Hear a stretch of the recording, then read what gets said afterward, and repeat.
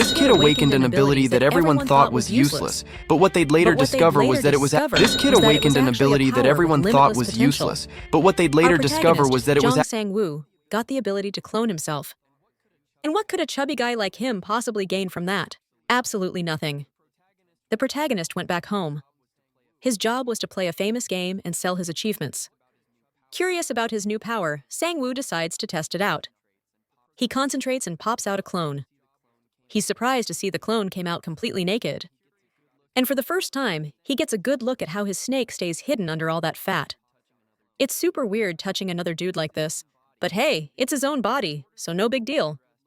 He orders the clone to get dressed and decides to test if it'll take commands. Sang-woo makes the clone kneel and stand up a few times. Just as you'd expect, the little fatty was out of breath after only 5 reps, just as he thought, a weak-ass clone is useless. His life was over. But then he noticed a system window pop up saying his vitality had increased by 1. Fast forward 1 month, and this was Sang-woo's body. He was running so much that the regulars at the park started to think something was off, like that dude ain't right. But the truth was, the real Sang-woo was at home. In just 30 days, he'd lost 20 kilos.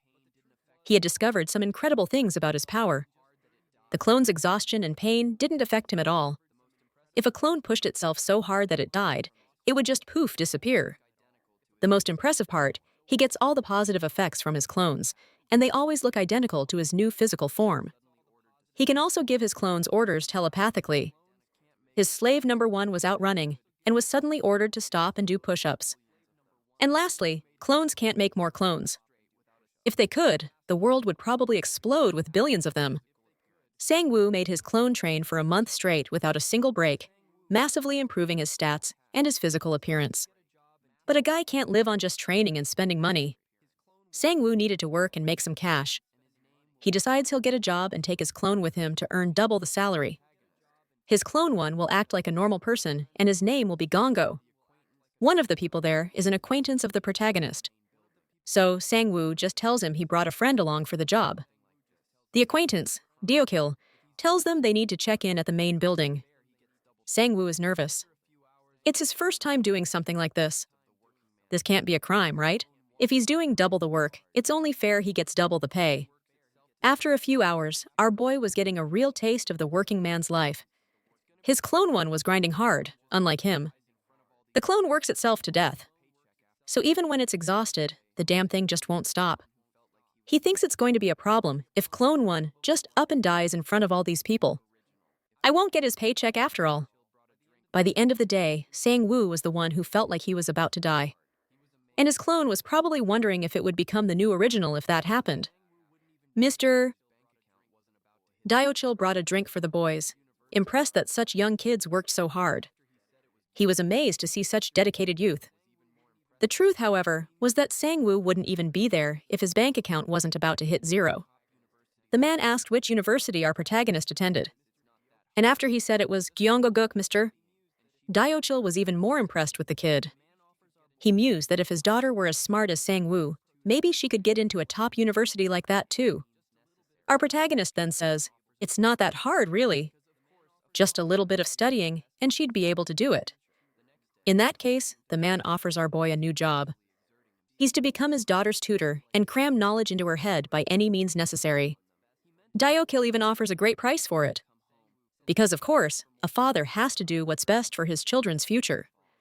The next day, Sang-woo felt the full body ache of actually exerting himself. If the clones suffer like this, he thought, maybe I should go a little easier on them. He mentally orders his slave number 1 to come home, since it can't work for more than 24 hours straight without getting the police involved. Now that he'd gone easy on his clone, it was time to kick back and grab a bite to eat. After a while, the clone returned home. Sang-woo ordered it to take a shower because it had more work to do. With clone 1 all clean, Sang-woo wanted to try something new. He planned to use a needle to prick the tip of clone 1's finger. The reason in this world, there are abilities that can be awakened. One of them is regeneration. If he injures himself over and over and lets the body heal each time, he might awaken a high regeneration skill. Of course, doing that to himself would be horrible. So the best way is to just hurt the clones. Sang-woo gives a new phone to clone 1. From now on, it has to answer his calls, and while it's at home, it has to be exercising. Sang-woo headed out to upgrade his training regimen and decided to join a gym. His acquaintance ran into him and said he almost didn't recognize him, quipping that there was only half of the old Sang-woo left in that body. Our protagonist replies that he's got a new lifestyle now and is actually on his way to sign up for a gym. His buddy says it's a huge coincidence. He's also heading to a new gym right now because he heard there's a hot instructor there. He drags Sang-woo along to check it out. The protagonist signs up and does the initial tests, but his real intention is to send his clone here to work out every single day. His so-called friend is the type of guy who screams while lifting weights and loves being the center of attention. The acquaintance's awakened ability is strength, so he's naturally strong with a 2. 1. Strength stat. While he was figuring out how to use the machines, his real friend, Deokil, called to see if he was okay, and if he could come over for the first tutoring session with his treasure. Sang-woo headed to the man's house after leaving the gym. By the way, that CLE ball didn't even end up joining because, surprise, there wasn't a hot female instructor there. Sang-woo thinks to himself that he got lucky. Now he doesn't have to worry about that guy bothering his clone one. When he got to Deokil's house, the noise inside was cranked up high. And when the man suddenly flung the door open, the pain got cranked up pretty high too. At least our protagonist just found out what Deokil's daughter looks like. Turns out she really is a treasure. Sang scratches his head, looking ahead thoughtfully. Mr. Deokil is extremely worried, apologizing profusely for the door incident. A caring hand places a small plate with a sliced apple on the table. It's Deokil's wife. She says she barely recognized the boy because of his weight loss, and he explains that he's been working out a lot since they last saw each other. As he wipes his mouth with a napkin, his gaze shifts to the girl. Miss Han looks a bit nervous, her hands resting on her knees. She's blushing and looking down, but she responds when her name is called. As Sang introduces himself, the euphoric parents notice how meek and blushy she is. Believing she's taken a liking to the boy, Hyeon is very embarrassed because she thinks Sang must have heard her yelling through the door. The protagonist confirms she's in her 3rd year and asks to see her grades before they start the lesson. But this makes the girl look like she's just seen a ghost. Sang holds the girl's report card, trying to hide his look of disappointment as he sees her grades. Her grades are not good at all, ranging only between a 6 and a 7. The parents look completely dumbfounded, while the girl is so embarrassed she doesn't know where to look. Deokil slowly stands up and quietly gathers his things with that same dumbfounded look on his face. And then he shouts that he's leaving for work, leaving his wife to deal with the whole mess. Sang stops looking at the girl's report card and shifts his gaze forward again. She's looking down, discouraged, with a face like a lost puppy. With a reassuring smile, he says it's no problem. He didn't have great grades either, and knows a lot of tips and tricks. The girl's face lights up like Christmas morning, and she clasps her hands together, excited. Our protagonist says they'll both do their best to reach their goal, and they decide to have tutoring sessions twice a week. Back at Sang's place, we see his apartment complex from the outside. He enters his humble home, thinking that he still has a long way to go. Remembering his tutoring sessions with the girl, the scenes flash through his mind. Hyeon seems very dedicated and hardworking, and she accepts all of her tutor's advice.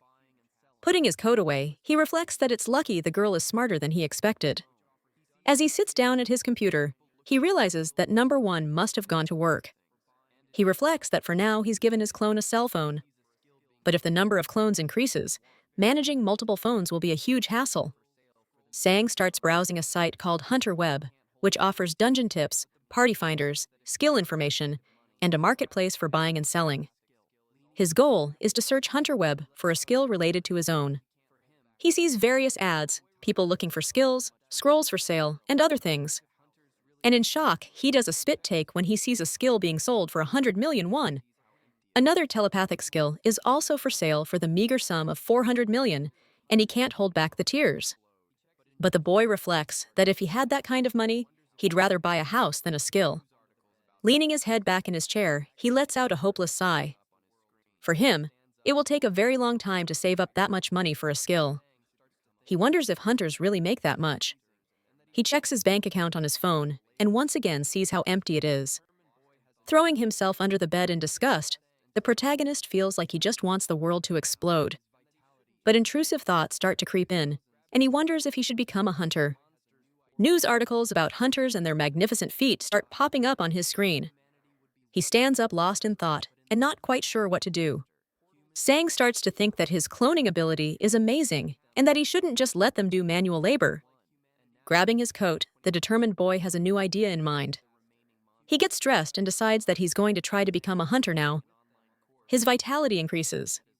In the 2000s, portals appeared and monsters poured out of them. More than half the population died. It seemed like humanity would be wiped out forever.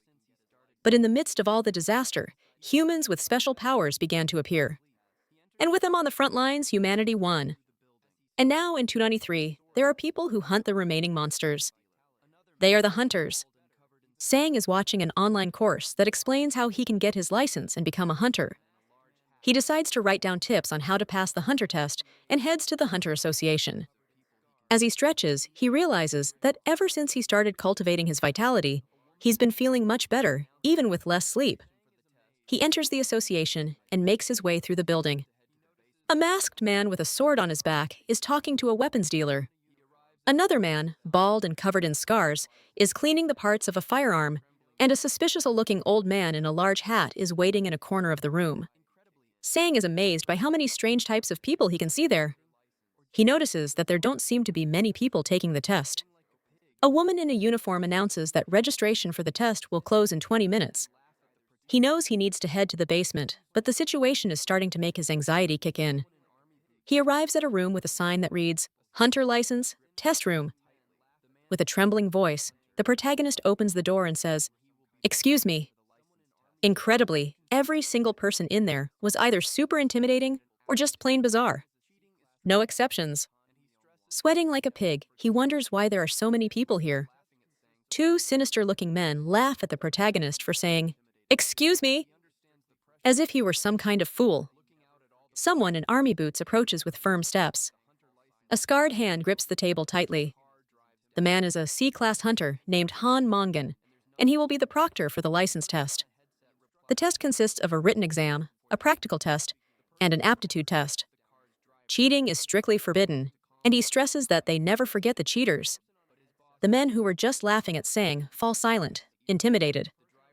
The protagonist is intimidated too. He understands the pressure here is intense. Looking out at all the participants, the instructor announces that the hunter license test will now begin. A car drives down the street. Traffic is flowing smoothly, and there's not much congestion. A person on a headset replies that they'll deposit everything before the end of the month. The person on the headset is the car's driver, and he tells his boss to calm down because he's no rookie at this job. But his boss screams through the headset, making the poor guy's ear hurt. The driver's name is Koang, and he works for the JM agency. He knows his boss is going to kill him. He says that money isn't coming in, but there are many places it needs to go. Looking at his watch, he notices it's 15 minutes to 8 onk. The hunter's exam is almost over. He keeps driving across a bridge as the setting sun bathes the entire scene in orange. Someone raises their arm with a bracelet, and a status screen announces they've passed the exam. That someone is Sang, who looks confused as he realizes he made it. Everyone told him it was easy, but he never imagined it would be this easy. The written questions were pretty easy, and he only had to memorize a few things. They give you plenty of time to train for the practical test, and the target is super close. And the aptitude test feels more like a middle school ethics quiz, with questions like, if he's ever thought about shooting someone. Sang wonders if it's okay for the test to be like this, since this job is all about taking risks and using weapons. As he walks back home, he's deep in thought and looks to the side. Looking up at a tall building, he thinks to himself, it seems like the government really wants them to do this. But with a sigh, he decides it's better not to overthink it. Suddenly, he comes across a group of people, and some men in suits are handing out business cards. The men are very well dressed and groomed, extremely sharp. They smile warmly as they hand the cards to passers-by. Sang wonders if those are people from the guilds trying to recruit new hunters. And soon someone approaches him and offers him a card too, congratulating him on passing the exam. The card is from the JM agency, and it has the name Seo Kang Jun Mo on it. He introduces himself and says that whenever Sang wants to buy an item or find a monster to hunt, they can help him for a small fee. A little awkwardly, the protagonist scratches the back of his neck and thanks him. Then he opens his status screen, and something there really surprises him. He realizes his cloning skill has leveled up. It's now at level 2. And while Junmo is still talking, he suddenly runs off in a hurry, saying he'll call them another time. The poor guy is left there whining and whispers for him not to forget to call. Back at his apartment complex, Sang rushes in from the street. He puts a hand over his face and is making some suspicious sounds. The boy is completely euphoric because now he can make 2 clones at once. His new clone is being created. Just like the first one, it appears in a cloud of smoke. Now there are 3 Sangs, and he says he's counting on the good work of his new clone number 2, showing the small card he got from the JM agency. He says that now they are all ready to become hunters. Junmo tosses the remaining cards onto the car seat and says he's finally handed out almost all of them. Adjusting his tie, he's hoping they'll contact him soon. Thoughtfully, he looks at his own reflection in the car window, watching the night. We now see a gigantic building, the Hong Guild official building, Korea's number 1. A document with some highlighted information is lying on a desk. A man drinking from a mug says they need to arrange the payment according to what's on the list. Junmo takes the document and says that's fine. But as he looks over the information more carefully, something worries him. In the total payment field, prices for slime fluid, horned rabbit horn, and troll fluid are listed.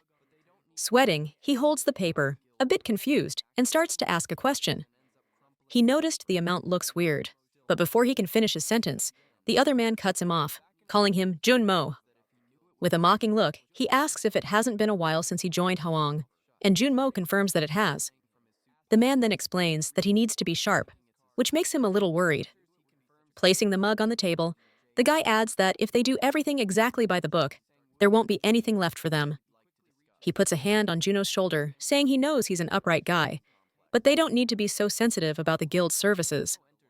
Junmo looks furious and ends up crumpling the paper, but the man, still mocking him, asks again if he understood. Back in his car, Junmo says that if he knew it would be such a complicated situation, he would have just kept his mouth shut.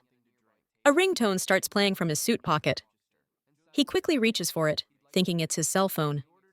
When he answers, he confirms he's Kang Junmo from the JM agency. On the other end of the line is Jong Sang-woo, who says there's something he'd like to discuss. Night has fallen, and we see the outside of a shopping complex near a cafe called Starlux. Junmo enters the cafe looking for the person he's supposed to meet. Sang is sitting at a nearby table and waves at him as soon as he walks in. Junmo apologizes for making him wait, but Sang explains that he just arrived too. The man asks if they're going to get something to drink. A cafe employee is near the register, and Sang says yes, he'd like to get a drink. They ordered an iced coffee that looks delicious. The man confirms if Sang wants to go on a safe hunt, one that even a beginner could handle. Sang says yes. So the man asks what his skill is. With a serious expression holding his coffee, the protagonist says it's cloning. Placing a hand on his chin, Juno thinks he's heard of this skill before, one that creates an illusion that can do anything. As Sang chugs his coffee in one gulp, Junmo thinks that for a rookie who makes illusions, it would be physically difficult for him to be useful in a hunt. But he says it's a good skill anyway and hands over the contract for him to read. The first hunt is recommended to be in slime territory. They aren't dangerous, but when eliminated, they release a toxic gas, so masks will be necessary. Sang uses his phone to take a picture of the contract and says this will be a piece of cake for him. The second would be in the horned rabbits area. It's possible to hunt there for long periods, but since they're hard to catch, it'll be tough to make a lot of money. There are other low-class monsters like giant rats, but the 2 he mentioned before are the only ones where he can guarantee Sang's safety. The protagonist thinks both places sound pretty cool, and he also likes the prices he'll get for the items he collects. And so, Sang says he'd like to proceed with that contract. With a friendly smile, Junmo thanks the new hunter. And since he liked both hunting grounds, the man asks if he's decided which one he's going to choose. But with a decisive and cocky move, another one of Sang's hands answers no and stamps the paper. This move startles poor Junmo, and now he realizes he's not just dealing with a copy of the person. He lifts the stamp from the paper, and there's his signature in red. Startled, Junmo looks at the person who just stamped the paper. And now, with 2 Sangs present, they both declare, "When we said we liked both locations, we meant we're doing both." During another client meeting, A man with a sword on his back and spiky hair talks with Junmo. He says he heard the man's ability is cloning. The man looks like a masked ninja, not showing his full face, and he confirms that it's true. Junmo asks to see his cloning technique, and upon seeing the demonstration, he is amazed by what he has just witnessed. The ninja swordsman sheaves his sword back on his back, and his several other clones surround him, all in a battle stance, ready to attack. But Juno realizes that something isn't right here, and he gets worried. And the clones created by the ninja lunge forward in a precise sword attack. The blades seem to pierce right through the body of the original ninja, who's sitting in the chair. Poor Junmo covers his face, unable to watch, and begs them to please calm down. With his eyes watering and his heart racing, he looks forward again, and the ninja, now being run through by a fake blade, explains that it's all just an illusion.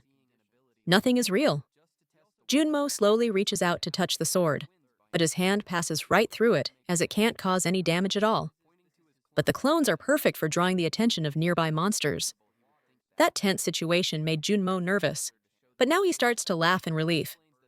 And snapping back from his memories, the man now thinks that the cloning ability from that time was definitely an illusion. But this time, he can clearly see the situation is very different. Sang picked up the contracts with his own hands to check the conditions. On top of that, he also drank coffee like a camel dying of thirst. With an extremely worried expression, the man realizes this is his first time seeing an ability like this. Just to test the waters, he decides to ask if they are twins by any chance. This question makes Sang burst out laughing. Pointing to his clone, he says, still cracking up that it's understandable he would think that. He places a hand on his copy's shoulder to show that it's physical. Sang explains that this guy right here is his clone. Junmo might have confused his ability with someone else's, but this clone is real, and he even adds that he has another copy, but he sent that one to the academy. Juno is surprised and asks if the clones can also build muscle. The protagonist says yes. If his clone gets stronger, he gets stronger too. It's possible to increase his stats using clones. This makes the man start to think that this ability isn't merely an F-class skill, but has gigantic potential. But getting back to the hunting grounds, Sang has a question for him. He wants to know if it would be a problem for the same person to enter multiple locations at the same time. Junmo explains that entering simultaneously would be difficult because there's a record of a person's entry. With a grim look on his face, the boy knows that if this bureaucracy exists, it would be a huge problem for him. But the charitable Junmo says he will try to talk to the association about it and asks him to come along. Scratching his head, the boy says that's fine, but he won't be able to use the ability until tomorrow afternoon because of the cooldown time. So Junmo asks them to meet in 2 days at the Hunter Center. With a somewhat suspicious expression, he asks about the contract, and with his stamp in hand, Sang says he already stamped it, and that he checked the percentage ratio in the photo that number 2 sent earlier. The man then suddenly stands up, and this movement startles poor Sang. Extending his hand to him, Juno says he's looking forward to working together. And with a somewhat distant look in his eyes, Sang begins to reflect on the important step he has just taken. Finally, they shake hands, sealing the deal. The clone remains apathetic, sitting in his place while the two seal the contract with a handshake. 2 days later, back at the huge Hunter Center building, our protagonist is walking down the street attentively, looking from side to side. Someone calls out for Hunter Nim, and he looks up, surprised. Junmo adjusts his tie while saying the boy arrived early and it wasn't time yet. Sang explains that he came quickly in case he was already waiting and asks if this is the association inside the Hunter Center. Junmo confirms, and they take a number from a ticket machine. The place is very large, and a voice calls out for the next hunters to be served until it's Sang's turn, and the clerk asks if he wants to get dual access to the hunting ground. He explains to the protagonist that he is the first person since someone named Jumper to request this right to dual access. As expected, this is not a common case, and the employees search through piles of files. Sometime later, the employee returns and asks him to go to the civil service office to process the relevant documents. That whole mountain of paper startles both Sang and Junmo, who just stare at the giant pile. The man says he will take care of these documents and asks the boy to head to the skill demonstration room. He goes to a counter with a female attendant and hands over the stack of papers. Meanwhile, Sang arrives at a room where there's a young woman in a lab coat and a transparent chamber. Concentrating, he forms a cloud of energy like he always does when he's about to summon his clones. And a new saying appears in front of him, perfectly identical and completely naked. Apparently, the protagonist forgot about this little detail, and it leaves the young woman quite embarrassed. Elsewhere, a man is working on the bracelet with high-precision tools. He's examining a specific part with sharp focus, and then he announces that the identical ID bracelet is complete. Now, the clones can access the hunting grounds by scanning their fingerprints. Simultaneous entries and exits are possible, and wherever he enters, the clone can enter too. The excited man says, "This is an unprecedented ability, not just in Korea, but in the entire world." Sang finds the man's attitude a bit invasive, grabs his clone, and says they're leaving. The man is a bit disappointed, as he believed the clone could have been an excellent test subject. Sang meets up with Junmo again, and says that the authorization request is finished. Now, all the preparations for the solo hunt are complete, and he and his clone are ready. Junmo asks if he's heading to the hunting ground now, and he says yes because his schedule is free today. The man asks why he's hiding the clone with a mask, and the protagonist explains that there are a lot of people interested in him. But while the two are talking, someone is watching the three of them from a floor above. It's a person with a sinister aura, showing a malicious smile. This person is the Hyong Guildmaster, Shin Hae-sung. He scratches the back of his neck and says he was wondering who it was and found out it's Junmo. And then he yells Kong Junmo's name from above, grabbing the guy's attention. A loud noise comes from upstairs. A huge crash and surprising everyone on the floor below. The guild leader jumps from the upper level, making a heroic landing.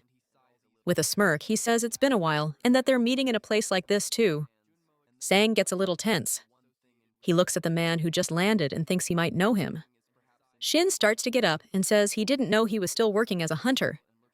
The protagonist recognizes that guy as the guildmaster and that he fell from at least a few floors up. Junmo maintains a serious and apathetic expression, looking directly at Shin.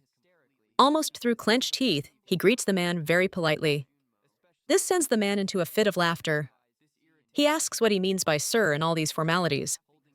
Looking him over, he asks who this guy is. Junmo explains that he is a hunter associated with their company. Shin's pupils dilate and he sighs a little. Looking the protagonist up and down, he says he understands, and then his eyes are drawn to one thing in particular. He asks Junmo if Sang is perhaps an F rank. The protagonist doesn't like this assumption at all and looks completely dejected. With a trembling voice mocking poor Junmo, he says that someone who once supervised C and D ranks has fallen this far. And while laughing hysterically, he says he can't believe he's now taking care of an F rank, especially one dressed in a sweatshirt like that. This irritates Junmo, who clenches his jaw, holding back the urge to insult the big shot's entire family line. But Sang places a hand on his shoulder, as if to tell him to calm down. He has a serene expression, unfazed by the pompous man's mockery. The man in turn is even wiping tears from his eyes from laughing so hard. He puffs up his chest at Sang and says it looks like he has something to say, but the protagonist returns it with a very friendly smile, as if he's come in peace. And he says he's honored to meet the country's #1 guildmaster. The flattery technique worked. Shin says he doesn't have the eyes of an F rank and seems to have his head on straight, but with a more sinister aura, Sang says he's not done yet. And that's not all. That the guild is #1 in the country's dungeon monopoly. Shin's expression brightens even more. And it's also #1 in hunting ground restrictions and in terms of payment rates. Sang acts overwhelmed, saying that for someone so important to be complimenting him, he has no idea what to do now. Scratching the back of his neck, Shin says the boy has guts and feels flattered, and a sinister energy begins to emanate from him as his smile turns dark. He places his hands on Sang's shoulders and says he wants to see if his skills are as good as his courage. This worries our protagonist, who immediately starts sweating nervously. But interrupting the situation, a man with glasses and a bowl cut shouts for his sir. He comes running towards Shin, who refers to the four-eyed man as a buzzkill. And because of that, he says, "That's all for today," and steps away from the boy. Looking at him with malicious eyes, he asks for the protagonist's name.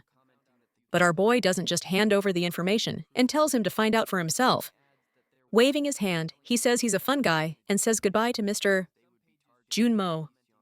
The man with glasses gives Mr. Shin a little scolding, saying he shouldn't leave the association like that. Now in the car, Junmo, Song, and his clone are silent and thoughtful. A bit awkwardly, Juno thanks the protagonist for what he did earlier, but he says he couldn't just stand by and watch. He had to act. Juno asks if he knew about his relationship with the Hyang Guild. The boy replies that he's no fool and found out a few things by researching the JM agency. He says he had trouble finding material, but managed to find a rumor that Junmo was fired from the guild. Some pages show people commenting that the guild is horrible, among other crutter insults. And Sang adds that there were comments telling people to never join the JM agency because they would be targeted by the Hyang Guild. So, a little confused, Junmo asks why he chose this agency, and with a sly grin, the boy replies, "It was because of the very good payment rate." The clone, as usual, is mute and silent, just looking out the car window. Besides, the protagonist says he can trust Juno if there's anything he can't handle in the industry and with the guild. The man is flattered by this show of trust and grips the steering wheel firmly with both hands. And so he thanks him from the heart, and they continue on their way through traffic. Inside the gym, some background music is playing to hype up the gym goers.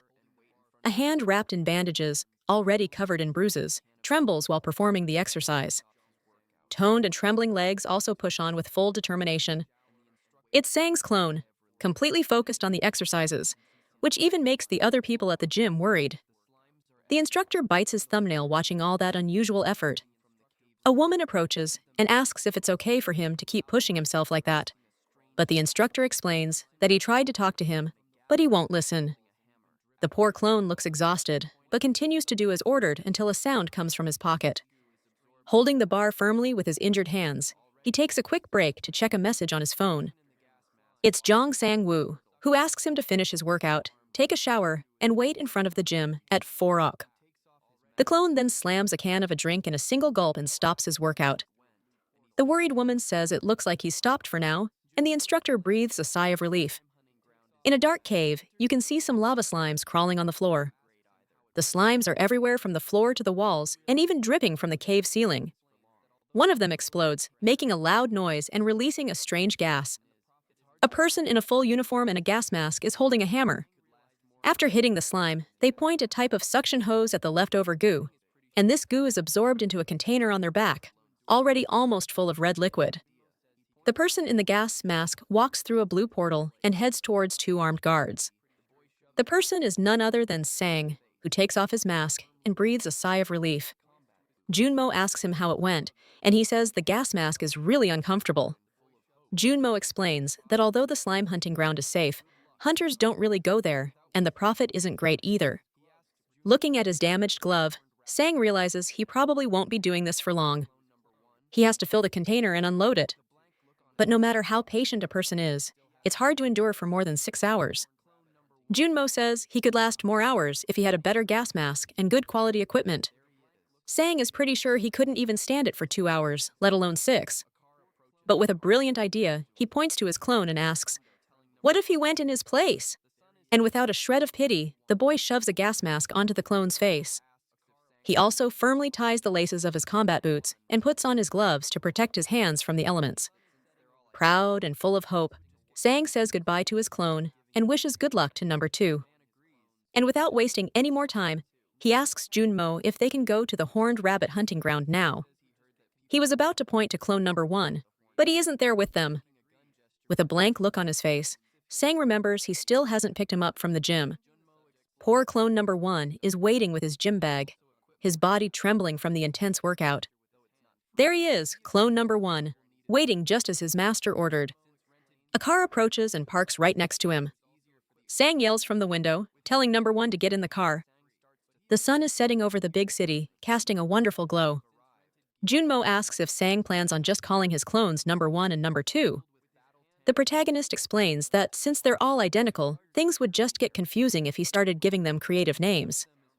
The man agrees, saying that since they are clones, names aren't really necessary anyway. Changing the subject, Sang says he heard that people normally use guns to hunt the horned rabbits. Making a gun gesture with his hand, he asks if he'll need to prepare any special equipment for that. Junmo explains that he can use his own gear, but there's also equipment available for rent at the hunting ground, though it's not free. But he agrees the boy will need his own equipment eventually. Since rented gear can only be used on site, It's easier for the owners to retrieve it. With his hand on his face, Sang starts to think until he hears something. The man tells him they've arrived. That's what the sound was. Now they're at the Yushingun field filled with battle tanks and all sorts of military hardware. The guards securing the area are heavily equipped and armed. One of them is holding light sticks, signaling the way for tanks and aircraft. Sang realizes the place is enormous. It's nothing like the slime hunting ground. Juno explains this is the famous field where a monster invasion once took place. Putting a hand to his chin, the boy thinks he's heard about this before. Normally, portals are disconnected from the outside world, and most hunts happen after the hunters have already gone inside. However, in some cases, a monster comes through the portal and destroys the surroundings, turning the area into a battlefield. And 5 years ago, a monster invasion happened right here. Most of the strongest monsters were defeated, leaving only a few F and E-class ones behind. So it's a great spot. Worried, Sang asks if there will be any complaints about the noise. The two get ready to enter the field, stopping at a weapon rental shop. A scowling attendant shows them a powerful gun and says it'll be 700,000 won in total. Wincing at the price, Sang knows that's a ton of money, but he hands over his card. Junmo explains that the ammunition is the biggest expense, but if he manages to hunt just one horned rabbit, everything changes. They're that valuable. The area is divided into sections, even inside the field itself, and the spot they're heading to is on the 3rd floor. They reach the spot, and the man in front announces that they've arrived at their destination. And while they're standing there, a deafening blast erupts. Juno claps his hands over his ears. The field has a surprisingly pleasant vibe. There are people shooting and others eating on the side, resting and taking a break. A long-haired man smoking a cigarette is holding a gun, complaining that he missed again. And another guy wearing a bucket hat is holding a horned rabbit he just hunted. He already has a few in his bag, the result of a very successful hunt. This impresses our protagonist, who was told that hunting even one is a huge challenge. Sang's spot is number 4, so Junmo points out where the boy needs to go. As they get ready, the man asks if he's confident in his shooting skills. Sang assembles his gun and lets out a smug laugh, asking Junmo who he thinks he is. Getting cocky, he says he only missed 3 shots during his shooting test, but the target back then was much closer. He finishes assembling the gun and says he feels very sorry for the horned rabbits. And to protect his ears from the gunfire, he puts on a pair of earmuffs. As he aims his rifle, he declares that the rabbits won't be able to escape the aim of the eagle eye of Yu Jangan. For a moment, Junmo is just glad everyone there is wearing ear protection. The protagonist manages to spot a rabbit standing still in the field. He shouts at the top of his lungs that he found one, and his speed surprises Junmo. Calmly and sharply, he zeroes in on the center of his target. Then, with the utmost care, he squeezes the trigger. As he fires his first shot, he thinks to himself, the hunt begins. Now, 3 hours later, night has fallen over the hunting ground, and the sky is dark. Our protagonist looks like he's seen a ghost, his eyes wide with shock. He didn't manage to land a single shot, and he's devastated. Utterly disappointed, he slumps into his chair and says that it makes sense. He felt like his aim was perfectly fine. But the rabbits have very long ears and extremely sharp hearing, so they can detect the shot before it even arrives. And given the distance from the tower to the field, they have time to escape. Frustrated, Sang explains that the moment he tried to fire, the horned rabbit bolted. Agent Junmo also had to leave because it was getting late. Unfortunately, he didn't even make back the money he spent on ammo. He wonders if he should just call it a day. He calls out for number 1, who promptly answers his master. Sang orders him to hunt the rabbits with a gun. Whenever he catches one, he's to send Sang a message, and if he runs out of bullets, he should call. Disappointed, the poor protagonist sighs, hating that he has to resort to this. And so, he decides to head home since his day is over. Back in the comfort of his home, he's in bed looking at his status screen. He notices small increases in his mana, which are happening because number 2 is hunting slimes very effectively. Opening his overall status window, he sees the significant boosts taking place. His stats are increasing constantly, but something is worrying him. He remembers what happened earlier with the leader of the Heisen Guild, who almost got him into serious trouble. Closing his eyes and trying to calm down, he knows he still has a long way to go. The boy is starting to get sleepy. He yawns after such an eventful day, but he can't stop thinking about those pesky little rabbits that managed to get away from him. Sang's eyes snap open again, finding it hard to relax. He just hopes number 1 can catch at least one horned rabbit to make the investment in the gun worthwhile. Finally, he turns over in bed and seems to be drifting off to sleep. But then his phone screen lights up and a few message notifications pop up on the screen in the middle of the night. Among the 46 unread messages, many of them are from his clone who managed to hunt some rabbits. It's a beautiful day in the city. The sky is partly cloudy, but still mostly blue. We see a shop in a building complex surrounded by various signs. Junmo is lost in thought, his arms crossed as he gazes out the window. A ringing phone shatters his peaceful moment. He answers promptly, identifying himself as from the JM agency. The voice on the other end asks if this is the agency for the hunter, Jong Song-woo. The person introduces himself. He's the manager of the slime hunting ground. He asks Junmo to come quickly and stops. When Junmo asks why, the man explains that Sang has been hunting for 24 hours straight, and he's completely lost it. Worried and with a noticeably shaken voice, Junmo says he'll be there as soon as he can. Meanwhile, our hero is just waking up from a very nice nap. Upon checking his phone, he notices he's received a few messages and that number 1 has run out of ammo. And suddenly his eyes go wide as he checks his notifications. He wonders why he has so many messages piled up. Sang looks like he's just seen a ghost, his eyes glued to the screen. The agent has already arrived at the slime hunting ground, and he's also wearing the same shocked expression. Huge tanks of slime liquid are completely full. The hunt was extremely successful. The man wonders how he was able to fill all these storage containers in just one day. The other soldiers approach a masked man, seemingly worried about him. A red liquid starts to drip from the man's mask. Juno takes out his cell phone and makes a call, thinking, "This is really not the time for this." On the other end of the line, Sang answers the phone. Frantically, the agent tells him his clone filled all the containers, and they're about to clear everything out. So he needs to order the clone to stop hunting. Sang is happy to hear this, but then he asks if the cleaners can also head over to Ujangon. And Junmo asks what he means by that. And then we see it. A massive mountain of hunted horned rabbits at the location. The protagonist explains that the monster carcasses are blocking everyone's way. A man there says he can't even count the number of rabbits. Everyone is shocked. Another person whispers that no one would notice if he took one. Clone number 1 is sitting at his post, wearing a cap and mask like any other man, but with his hands dirty from all the hunting. Then a man in a suit approaches him, holding out a business card. He says the clone has shown incredible skills. The card has information for the Brown Bear Guild. The leader is Kim Byung. And before the clone can accept the card, the man asks if he's already part of a guild, but the clone remains completely silent, ignoring the man's questions. Shaking with nervousness, the man in the suit tries to stay calm, knowing that most talented people are a bit weird. Another man in a suit nearby crosses his arms and just says, "No, no!" A line of men in suits is right next to them, and they've all tried to talk to the clone, but he says nothing. Then he realizes they are all recruiters from major guilds.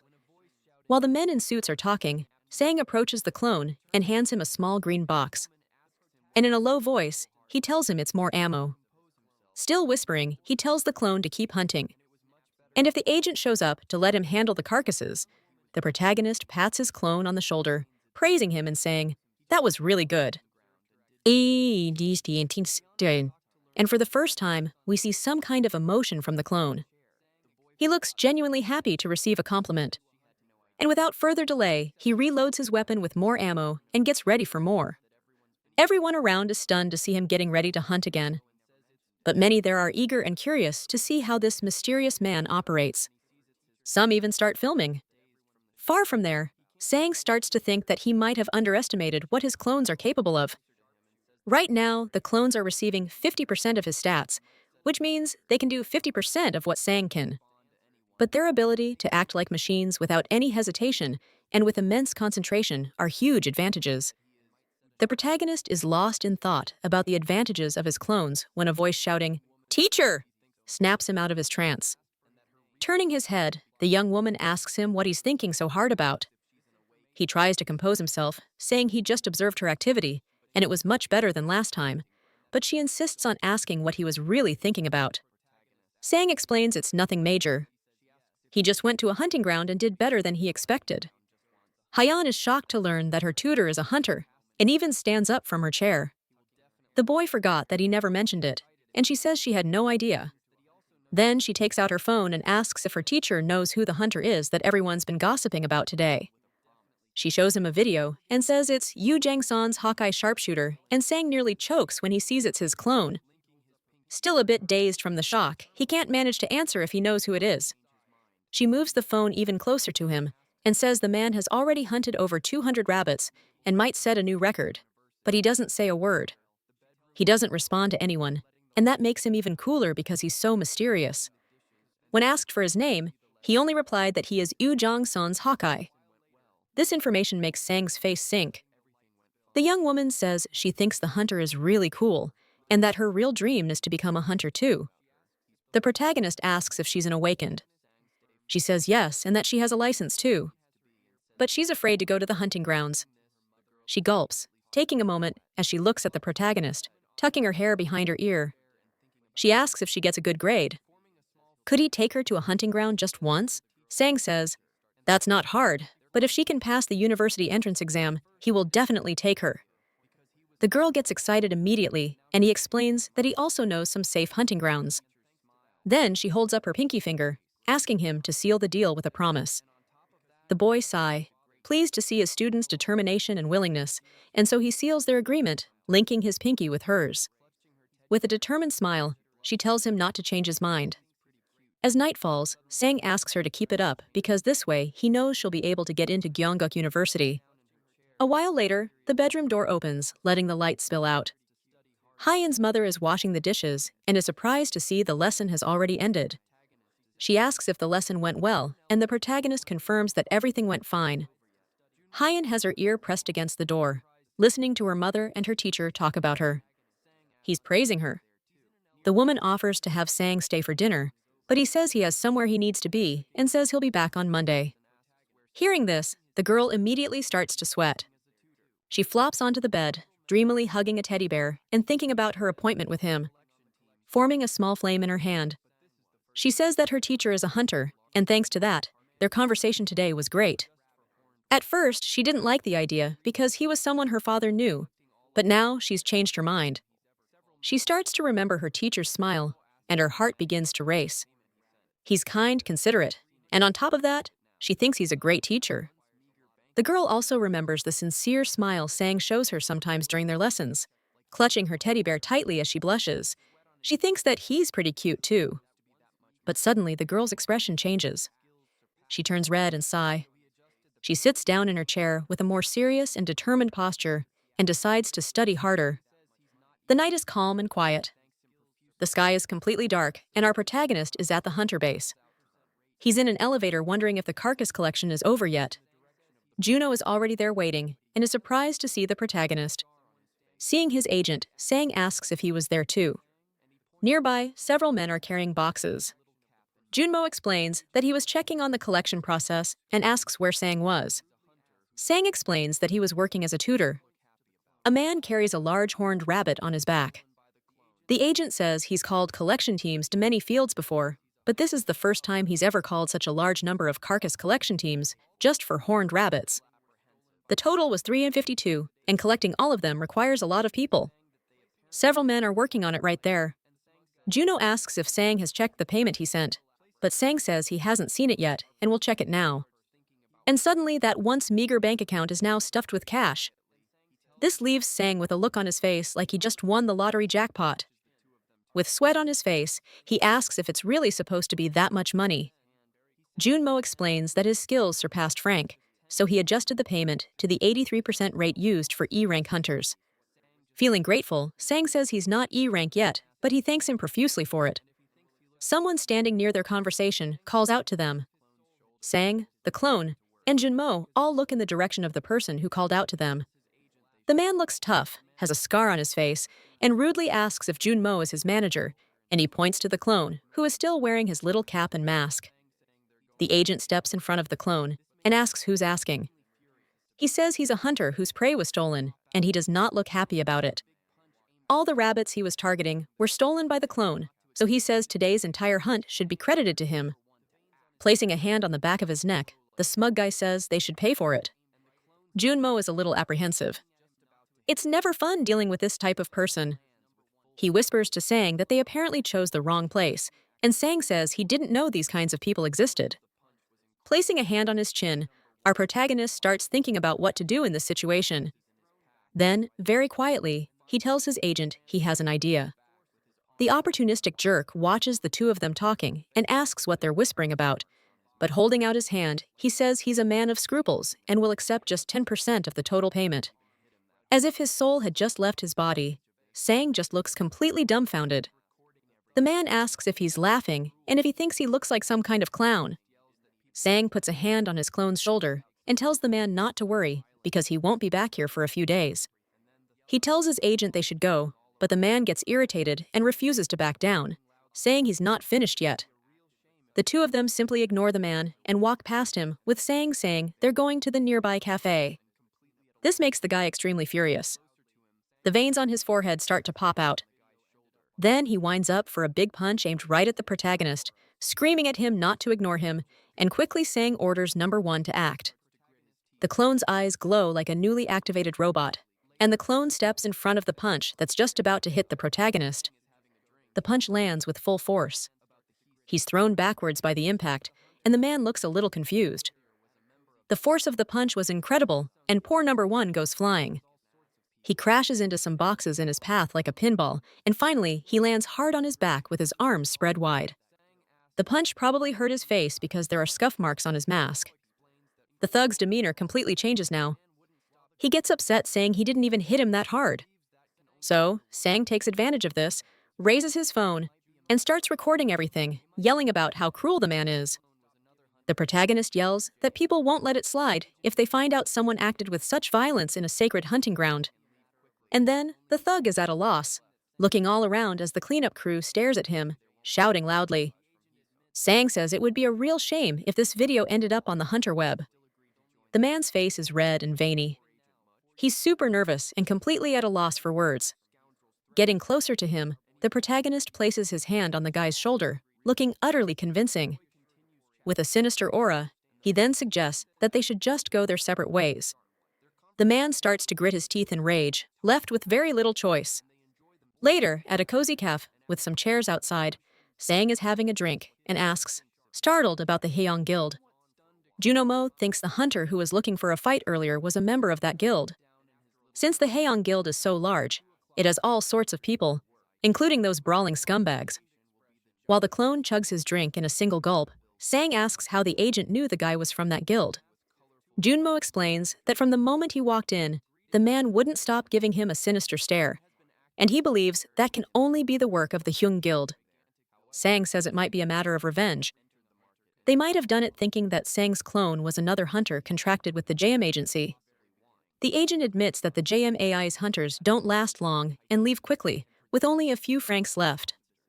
And even now, poor Yuno can't guarantee there won't be more sabotage from Hyung. But confidently, our boy says he already knew about all of that, and still agreed to join them. This doesn't reassure the poor agent much, but he understands. Sang says he won't let those scoundrels threaten him like this, and he adds that he has a plan to get stronger really fast. The boy continues chatting with his colleague, and the man seems impressed because the kid is pretty sharp. Their conversation goes on for a while.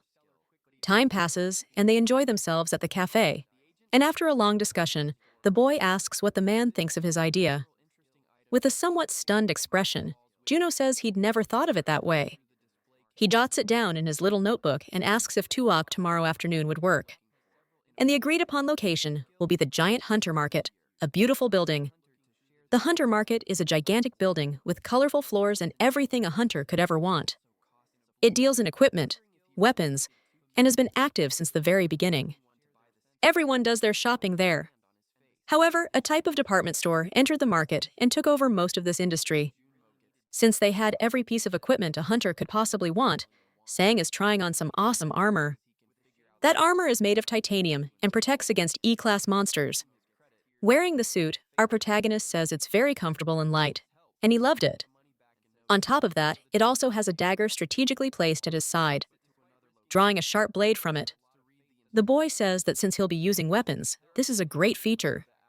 So, he asks for 2 more sets, identical to the armor he's wearing, and the seller quickly agrees. The boy leaves loaded with merchandise. He has the power of money now. Juno remembers that he also needed some skills. He's looking for a familiar skill, but he doesn't know if they'll be able to find it in this market. The agent tells them to check out a store called Heritage. This shop has several interesting items that look like those crystal balls witches use.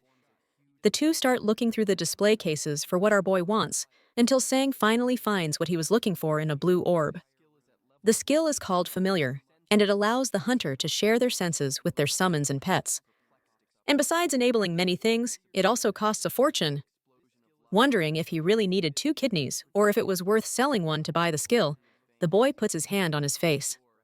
With a shameless look, he asks his agent for an advance. Poor Junmo gets tears in his eyes, but says he can try to lend him 50 million won. Sang thanks him and says he can figure out the rest of the amount with a few installments.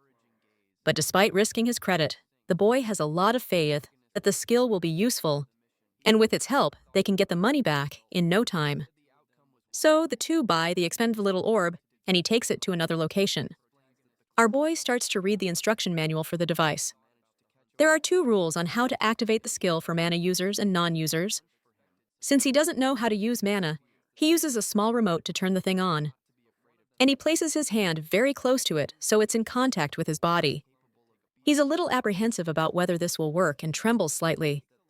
And squeezing his eyes shut, he decides to press the button on the remote. An orange light begins to pour out of the orb, illuminating the entire room. The light expands so much that it forms a huge explosion.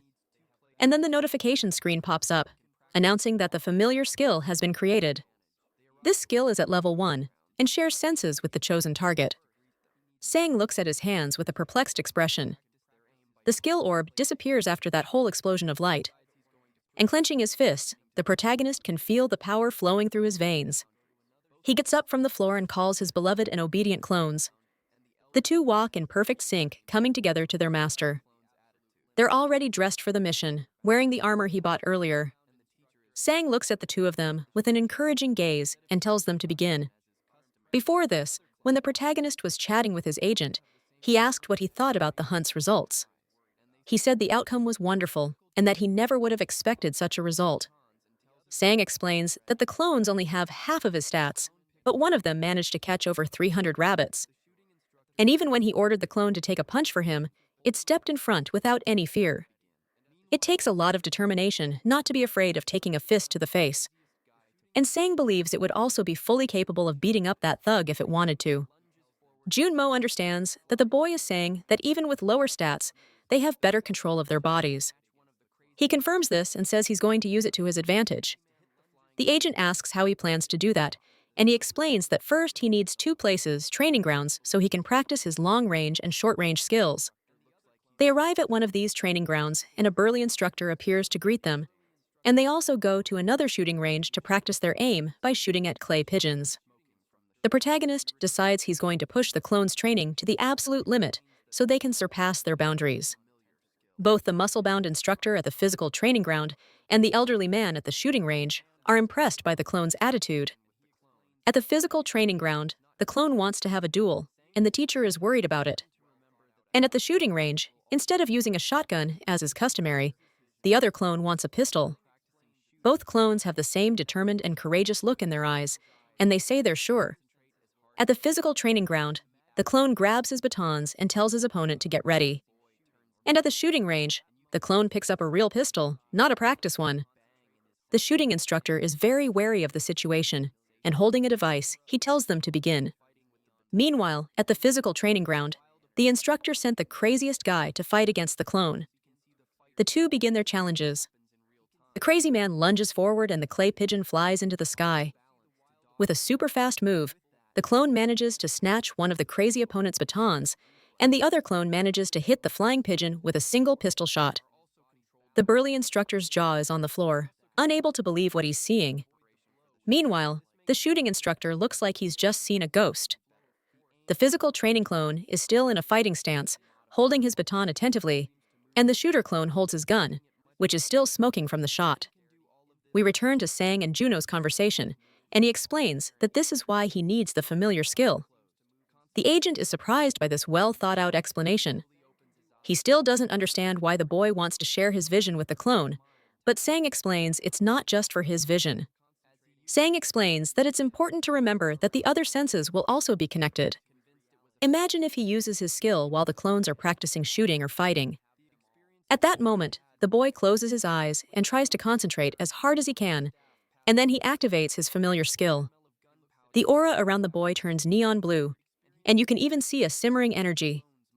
It's like a big bang in his senses, and he begins to experience many sensations. He can see his clone who is fighting with the baton, and he can also see the wild opponent approaching with full force. The protagonist can see the fight from a distance as it happens in real time. He can control the angle of his joints and his body's balance to dodge attacks. And with that, the clone manages to avoid the blow with ninja-like reflexes. The movement of muscles and the flow of force are also controlled by Sang. In addition, he also controls the breathing during the preparation for the shot. This makes his clone's aim and dexterity infinitely better. The aim and the direction of vision are also strategically modified.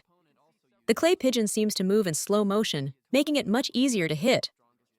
And Sang can do all of this for every single one of his clone's movements in their entirety. He is still with his eyes closed, concentrating on every move. Now he slowly opens his eyes, returning to his reality. And with a determined smile, he knows that now he can have them all. As he uses the familiar skill, the aura around him forms a blue flame. Convinced it was a fantastic deal, he looks at his hand, proud of his skill. The experiences he just had were magnificent, like the rush of air as the opponent's staff passed by his face, or the smell of gunpowder and the kickback from the gun he fired, and he can even feel the fatigue his clones must be feeling. But he didn't move at all. He just shared their senses, and he got to experience the movements of his clones, who have bodies identical to his own. So, it's as if he could imitate any of those movements right now. A status screen suddenly pops up, notifying him that his strength and cooldown time have increased. He decides to reconnect with number 1 and see who he's fighting. And again, he closes his eyes and starts to concentrate to activate the skill. Sang once again unleashes his flaming blue aura, releasing his power. We can see several punching bags around the place. He has just transported himself to the gym. Number 1 is in a battle stance, holding his staffs and looking at his opponent. This opponent also uses 2 staffs. It's that man in the kimono who looks like one of the strongest fighters. Sang can see that this opponent might be quite a challenge. The other students in the dojo are shocked to see that the trainer is going to fight personally. Both opponents prepare to start the fight. Number 1 starts the battle with a precise strike that immediately knocks one of the trainer's weapons away. The blow is extremely powerful, knocking the muscular trainer off balance. And in his thoughts, the big guy believes he lacks experience with staffs in his attacks. But his defense is different. It seems like he's able to predict every attack. This worries the trainer, and he begins to focus more. The veins on his face bulge, and with that, he manages to land a direct hit on the clone's staff. This makes the clone feel the impact, and his arms tremble slightly. He raises his arm with phenomenal strength that even startles the instructor. The 2 opponents bring their faces close in a sinister stare-down. The instructor is amazed by the force of the attack and by his ability to copy his move in an instant. Things are looking bad for the big guy, who starts to worry about his chances of winning the challenge. So, he unleashes a last resort move with his arms, but the clone manages to dodge. The crowd goes wild, unable to believe he managed to dodge it. And taking advantage of the instructor's open guard, he makes his move. He manages to land the blow, which hits the staff, but also affects the man's shoulder. Shocked, the instructor feels the impact of the attack, as if smoke were rising from his staff. He realizes he's also been cornered. The wall is right behind him. Seeing he has the advantage, number 1 already prepares his next attack. But the instructor hasn't shown all the tricks up his sleeve yet. And using the wall for support, he manages to do a flip and dodge the blow from above. This move greatly impresses Sang, whose eyes go wide. The brawny man lands from his jump right behind the protagonist's clone, with his eyes glazed over and ultra-focused on his movements. He's still ready? The students there are proud of their trainer, but they know it was a close call. Meanwhile, poor Sang feels the result of his last attack, an excruciating pain in his wrist. As he gets up, the trainer says that last blow was very dangerous. He asks number 1 if he still wants to continue.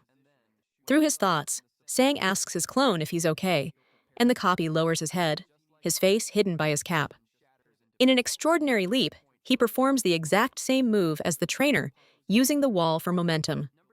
This leaves the other students present completely speechless, and the trainer too, who doesn't even know where to look.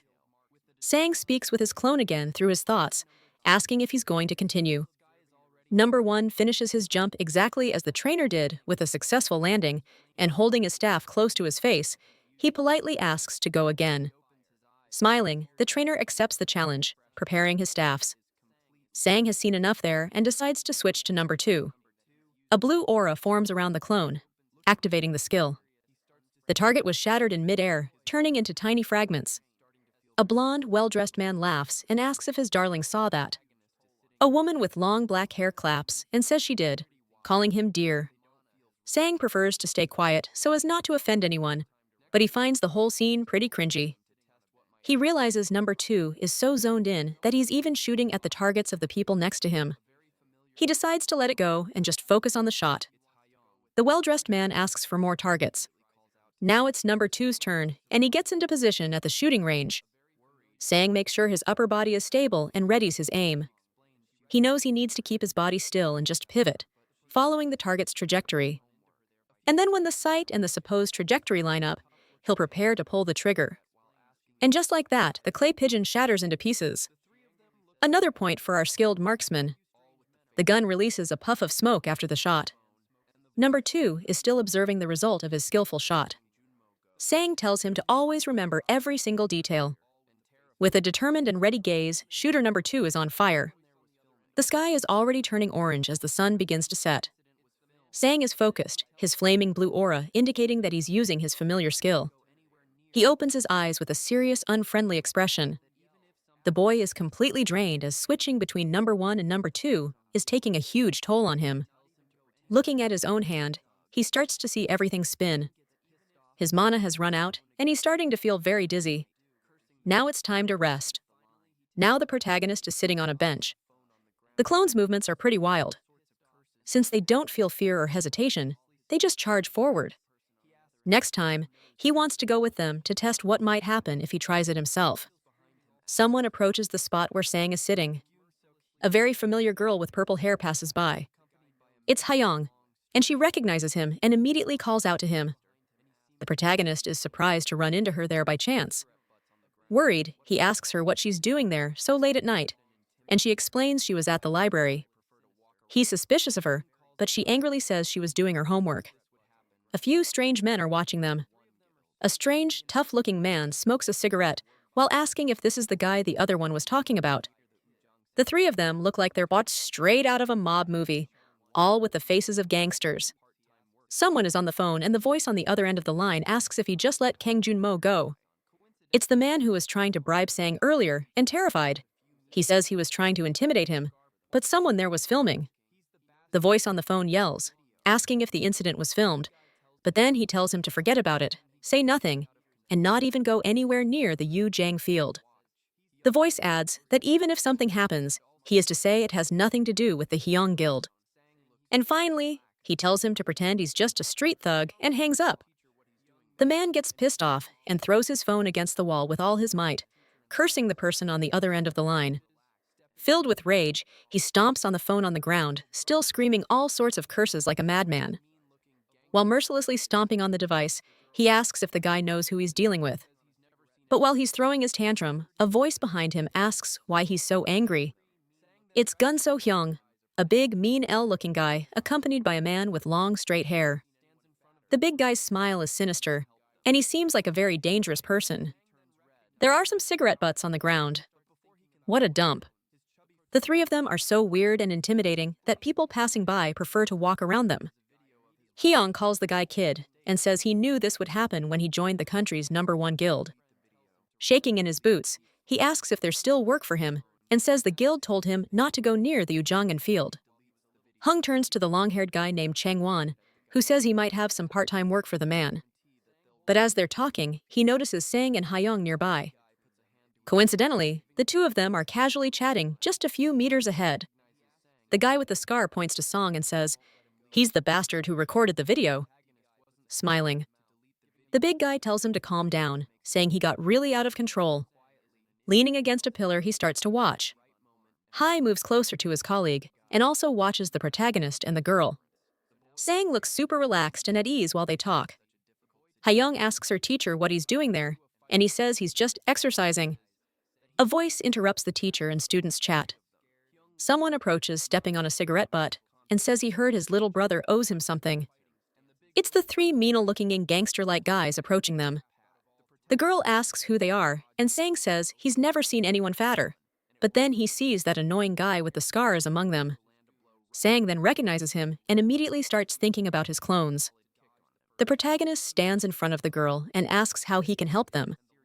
And the scar-faced guy immediately turns red, making a sour face. But before he can throw a fit, his chubby friend tells him to relax. And he explains that he's there because he heard Sang has a video of his brother making a mistake while he was a little too excited. The big guy asks him to delete the video and then they'll leave peacefully. Sang holds up his phone and asks if everything will be fine between them if he deletes the video. He holds his phone, pointing it at the guys, and he asks if there's any guarantee that they'll really let him go if he deletes the video. The hefty guy puts a hand to his mouth, giving a very sarcastic little smile, and he says he recognizes Sang isn't an idiot and that they really won't let him leave unharmed. He adds that the protagonist wasn't smart enough to delete the video when he filmed it, so now it makes no difference. Speaking very quietly, the boy tells Hayoung to wait for the right moment and run. And he retorts to the guys, saying that of course there's a difference. The boy is scared and didn't imagine he'd get into such a difficult situation so soon, but he gets into a fighting stance and says the difference is that he's going to beat the crap out of all three of them. Hung laughs and admires the young man's confidence as Chong-won runs towards him, and the big oaf orders his goons to give Sang a little pat. The protagonist manages to dodge the first blow, but it's 2 against 1, and it won't be easy, and the long-haired guy manages to land a blow right on the poor boy's head. Meanwhile, the other guy lands a solid kick on him. Feeling the impact of the blows, our protagonist is in serious trouble. Before he can recover, another punch hits his chin hard. Extremely worried, Hayoung yells for her teacher. Unable to help him, the boy falls to the ground after being hit by so many attacks. He's badly hurt and realizes things aren't going so well in his first fight. The brave girl stands in front of him, and at her fingertips, a light begins to charge up. The light takes the shape of a ball in her hand, and she yells for the three of them to stay back. Getting up with difficulty, Sang looks at his student, who is trying to defend him, but then he watches more closely and notices something that worries him. The young lady is trying, but she's trembling a lot. The two gangsters realize she's an awakened and aren't too happy about it. The huge guy shoves the other two aside and asks if they're scared of a little high school girl. And he confronts the girl, asking what will happen if they don't back off. The big guy shows no mercy and gets closer to her, intimidating her. But before he can get any closer, the girl shouts for him to stay away and unleashes her energy. The man's large, blubbery body is approaching her. The girl starts shaking in her boots, gritting her teeth with worry. And in a somewhat clumsy way, she unleashes a strike with her hand. The strike flies towards the big guy's swollen belly and hits him. This impact creates an explosion that echoes through the area, kicking up a lot of dust and smoke. The other two gangsters are worried about Hung and shout his name. The smoke begins to clear after a moment. Hyung is still in one piece and says that first of all, the awakened are extremely common, and she shouldn't brag about it. The only damage the huge guy suffered was to his clothes, which are now torn and reveal sinister tattoos. He raises his huge arm, preparing a slap, and tells Hayoung to grow up. But just as the attack is about to hit her, Sang jumps in front of her. With hatred in his eyes, he tells the big guy that the fight between them isn't over yet. And with all his strength, he lands a punch right in Hyung's face. Since his guard is down, his arms fly back, revealing an awakened bracelet. Hayoung notices this and is surprised by this information. Our protagonist is giving it his all in this unfair 3-on-1 battle. Hyung feels the effects of that solid punch to the face and groans in pain. Sang stays on guard, and the big guy is furious about what just happened. He thinks he needs to recall the memories of clone number 1, and what the clone saw wasn't the opponent's staff. The boy needs to look at the enemy's shoulder and move in advance to dodge the attacks. He knows an attack isn't just about swinging your arms around wildly. It's something that changes the body's structure engaging muscles from the legs to the waist and from the waist to the arms in a complex motion. By being more calculating and observant, Sang manages to land another effective blow on his opponent. But he sees he won't be able to dodge the next punch, and that Hung is going to hit him. So instead of trying to dodge, he lands a double punch right in the guy's stomach. Sang is tired and out of breath, but his opponent is in much worse shape, writhing in pain. The protagonist's face is a bit swollen from the hits he took earlier, wiping his thumb across his disgusting, greasy lips. Young says the kid knows how to fight, and now with his eyes glowing red, he says he was hesitant to hit someone who doesn't even know how to throw a punch. Sang is still feeling the pain from the last attack, but he holds his ground. He realizes he managed to hit him last time, but the guy is really strong. He wonders if he has some kind of strength-enhancing skill. Knowing this, he thinks it's best not to let him land a single hit. The big guy charges forward with an evil smile on his face. Sang uses his agility and quick thinking to punch him before he can get close enough. The punch landed square on the big guy's face. With a swollen and bruised face, Hung isn't happy about this and curses at the protagonist. He then swings his arms toward the boy, trying to hit him no matter what. Sang manages to jump out of the way and hits him again. He knows he needs to land a powerful blow to cause significant damage. As soon as he lands, the large man prepares to punch him again.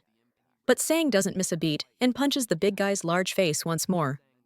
Chang is nearby, still crouched on the ground, watching everything and cheering for his partner. The protagonist is so concentrated he can't see anything else. He's 100% focused on the battle. Absolutely furious, Hung can't stand taking more punches to the face and starts drooling with rage. His body begins to turn redder, and his tattoos seem to stand out even more. The arm he's preparing to punch with seems to have grown in size, and he's about to strike Sang. Our boy knows this next blow will be extremely powerful, and he has to dodge it. But to his surprise, a treacherous hand grabs his foot as he prepares to move. He looks down and sees it's Chong-Wan cowardly holding his foot so he can't dodge. Now the boy is in a tough spot. He won't be able to jump or get his body completely out of the way. And the giant unloads all his rage in a tremendous punch right into Sang's stomach. He suffers immensely from this attack, as if a rhinoceros had gored him in the gut. Han is devastated. She screams, "No!" as her eyes widen with worry. This attack sends our boy flying back into a nearby wall. He crouches down and clutches his stomach, struggling to breathe, but it's incredibly hard to draw a breath. The blow was just too powerful. Trying to stay calm, he knows he needs to regulate his breathing. His eyes remain locked on his opponent. He refuses to be defeated, but Hung isn't done yet, and he readies another strike with his giant arm. The impact is tremendous, and a cloud of black smoke suddenly rises. But it's Young who's suffering the consequences of the impact. His eyes turn white and he gasps for air. Sang looks at his opponent, not quite understanding what's happening. And the one responsible for this is Han, who stands in a combat stance with her hand raised. The other two thugs are on the ground cursing at the girl because no one expected this. She turns to them and they scream that she should have left and that she's an idiot. But out of nowhere, the clones appear and start attacking the two cheaters. The girl is surprised, but also very relieved. One of the clones is right next to her. He's wearing a mask. Hyung gets distracted by the sound of the fight behind him and looks back to see what's going on, but Sang calls for the big guy's attention. He wipes the cut on his face and says he can finally breathe properly now. The bulky guy charges at the protagonist with hatred in his eyes, and our boy looks very confident at this moment. He uses the same technique he used against the instructor in the training field, using the wall as a foothold to dodge. As he comes back down, he passes the big guy and thanks him for serving as a practice dummy. And with the momentum he gained, he delivers a phenomenal kick right to the giant's head. After that elaborate move, Sang sits on the floor, panting and exhausted, but he's in much better shape than the big guy, who's completely broken on the ground. His friends aren't in a much better situation either. A status screen pops up, and Sang has gained muscular strength, speed, stamina, and dexterity. Furthermore, his cloning ability has temporarily leveled up. He can now make 3 clones. With his face all beaten up, our boy laughs when he sees he's gotten stronger. And as soon as he relaxes a bit, his body gives out and he lies down on the floor. The 2 clones and Han come running to see if he's okay. But Sang is smiling, feeling victorious. Later that night, the city is all lit up by streetlights and houses. Hyeon's hand is bandaged, and Sang asks why she didn't run when she had the chance. She says that if she hadn't been there to help him, it would have been much worse, and he confirms it with a shaky voice. The girl says she was surprised because she didn't believe the famous Supreme Hunter was Sang's clone. The clone gets all smug and proud, and the protagonist walks over to him. He asks her not to go around telling people, and she asks why, wondering if he doesn't want to be famous. Sang says it could attract negative attention, so she promises her lips are sealed. They arrive at the girl's house, and she seems a bit disappointed, wanting to talk more. The protagonist asks if her hand is okay and if she'll be able to hold a pen, but she shows him it was her left hand. Playfully, she asks if it wouldn't be a good idea to reduce her homework since she's injured, but he asks if she didn't already finish it all at the library. Upset, the girl laments that he has such a good memory at times like these. Sang puts a hand to his face and thanks his student for everything she did for him today. He figures he only won because she stopped his opponent at the right moment. Blushing, the young woman says she played a very important role today. She teases him, saying he should thank her over a meal, not on an empty stomach, basically inviting herself to dinner. Looking at him with a very determined gaze, she says that taking her to dinner will be a promise. The two say their goodbyes, and the girl goes into her house pleased. Sang says he'll make sure his student eats plenty of meat. He continues on his way, satisfied, but the two clones are staring at him with wide eyes. The protagonist feels watched and gets a little uncomfortable. He tells them to stop slacking off and get back to work, but they explain it's already late and the training grounds are closed. So the boy crouches down and picks up a stick, giving them a cute smile. He hands the sticks to his clones and says they can train in the park in the meantime. 1 month later, we're on the street where Agent Juno works. He's on the phone with Sang, asking how the plan is going. The boy replies that it was a success. The protagonist is with his clones and says that he can now hit a target with a pistol and can also create a third clone. Junmo asks if this means he can learn things even faster. And looking at his status screen, we can see just how much he's evolved in that time. He tells his agent that he has a surprise in store for him, although it's a bit sudden. He asks if Juno can secure 3 ranky hunting grounds for tomorrow. Proudly, the agent says he'll get them no matter what, leaving Sang very satisfied. He asks for the schedule, and the boy replies that he'll have them exercise in the morning and hunt in the afternoon. Hanging up his call with the agent, he looks at his 3 clones. He decides that one will train upper body, another lower body, and the third will do cardio. He tells them to head out to the park and to make sure they're back by 12 The 3 bumbling clones almost take their weapons out for a stroll, and he yells for them to leave them at home. Meanwhile, Sang analyzes a monster hunting plan on his computer. He reflects that the clones have learned very well, and they can copy and recreate almost anything. So, if he studies the monster's characteristics and how to hunt them, it'll be incredibly easy for the clones. Our protagonist then starts dedicating himself to watching various online tutorials on how to fight the monsters. The videos even explain which weapons to use and how to achieve greater success. The next day, we're back at our cloning hero's house. The clones are returning just as their master had asked. With huge dark circles under his eyes, the boy had stayed up all night and didn't even realize it was already noon. While he's dying of exhaustion, his clones are full of energy. He tells them to shower and go eat. As the clones take off their armor, he thinks about the various monsters he has already researched. He decides to analyze each one's hunting progress and learn about mana during the break. Sang gets a message from his agent, who says he'll be at his house in 10 minutes. The clones are stuffing their faces when he tells them they need to get ready after they finish eating. The agent and the boy meet at the entrance of the building as planned. The 3 clones, prepared like this, give off a frightening aura that both Junmo and Sang notice. The efficient agent managed to secure 3 training grounds, all located close to each other. Our protagonist thanks him and asks him to look after the clones because this time he isn't going. He decides to participate using his familiar skill and is going to train his mana-breathing technique. The car starts and they are ready to begin the mission. Sang puts his hands on his hips, ready to start doing his part. The boy puts on some background music with instructions to help him concentrate better. He breathes slowly, performing all his movements with great caution. Sitting in a cross-legged position, a blue aura surrounds him and he is completely focused.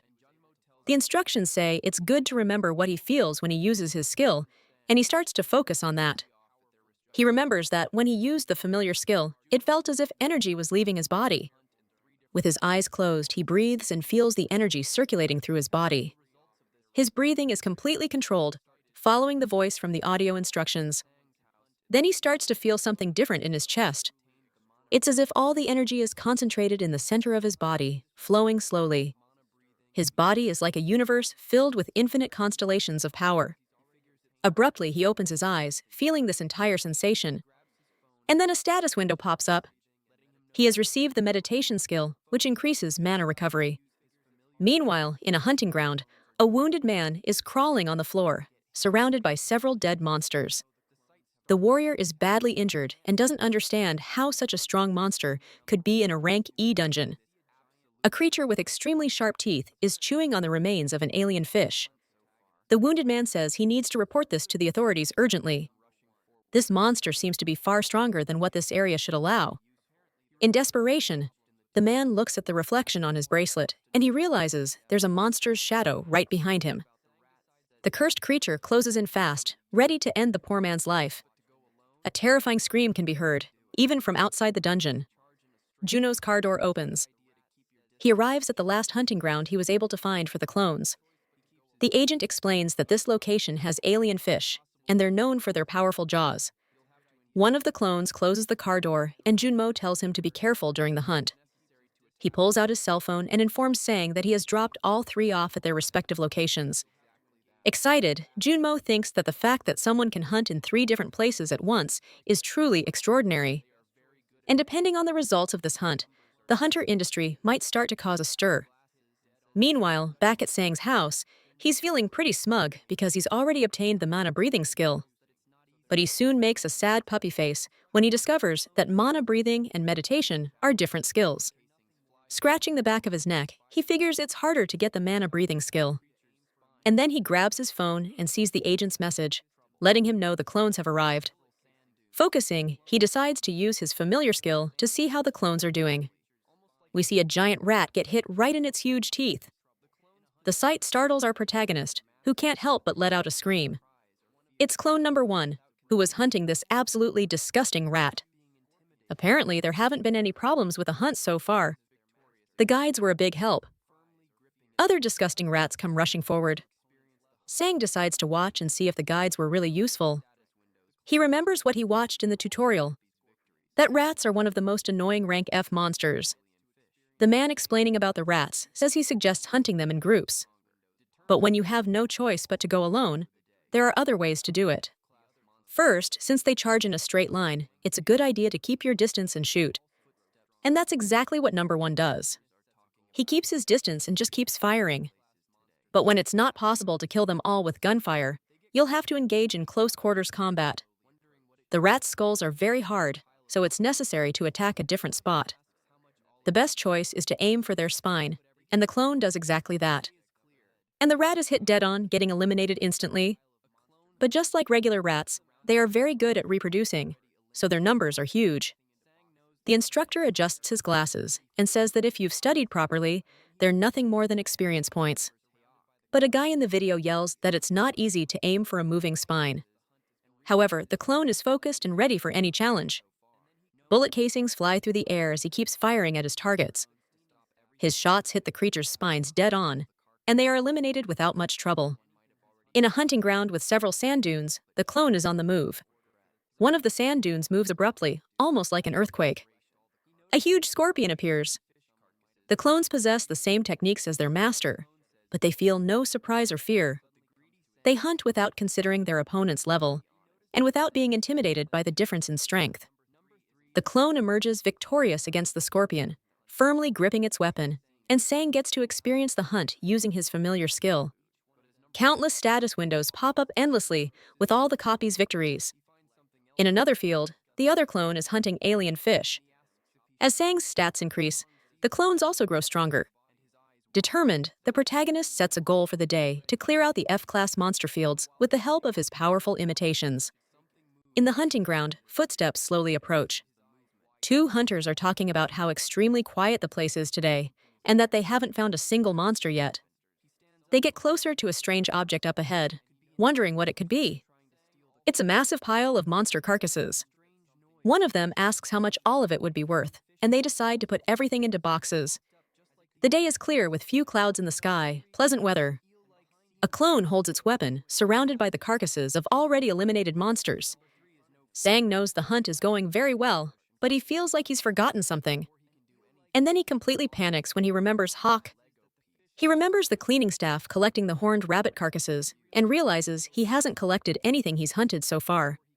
Knowing this, he decides to send an order for the 3 clones to stop everything they're doing and go collect all the carcasses. But he wonders if someone might have already done it for them, and he can't help but shed a few tears of regret. Something suddenly comes to his mind, like a flash of inspiration. He notices there are alien fish carcasses that number 3 isn't collecting, but the clone says he wasn't the one who hunted them. But the greedy Sang explains that now is not the time to be honest, and that each one of them is worth good money. Number 3 approaches some of the fishy carcasses to collect them. It's a pretty disgusting scene because whoever hunted them chopped them up like baby food.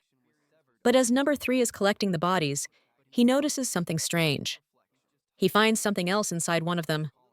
It's not part of the fish, and he asks if he should take it. When Song sees it, he's horrified and his eyes widen. That is a human arm already starting to decompose. But while he's digging through the dead monsters, something moves behind number 3, and he notices the movement. Sang also notices the movement and warns that something is there. The clone grabs its weapon. He stands up alert to his surroundings, as it could be an enemy or someone trying to steal the carcasses. And behind him, a strange noise catches his attention. An alien fish head falls in front of him, chopped up just like the other parts. And behind number 3, an eel-like sea monster is lurking. He realizes that the fish head was bait. Since number 3 is no fool, he realizes it's an ambush and quickly turns around. But before he can do anything, his arm is ripped off like a Lego piece with no effort at all. Poor number 3 is confused. He feels a flood of different emotions and pain. But this is where we see the disadvantages of using a familiar skill, because someone else is feeling all of this too. Sang screams as if the world is ending. He feels an excruciating pain in his arm, as if he had just lost it himself. And then the familiar skill disconnects. He wakes up as if from a terrible nightmare. Scared and trembling, the boy looks at his arm to make sure it's still there. He still has his arm and can still move it normally. Thankfully, that experience was so horrible and traumatic for our protagonist that he can't move. He's just huddled in a corner of his house. A little calmer now, he realizes the skills connection was severed unintentionally because of the pain, but he knows this is no time for reflection. He grabs his phone and quickly starts calling his agent. Junmo answers the phone promptly, and the protagonist asks which field number 3 went to hunt in. The agent notices that Sang's voice doesn't sound right and tells him it was the sewage treatment plant in Incheon.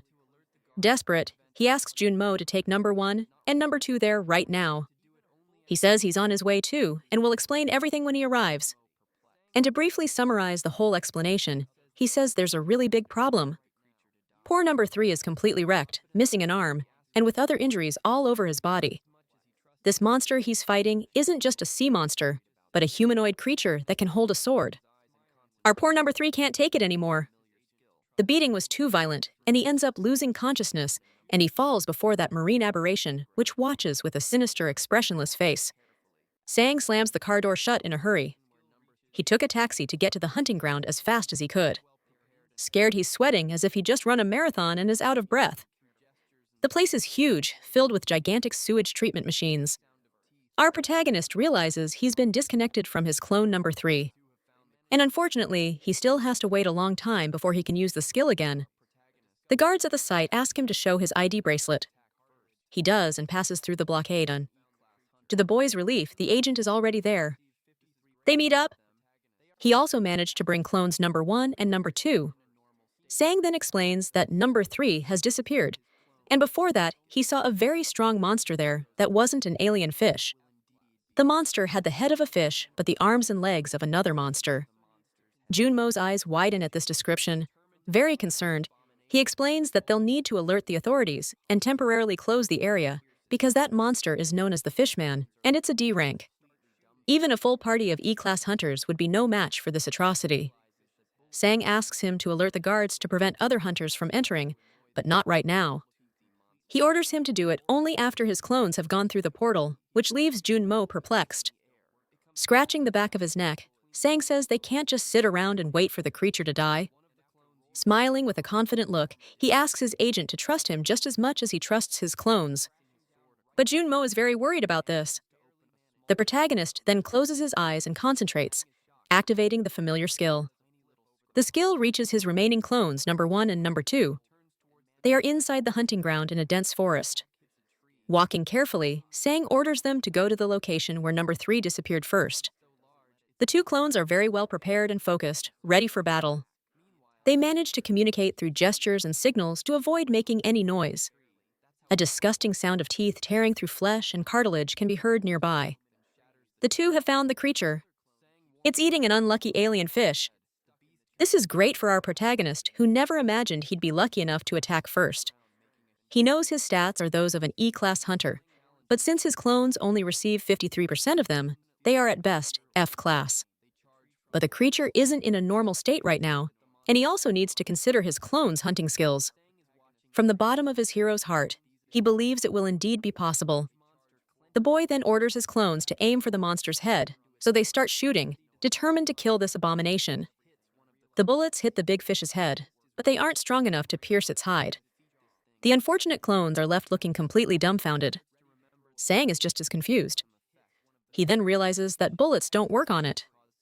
That initial hail of bullets only served to annoy the abominable toothy monster. And after roaring, the beast leaps like a flea, reaching several meters in the air. It comes crashing down right between the 2 clones, who barely manage to escape. One of the clones uses his dodge to perform a different move. He does a flip over the monster's head, slicing his sword across its shoulder, and manages to open a small wound on the big fish's skin. Sang is shocked. The sword only made a tiny little scratch, and the monster doesn't let it slide. It turns towards the clone, preparing an attack.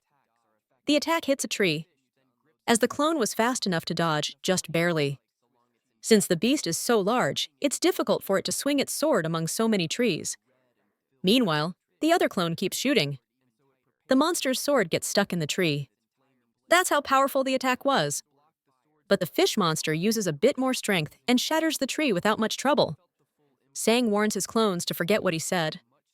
The beast can definitely use its sword in this terrain. The tree trunk crashes to the ground, making a huge noise. This monster seems to be more challenging than our protagonist had imagined, but his clones feel no fear or worry. They charge forward with all their courage. They manage to hit the monster on the arm, but it has no effect.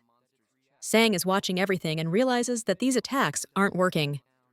The huge monster clenches its jaw, gathering all its strength into its arm, ready to throw a punch. And the punch hits one of the clones. The protagonist is worried, wondering how they'll ever defeat this thing with such ineffective attacks. But then he starts to remember that the bullets did have some effect.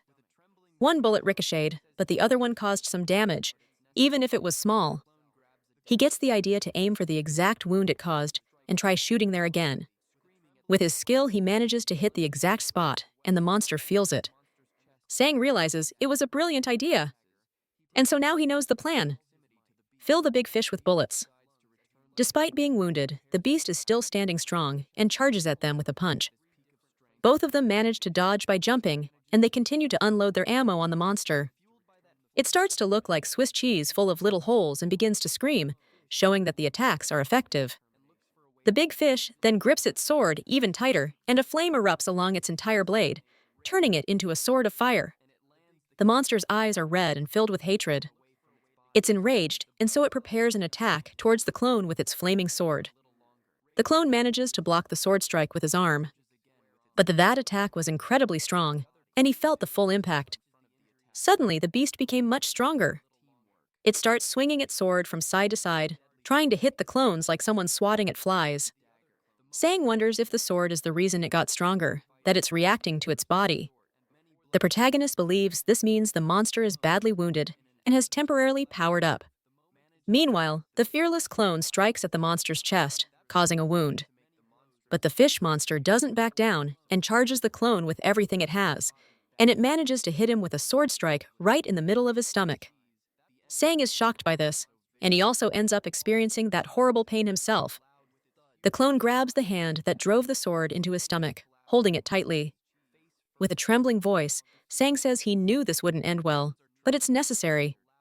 and the clone grabs a dagger.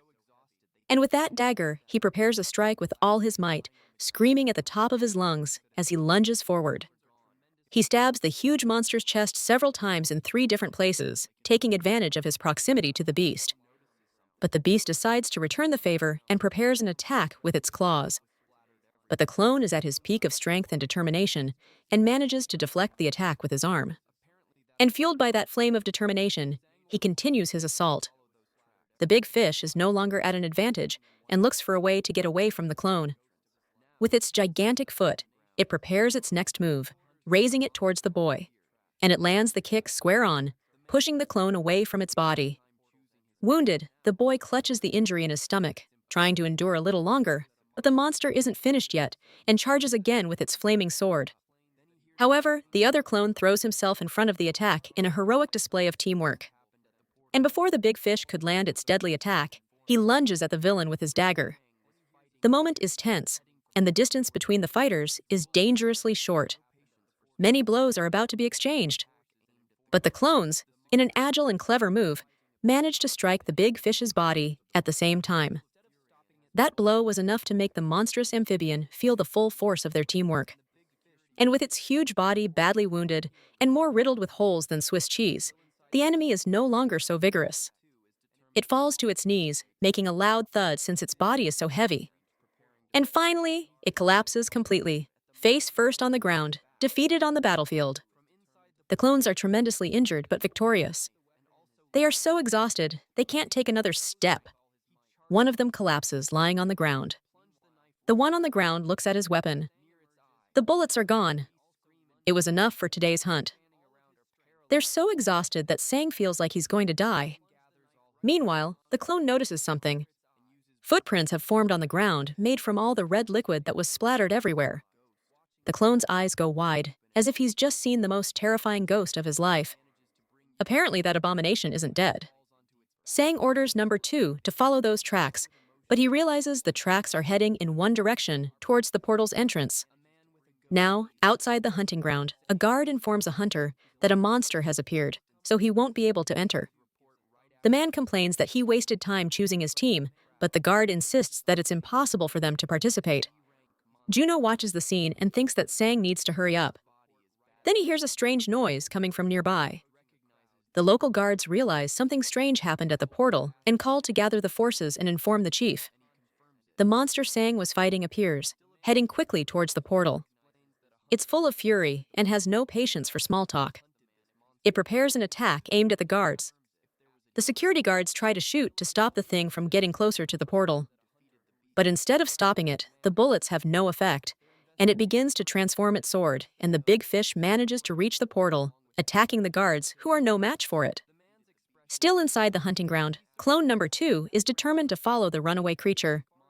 He readies the weapon in his hand, preparing to throw it, and he throws it with all his might at the monstrous amphibian's back. Meanwhile, from inside the portal, Sang emerges holding a knife and also lunges at the beast. Using all of his strength, he charges the beast, and he manages to plunge the knife right into the monster's head near its eye. This makes the beast scream in pain, and the soldiers standing around are paralyzed, watching the terrifying scene. Sang gathers all his physical strength into his arms and uses both of them to drive the knife in deeper. The soldiers look like they've seen a ghost with their mouths wide open and eyes bulging. Our protagonist manages to bring down the huge beast, which falls onto its back, with him still on top of it. Overcome with emotion, number 2 gives a thumbs up and can't hold back his tears. A man with a goatee is on the phone saying that he's arrived. He's wearing a bulletproof vest and says he'll send a detailed report right after the investigation. Slowly approaching a crowd, he notices something unusual. That D-rank monster is on the ground, unconscious, and its body is badly wounded. The man who just arrived recognizes this monster as the Fishman. One of the soldiers asks the man if he's from the association, and he confirms it, asking what happened there. Still a bit shaken, the soldier explains that a hunter who was inside the portal before the lockdown hunted this monster. The confused man asks if there was a D-rank hunter there, but the soldier just says that it was a hunter who defeated the beast. Frowning, the man asks what happened. They're investigating further, but as far as they know, it was an F-rank hunter along with his clones who killed the monster. The man's expression doesn't show it. but he's surprised that an F-rank hunter could defeat a D-rank monster, and all the attacks were focused on a single wound. He did it to cause damage without any special weapons. While Sang talks with his agent, the man is still wondering if it's possible to hit a moving monster with such precision. The mysterious man glares at the protagonist and his agent with an unfriendly look, and he decides to first check if there are any other D-rank monsters left in the portal. The fish monster's corpse is still there. Sinisterly, it still keeps its huge eyes wide open. Approaching the portal, the mysterious man wonders what he should explain to the association. Meanwhile, the protagonist is checking out new skills he's gained. One of them is Dash, which increases movement speed. Another is Projectile, which increases attack power when using a pistol. He unlocked Regeneration, as well as the Strike skill, which applies all his strength into a single blow upon activation. On top of that, his strength, dexterity, and endurance stats have also increased. While cleaning his wounds, he realizes he's loaded with new skills this time, and he wonders if his clones, number 1 and 2, managed to survive thanks to the regeneration skill. The clones got hurt, but Sang believes that letting them heal on their own will help increase his regeneration stat. Junmo praises the protagonist for defeating a D-rank monster, and he gets a little embarrassed. The agent says he thinks he could even hunt an E-rank monster by himself without any problems. And talking about it, the boy remembers the monster's short sword.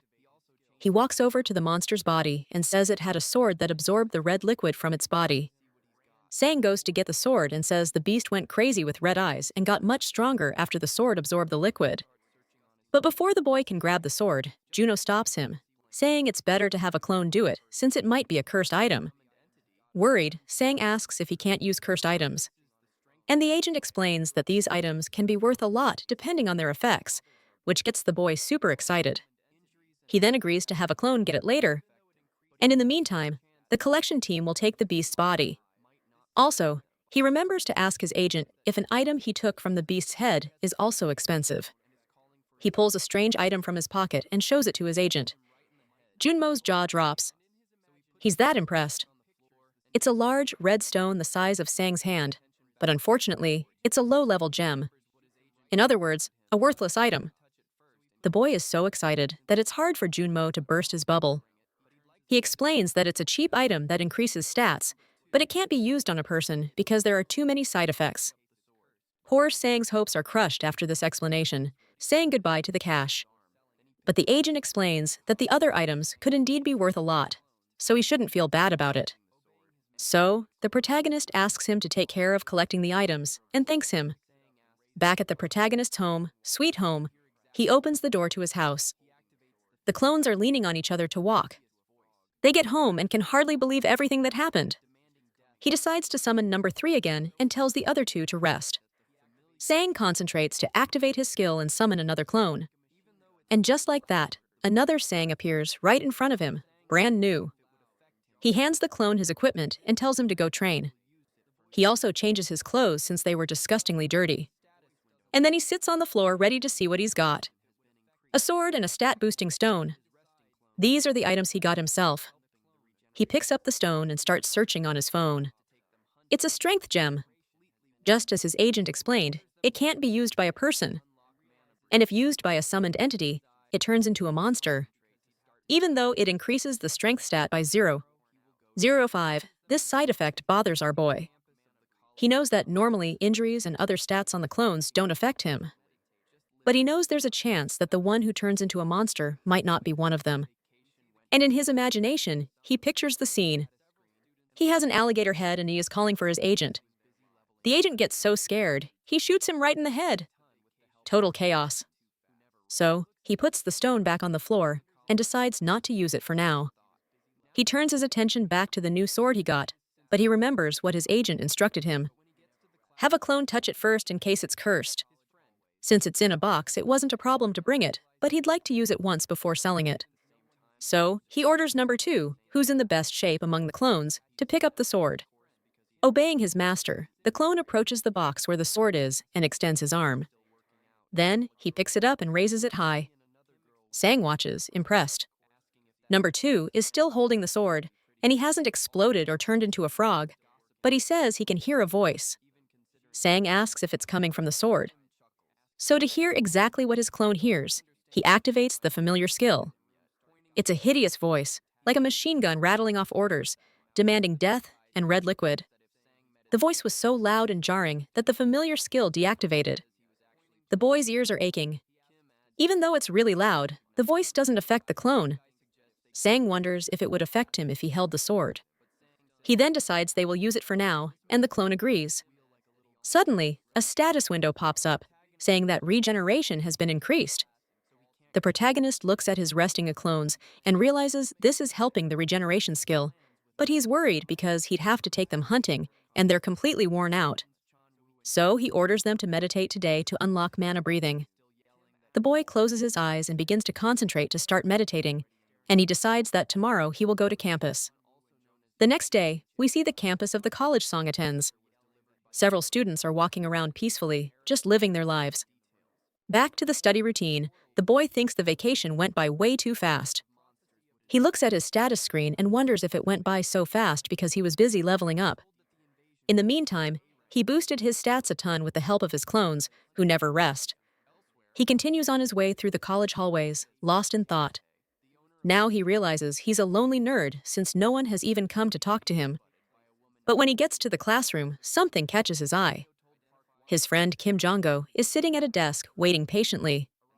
They both say at the same time that they're surprised to be in the same class. Kim explains that he signed up for this course because he heard the professor is an easy grader. He gets closer and asks if Song is still working out. While a girl watches them, she and another girl whisper in surprise, asking if that's really Sang since he used to be pretty chubby. All the girls in the room start gossiping about the protagonist, even considering asking him out on a date. Kim chuckles, saying he's popular now.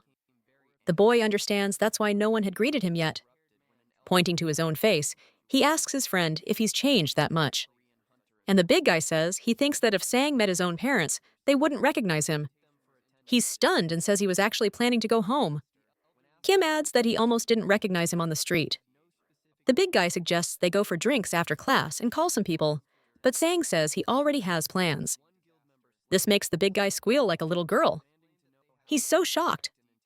Our protagonist explains that he's already made a promise, so he can't go out with him.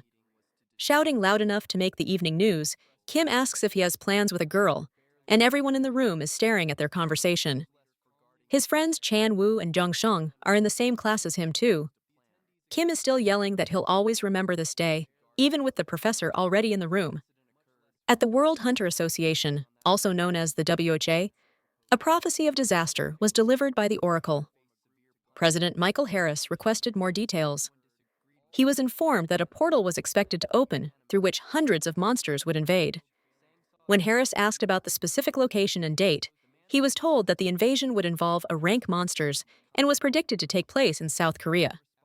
Elsewhere, a man in a suit identified as Park Want, the owner of the third-ranked guild, arrived for a meeting.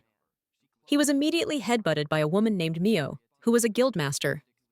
Mio told Parkante that he had grown his mustache to flirt with her and that she found it appealing. Afterward, the two of them entered the meeting room. Inside the room was a member of the Hyeisen Guild, the same man who had previously mocked Sang. He provoked another guild member about a recent expedition to Odin's Tower. The Hyesan Guild member asked if the man's team had failed to return or if their results were simply inadequate. A white-haired man tried to de-escalate the situation, stating that it was not the place for such remarks. The provoked man became very angry, but their confrontation was interrupted when an elderly man entered the room. The elderly man was the leader of the Korean Hunter Association. Upon his entrance, everyone took their seats. He thanked them for attending and warned them of the impending disaster. When asked about the timing, he explained that they had no specific details, only that it would involve a rank monsters and a curse somewhere in Korea.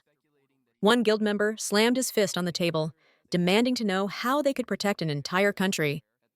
The association leader calmly replied that the purpose of the meeting was to determine a plan. The attendees expressed concern, noting that there were barely enough hunters for routine work, much less for guarding the entire country. One man raised his hand and proposed a plan. He suggested that each guild form a group to guard a specific region. If an incident occurred, all groups would converge on that location without exception. He added that any guild failing to cooperate would face severe punishment. The association leader asked if anyone disagreed with the proposal, and the plan was met with unanimous agreement. After leaving his college, Sang saw a female student being accosted by a man. The man was insisting that she give him her phone number and was complimenting her appearance. The student responded by telling the man he was ugly. When she noticed Sang approaching, she pretended he was her boyfriend to get away from the man. She clung to Sang's arm and they left the area together. The student explained to Sang that the man had been bothering her, which is why she had pretended they were a couple. She also clarified that she did not have a boyfriend. Sang noticed her attire and asked why she was not in her school uniform. She replied that it was her birthday. She then asked why he was staring at her. Sang recalled that he already had her phone number because he was her teacher. At that moment, Sang received a notification that he had earned another 50 million won. He then invited the student to eat whatever she wanted. Sang took her to a restaurant that served premium steak. Upon seeing the menu prices, she expressed concern about the expense. Sang told her not to worry, claiming his boss was paying for the meal and ordered another round of food for them. While they were at the restaurant, an emergency warning appeared on a television screen.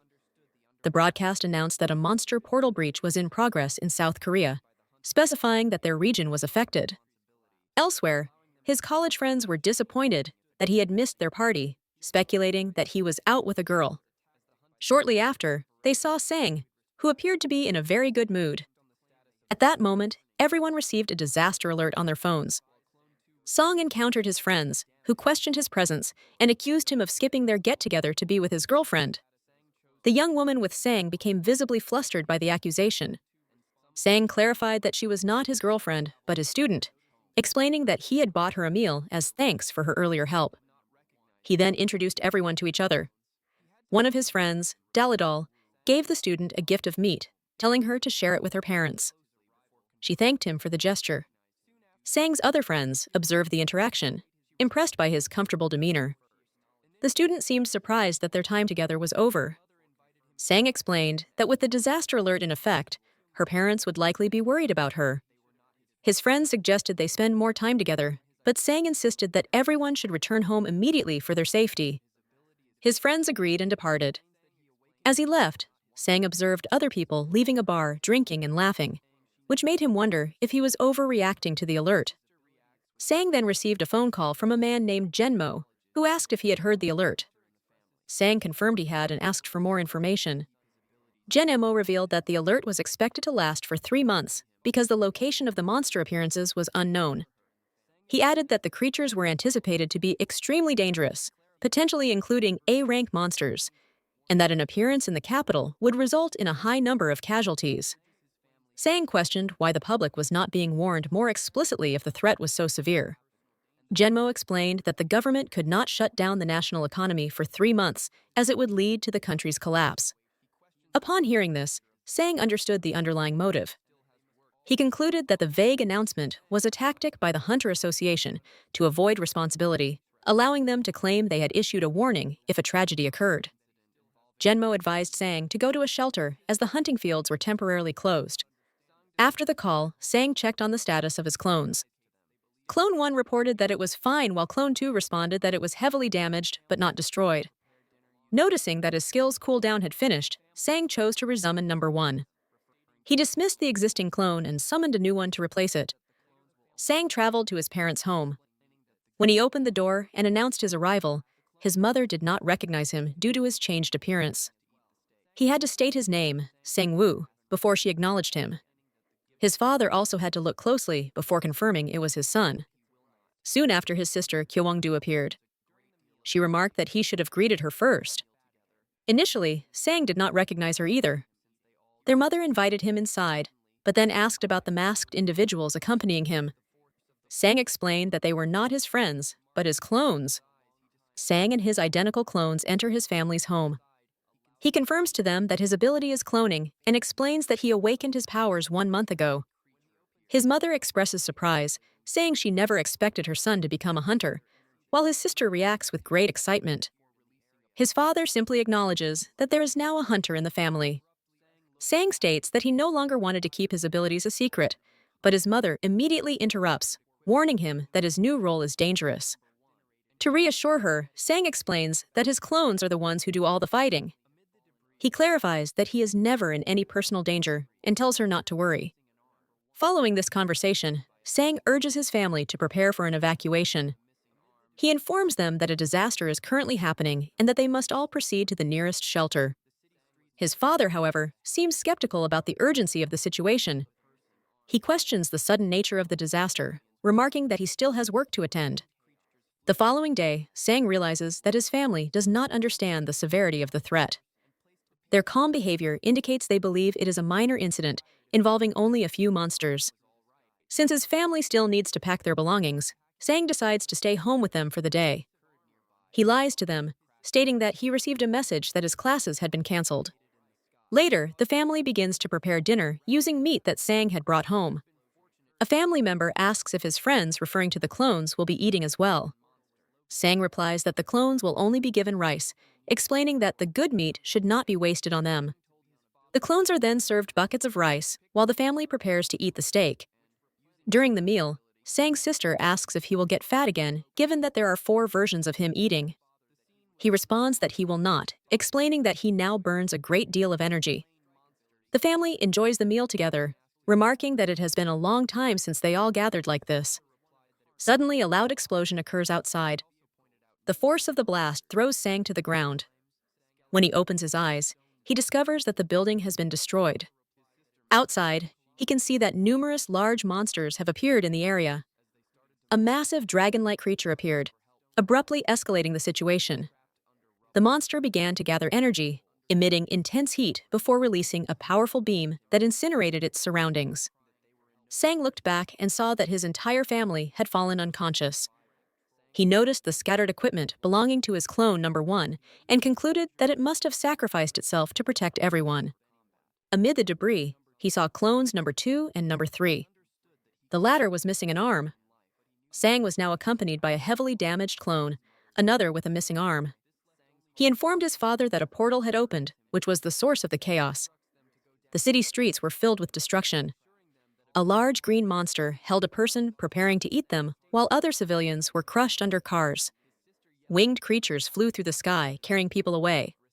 Sang began packing a supply bag and placed a piece of armor on his sister.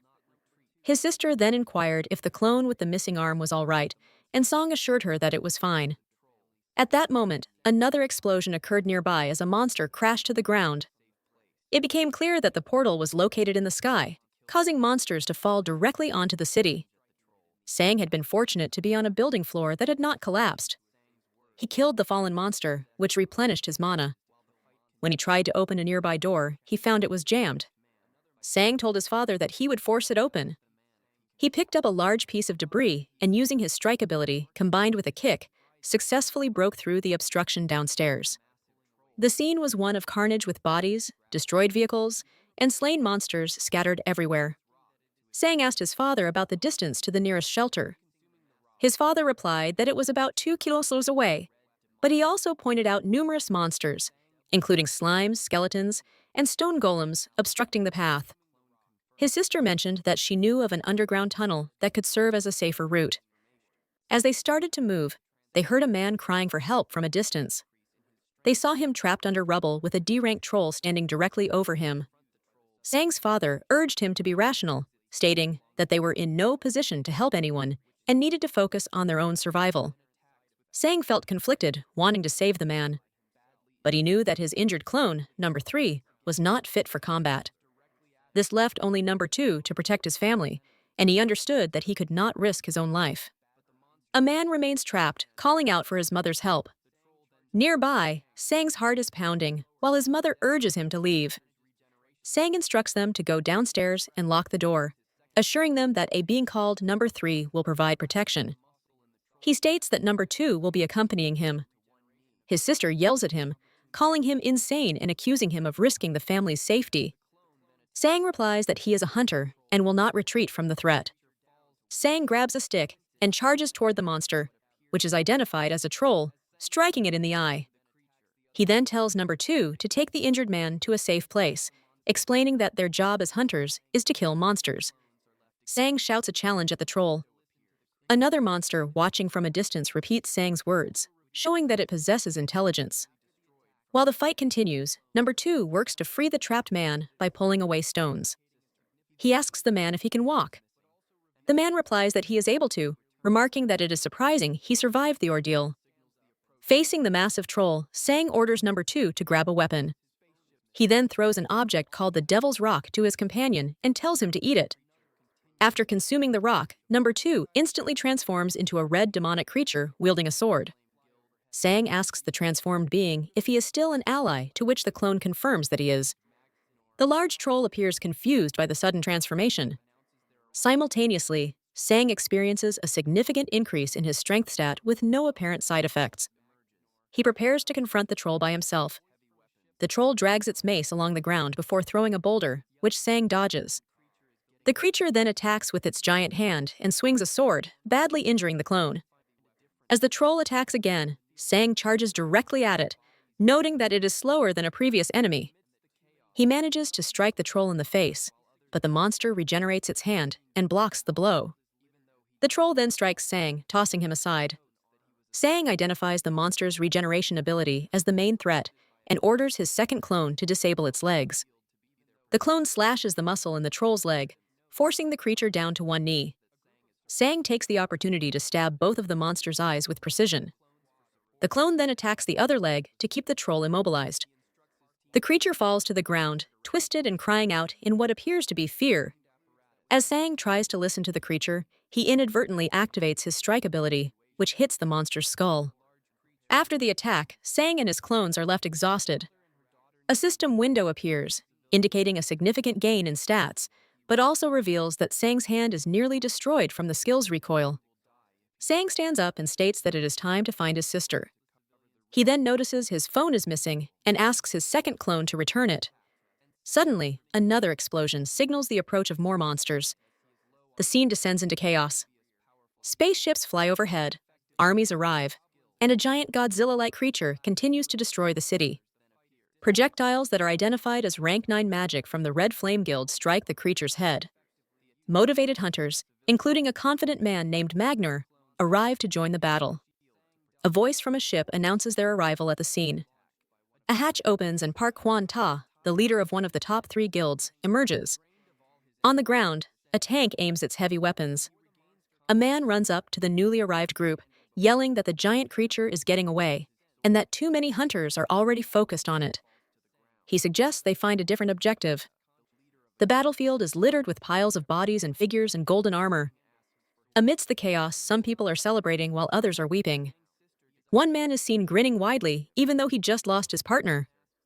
The narrative notes that he was a scumbag. A group of survivors is found surrounded by a gang. Sang and his squad are revealed to be their protectors. Observing from a distance, Parkwant is impressed that Sang is holding his ground.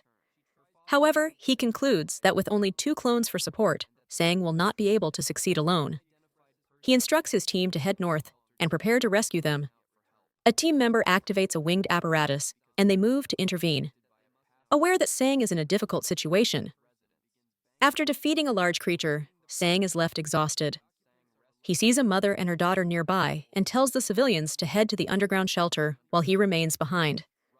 The crowd protests, warning him that he will die if he stays. Sang instructs his second clone to cover the rear while he escorts the people. As they move, goblins attack, and Sang intervenes to save a man. The fight is difficult as he is low on energy from a previous powerful attack and cannot effectively use his skills. A group of large black bird-like monsters then appears. Sang dodges a projectile of fire or smoke launched by one of the creatures. The attack heads toward the civilians, but Sang orders his clone to use its body as a shield to protect them. Before the monster can launch another attack, a different entity, a giant tiger, descends and crushes it. Drained of all his energy, Sang collapses. When he regains consciousness, he sees a man standing before him. The man lightly handles his sword, and the head of a nearby monster falls to the ground. He is identified as a Partarda, the leader of a guild. The man asks if everyone is all right, and Sang asks for his identity.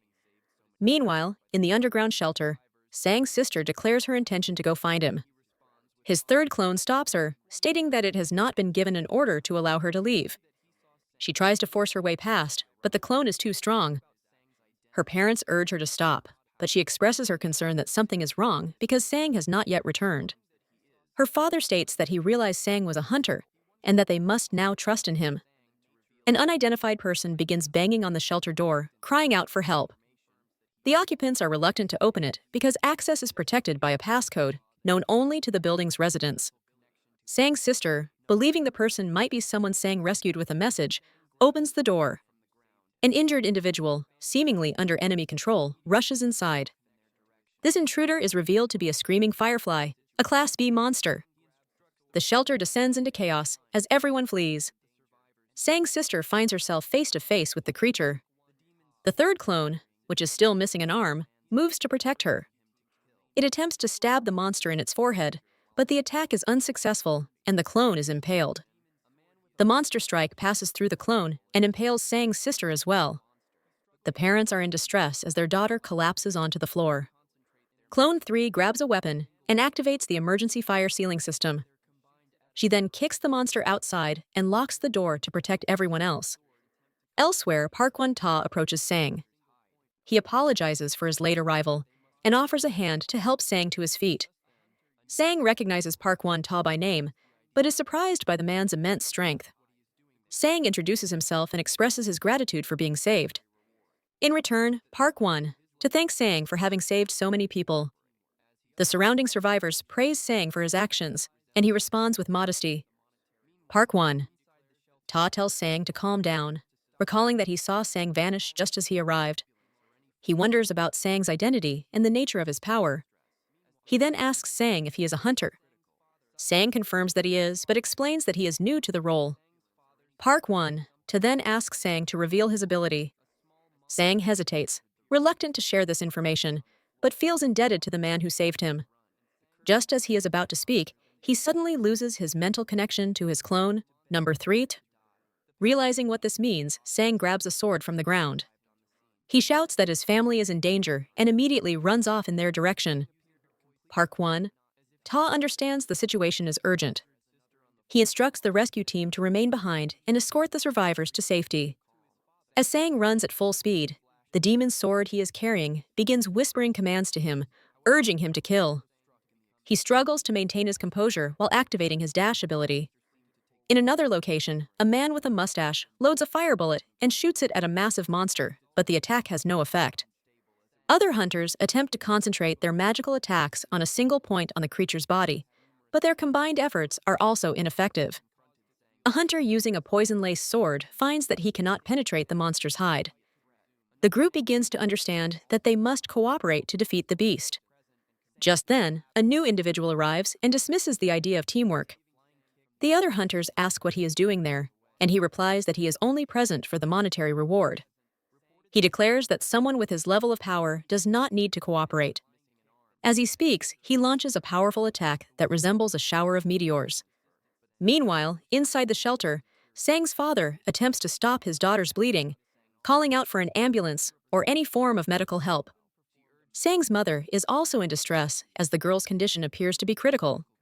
Suddenly, there is a spark at the shelter door, and Sang's father sees that something has burned its way through the seal.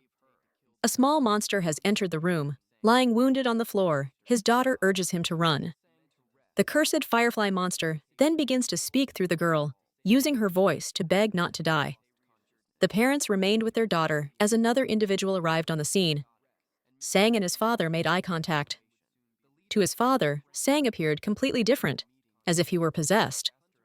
The sight of his injured sister on the floor caused Sang to become enraged again after a brief moment of calm. Sang sprinted forward and slashed at the monster, successfully severing one of its arms. However, he was also struck in the exchange.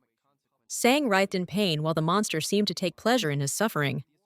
As had happened in a previous encounter, the sword caused its wielder to become more unstable as it was exposed to more blood. Before the fight could resume, the monster, which possessed numerous legs, closed the distance and confronted Sang directly. Suddenly, a colleague intervened, saving Sang from the immediate threat. Another man named Want also arrived. While the monster was still present, Sang collapsed into Wanti's arms. Want executed a flying kick that sent the creature a great distance away. The female colleague who had first assisted Sang reported that his injuries were severe. It became clear that Sang was missing an arm and was entering a berserk state. The woman performed a monotransfer, but Sang's condition continued to deteriorate uncontrollably. Want asked about Sang's condition, and the woman replied that he was not doing well. She urged Wante to kill the monster immediately. Sang, who was in critical condition, weakly spoke. He mentioned his sister, indicated her location, and told his colleagues to save her instead of him. Want reassured Sang that both he and his sister would survive. He told Sang to rest, promising that the situation would soon be resolved. Shortly after, Sang lost consciousness. At the Hunter Association, the situation was chaotic, and many were demanding an evacuation. The leader of the top-ranked guild arrived for a meeting before an official disaster announcement could be made. This guild leader argued against making the situation public, stating that it would cause a citywide shutdown. He warned that since the exact timing of the disaster was unknown, a premature announcement would have severe economic consequences for the country for which the association would be blamed. The association's leader asked what the guild leader proposed. The man suggested they withhold information about the creatures from the public. He reasoned that this would shift responsibility to any individuals who chose not to evacuate. The association's leader disagreed, pointing out that this would lead to many deaths. The guild leader responded that he considered the casualties a positive outcome, adding that anyone who had not awakened or was below D rank was useless. He then placed a hand on the association leader's shoulder, implying his suggestion was not a request. The scene then shifts to Sang and his clones. While the clones were engaged in intense training, Sang was resting and eating snacks. A person named Junmo contacted Sang, advising him not to rely solely on his clones for training. Junmo warned that Sang was wasting his potential to become one of the best hunters. Sang dismissed the concern, replying that everything was fine. Sang does not want to be a hunter. His primary motivation is to earn money. Upon hearing this, Junmo's expression changes.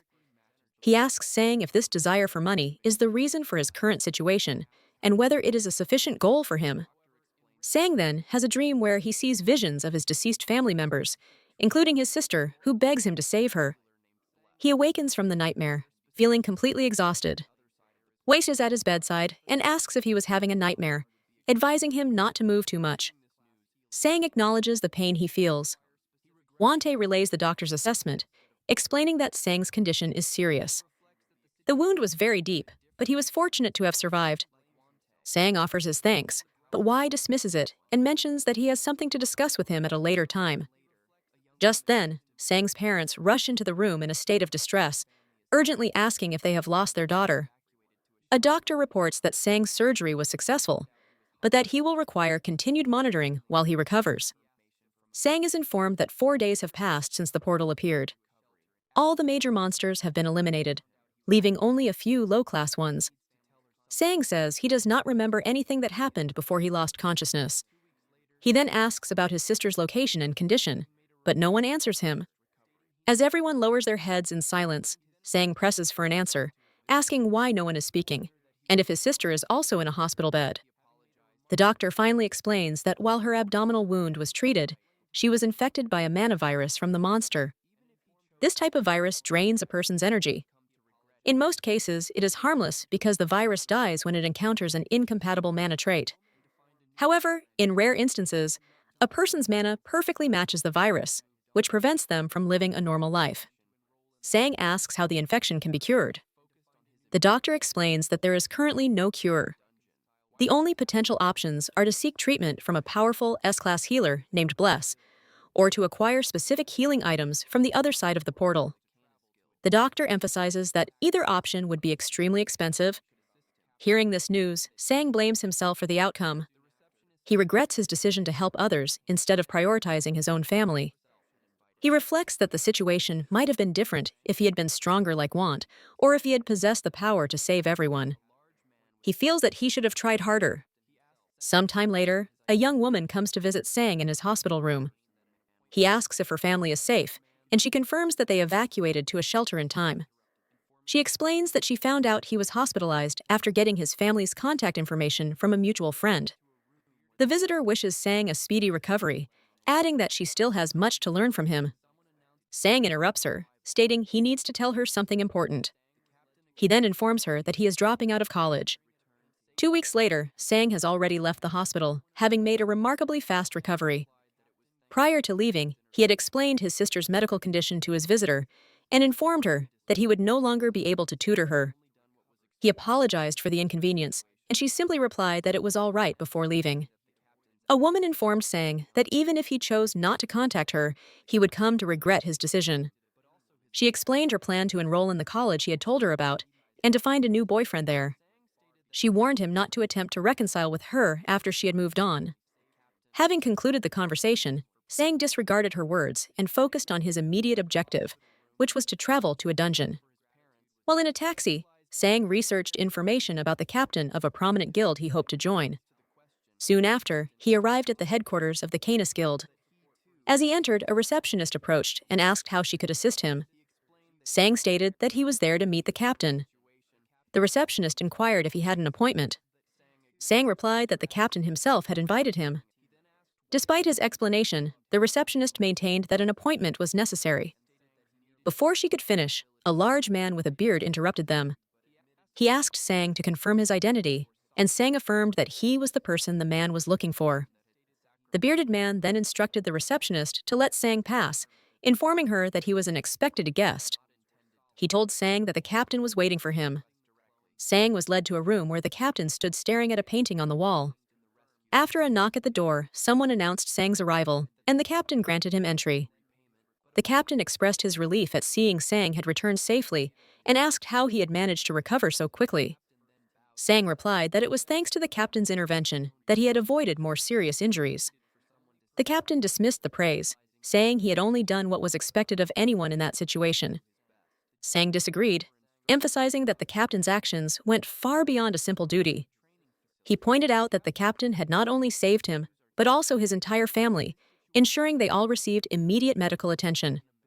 Sang stated that a simple expression of gratitude was insufficient. He then asked the captain what his true motive was for providing so much help. Sang mentioned the private hospital room, the financial support for his parents, and the specialized intensive care unit his sister Ju was given. In response to the question, the captain clenched his fist. He revealed that he too has a sister who went missing along with her team members. He explained that he saw a parallel between his own situation and Sang's near loss of his sister.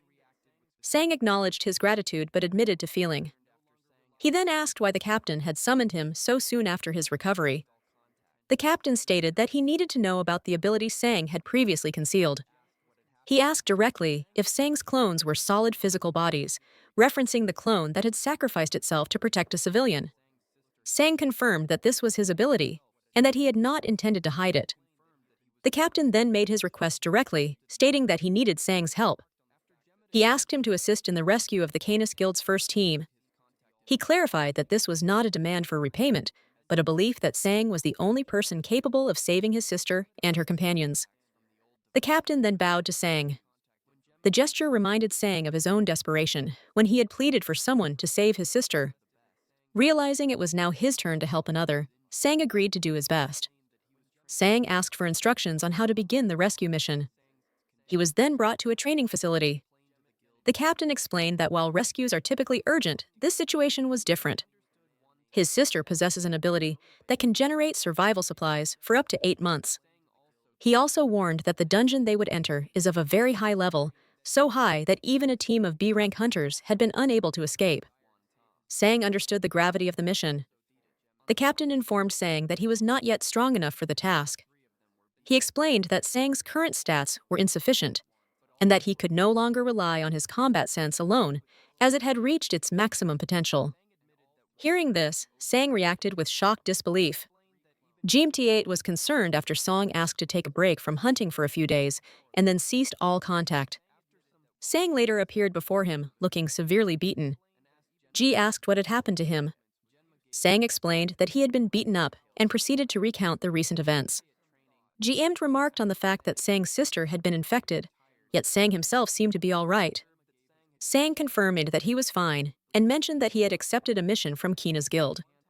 After Jimit expressed his understanding, Sang asked him to update his contact information to clone number 2, as he had lost his old phone. G suggested that Sang should back up his contacts from the old device, but Sang refused. When Jemtate asked how he would reconnect with his friends and acquaintances, Sang replied that it was for the best. Jeemt then inquired about the cause of his injuries. Sang explained that he was training with a man named Huan Tai. Alarmed by Sang's condition, Jeemt offered to complain to the guild about the harshness of the training. Sang stopped him, explaining that he understood Hua was desperate and motivated by the desire to save his own sister. Sang also told Jay of his plan to incorporate his clones into the training sessions. The next day, Sang brought one clone to train with Hua. Both Sang and the clone were defeated. On the following day, he brought 2 clones, and all 3 of them were beaten. The day after, he returned with 3 clones, but all 4 of them were defeated again. Jeemt spoke with Sang and his injured clones. Sang admitted that Hua was overwhelmingly strong. He explained that even mimicking his opponent's movements was useless because the difference in their power levels was too great. After some thought, Sang conceived of a new strategy and asked Genma for permission to try it. Genma gave his consent without knowing the details of the plan. The next day at training, Hua asked Sang and his clones if they were tired of being defeated. He then observed that Sang had given his clones a substance which had been supplied by Gemet. Sang and the enhanced clones now stood ready to face him. Hua, also referred to as Taiwan, asked what Sang had done to the clones. Sang urged him to stop talking and begin the fight. After an initial exchange of blows, Wan remarked that the fight was not as easy as he had anticipated. He noted that while the clones normally possessed half of Sang's stats, the substance had brought them to a power level nearly equal to his own. However, after landing a strike, Hua pointed out that while the clones were now stronger, they had lost their key advantage of precision. Sang slashed through his opponents, reflecting that he had not become a monster. He then drew a firearm and shot at an adversary, but the man withstood the bullet. The opponent retaliated with his own attack, and declared that a mana bullet could not harm him. In response, Sang executed a complex maneuver. Despite his efforts, the opponent defeated him. The victor explained that simply hitting hard was insufficient, and that one must concentrate mana to unify with their sword. Although he was only a C-rank hunter, Sang had no intention of ceasing his efforts to improve. His motivation to grow stronger was not based on the other man's advice, but on a feeling of helplessness he had experienced after waking up in a hospital. At that time, he had been forced to entrust his family's safety to someone else. And the memory of this event had profoundly changed him. He now resented his past weakness and was determined to never stop advancing. 6 months later, at the Silong Station hunting grounds, an individual was struck and knocked to the ground. A group of men were attempting to enter the area as a guardian arrived. One of the men questioned the guardian's intervention, stating that he paid for his entrance, but the guard called him an idiot. The guard then informed the group that the hunting grounds belonged to the Silver Moon Guild. Sang, who was also present, struck one of the men and knocked him to the ground. He questioned their decision to interfere with the guild's business. The remaining members of the group became angry and surrounded Sang. They identified themselves as D-rank hunters and asked if he believed he could face them all by himself. Sang questioned their assumption that he was alone and proceeded to summon his squad. The summoned allies swiftly defeated the group of hunters. Meanwhile, Wana visited Junmo late at night. Junmo asked for the reason for the visit, and Wana presented him with a document related to their business. The paper detailed Sang's initial statistics and showed his significant evolution over the past 6 months. Hua remarked that Sang's growth made him seem like a different species. Junmo asked if Sang was now strong enough to execute their plan. One admitted he had prepared a backup plan in case Sang's development was inadequate, but noted that his growth had been monstrous. He pointed out that Sang's strength stat had increased from 1.44 to 19, and his regeneration had risen from 0. Wendt concluded that it was time to begin the rescue mission. Also, considering that Sang's clones were even stronger than their statistics suggested. At the dungeon entrance, Sang was engaged in a physical altercation with several individuals. A guard intervened and told Sang to stop, but Sang questioned the order, asserting that the others had initiated the conflict. He then instructed his clones to destroy one of their phones to prevent them from calling for reinforcements. Other hunters who witnessed the scene decided to avoid the trouble and find a different dungeon. Inside the Sealdong Station hunting ground, Sang encountered an individual holding a gem. When questioned, the person identified themselves as a collector. Sang greeted the man who recognized Sang and asked why he was there. Sang confronted him, stating that he was too weak to be in a D-rank dungeon and that his equipment was not suitable for hunting. He then noticed another person also gathering items nearby and deduced that they had been trapped by the Silver Moon Guild. Sang expressed no sympathy but demanded a full explanation of their situation, to reassure them that the guild members outside were no longer a threat. He showed the man a photograph of the defeated individuals at the gate. The man was shocked to see that Sang had defeated D-rank hunters. Sang silenced him and again insisted on an explanation. The man explained that in some dungeons, monsters fight each other, and the Silver Moon Guild traps weaker people inside to collect the items left behind. To be released, these individuals must meet a very high gem quota, which effectively traps them and can lead to significant debt. He added that if anyone died while collecting gems, their death was simply dismissed. Sang then told the man he was free to leave. As the man thanked him and turned to go, Sang stopped him and instructed him to leave the gem he was holding. Sang took the gem and tossed it to his clone, number 1, ordering it to consume it. With the area clear, Sang decided to start gathering gems himself. His work was interrupted by a person running frantically from a C-rank monster. Just as the creature was about to strike, Sang pushed the person to safety. The individual he saved asked who he was, and Sang replied that he was their savior. As the monster drew closer, the person panicked, accusing Sang of leading the creature toward them. Sang told them to remain calm. When the person noticed the powerful physique of Sang's clone, they attempted to run away again. Sang grabbed them, preventing their escape and demanding they explain everything. While some observers reacted with terror to the appearance of a large creature, Sang's clones were already fighting it, causing several explosions. Sang himself remained composed even when one of his clones was defeated. He questioned the clone, asking how it could have lost after consuming so many gems. He then instructed the clone to stay still, reminding it of the resources he had invested and stating that he needed to concentrate. Without any hesitation, Sang drew a cursed sword and severed one of the creature's arms.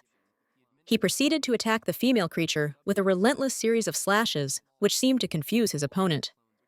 The sword's curse began to affect Sang, triggering a memory of the monster that had killed his sister. He momentarily struggled to maintain his composure. The creature swung its remaining hand towards Sang, who responded by summoning 50 clones to intercept the attack. He then used the cursed sword to deliver a powerful blow, cutting down the attacking limb. Afterward, Sang muttered that he disliked using that particular weapon. The young woman who had witnessed the fight asked if he had truly defeated the creature by himself. Sang confirmed that he had just as he promised he would before turning his attention to his primary clone. Sang approached his first clone and asked about its condition. The clone was badly injured and its wound showed no signs of healing. The woman explained that the creature's bone sword was cursed, which prevented any wounds it inflicted from closing. She told Sang that they would need a healer. The woman then inquired if the clone was actually human, and Sang confirmed that it was. The woman admitted that she had initially mistaken the clone for a troll wearing a cap. After a moment of hesitation, she handed Sang a potion and instructed him to give it to the clone, saying it would help. Sang examined the vial and noticed a small skull floating inside, which made him question its safety. Deciding he had no other option, he administered the potion to the clone. Subsequently, smoke and a venomous substance were expelled from the clone's body, and Sang observed that the treatment appeared to have been effective. Although the clone appeared to have recovered, the woman explained that the effect was only temporary. She warned that the clone's life force would now drain away over time.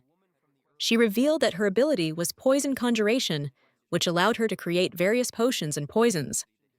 The substance she had provided, she clarified, was more of a potion than a poison, but was still dangerous. She expressed concern that the clone's life force would decrease significantly.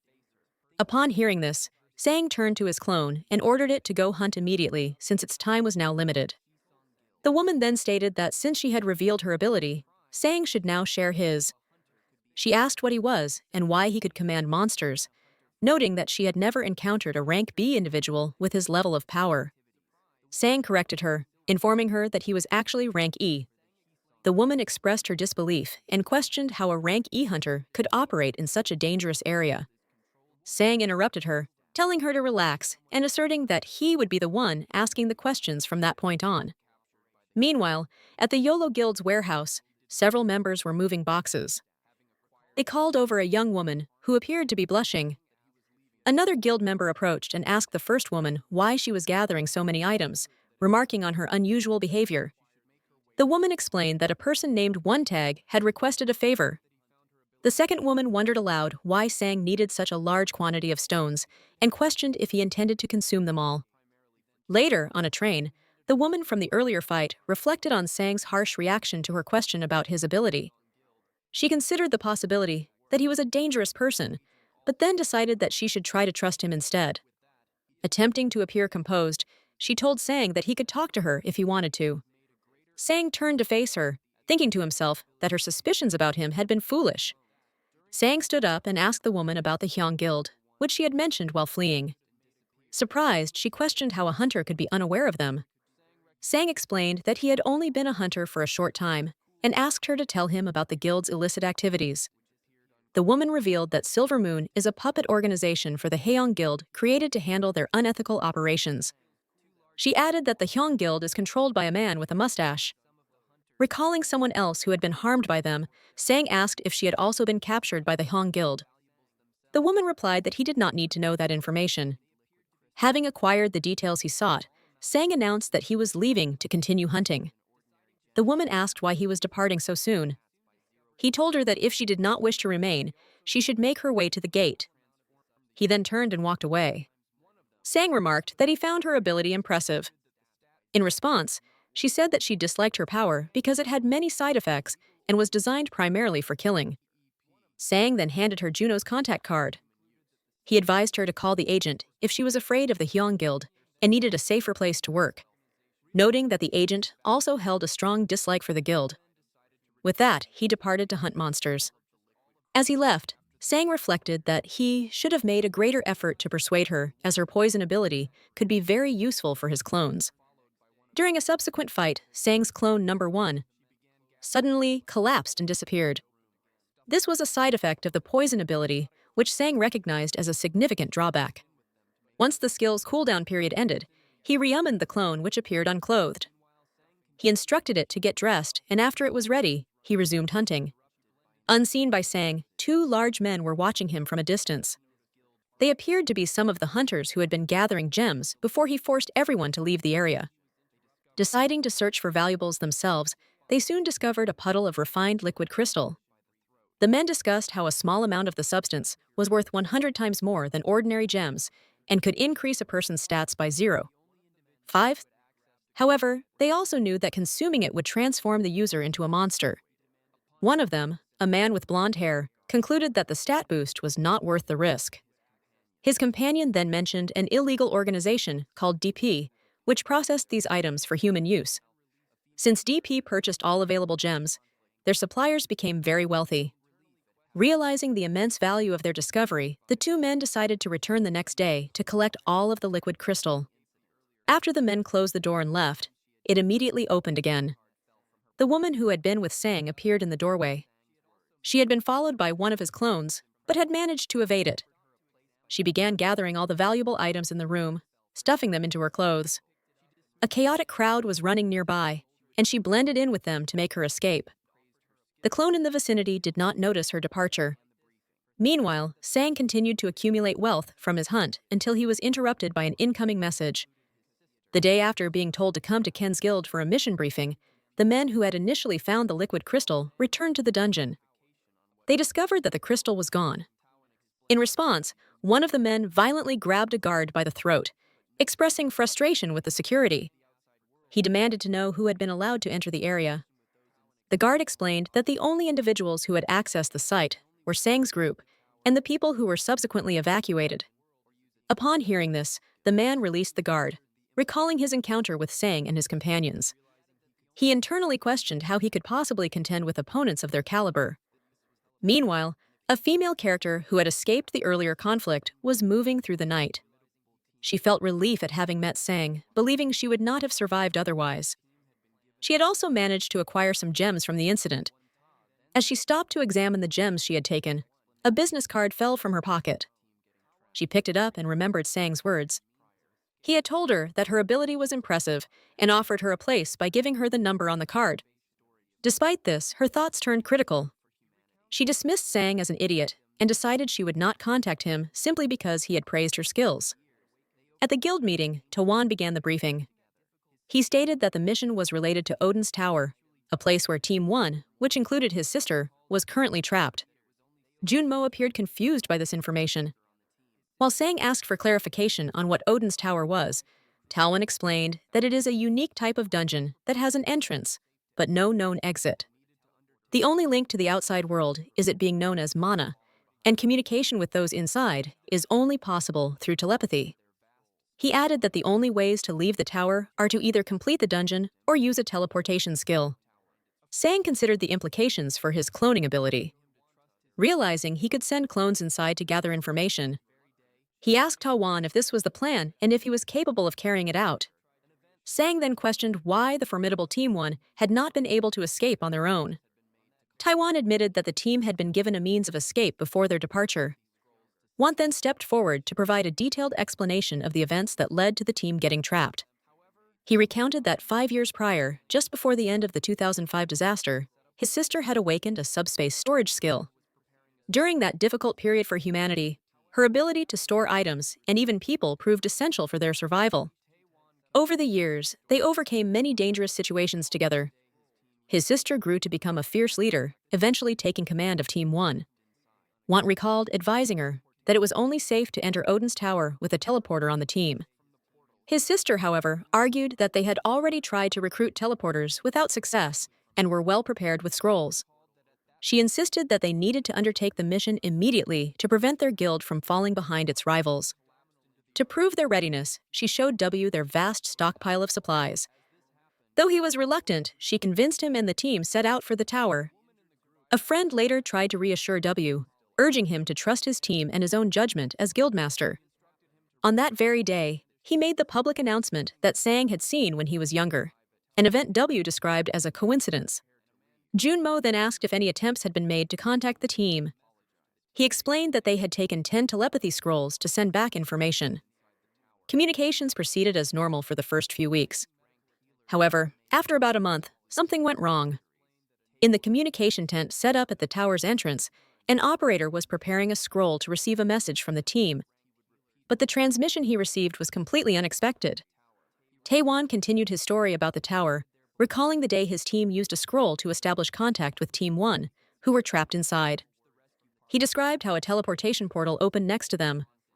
When the first person emerged from the portal, he was severely wounded with major abdominal injuries and bleeding profusely from his mouth. Taewan recalled that at that moment, the confidence of everyone present was completely shattered. The injured survivor then collapsed into the arms of a colleague who immediately called for a medical team. As this happened, the portal began to show signs of collapsing. A woman in the group asked if the telepathic connection was still active, and a man confirmed that it was. She instructed him to relay a message to the team inside, warning them that a rescue party would arrive at 2 in the afternoon and that they should prepare to leave. While receiving medical attention, the wounded man apologized. He explained that a new unknown type of monster had appeared inside the tower. Despite their best efforts, even the highest-ranked healers were unable to effectively treat his injuries. Taewan recounted that he stood by, stunned and unable to speak. The telepath then announced he would repeat the final words from the team inside the tower. He relayed their message in which they stated their belief that they had failed the mission. Though they had initially thought they could succeed, they urged the rescue party not to rush, as they could still hold on for a while. Their final communication was a promise to try and return alive no matter what happened. Taiwan concluded that after this event, they attempted to hire many other hunters, but no one was willing to enter the tower, where only the teleporter had managed to survive. Back in the present, Taiwan confirmed to Sang that he believed Sang could reach the location where the team was trapped. With this confirmation, Taiwan stated he was ready to execute the rescue mission and that the guild would provide an escort to the tower's entrance. Before departing, however, they planned to make a stop at a bar called Paradise. Elsewhere, Yang, the leader of the Silver Moon Guild, was physically assaulting his subordinates. These were the men who had been tasked with imprisoning weaker individuals underground to collect stones.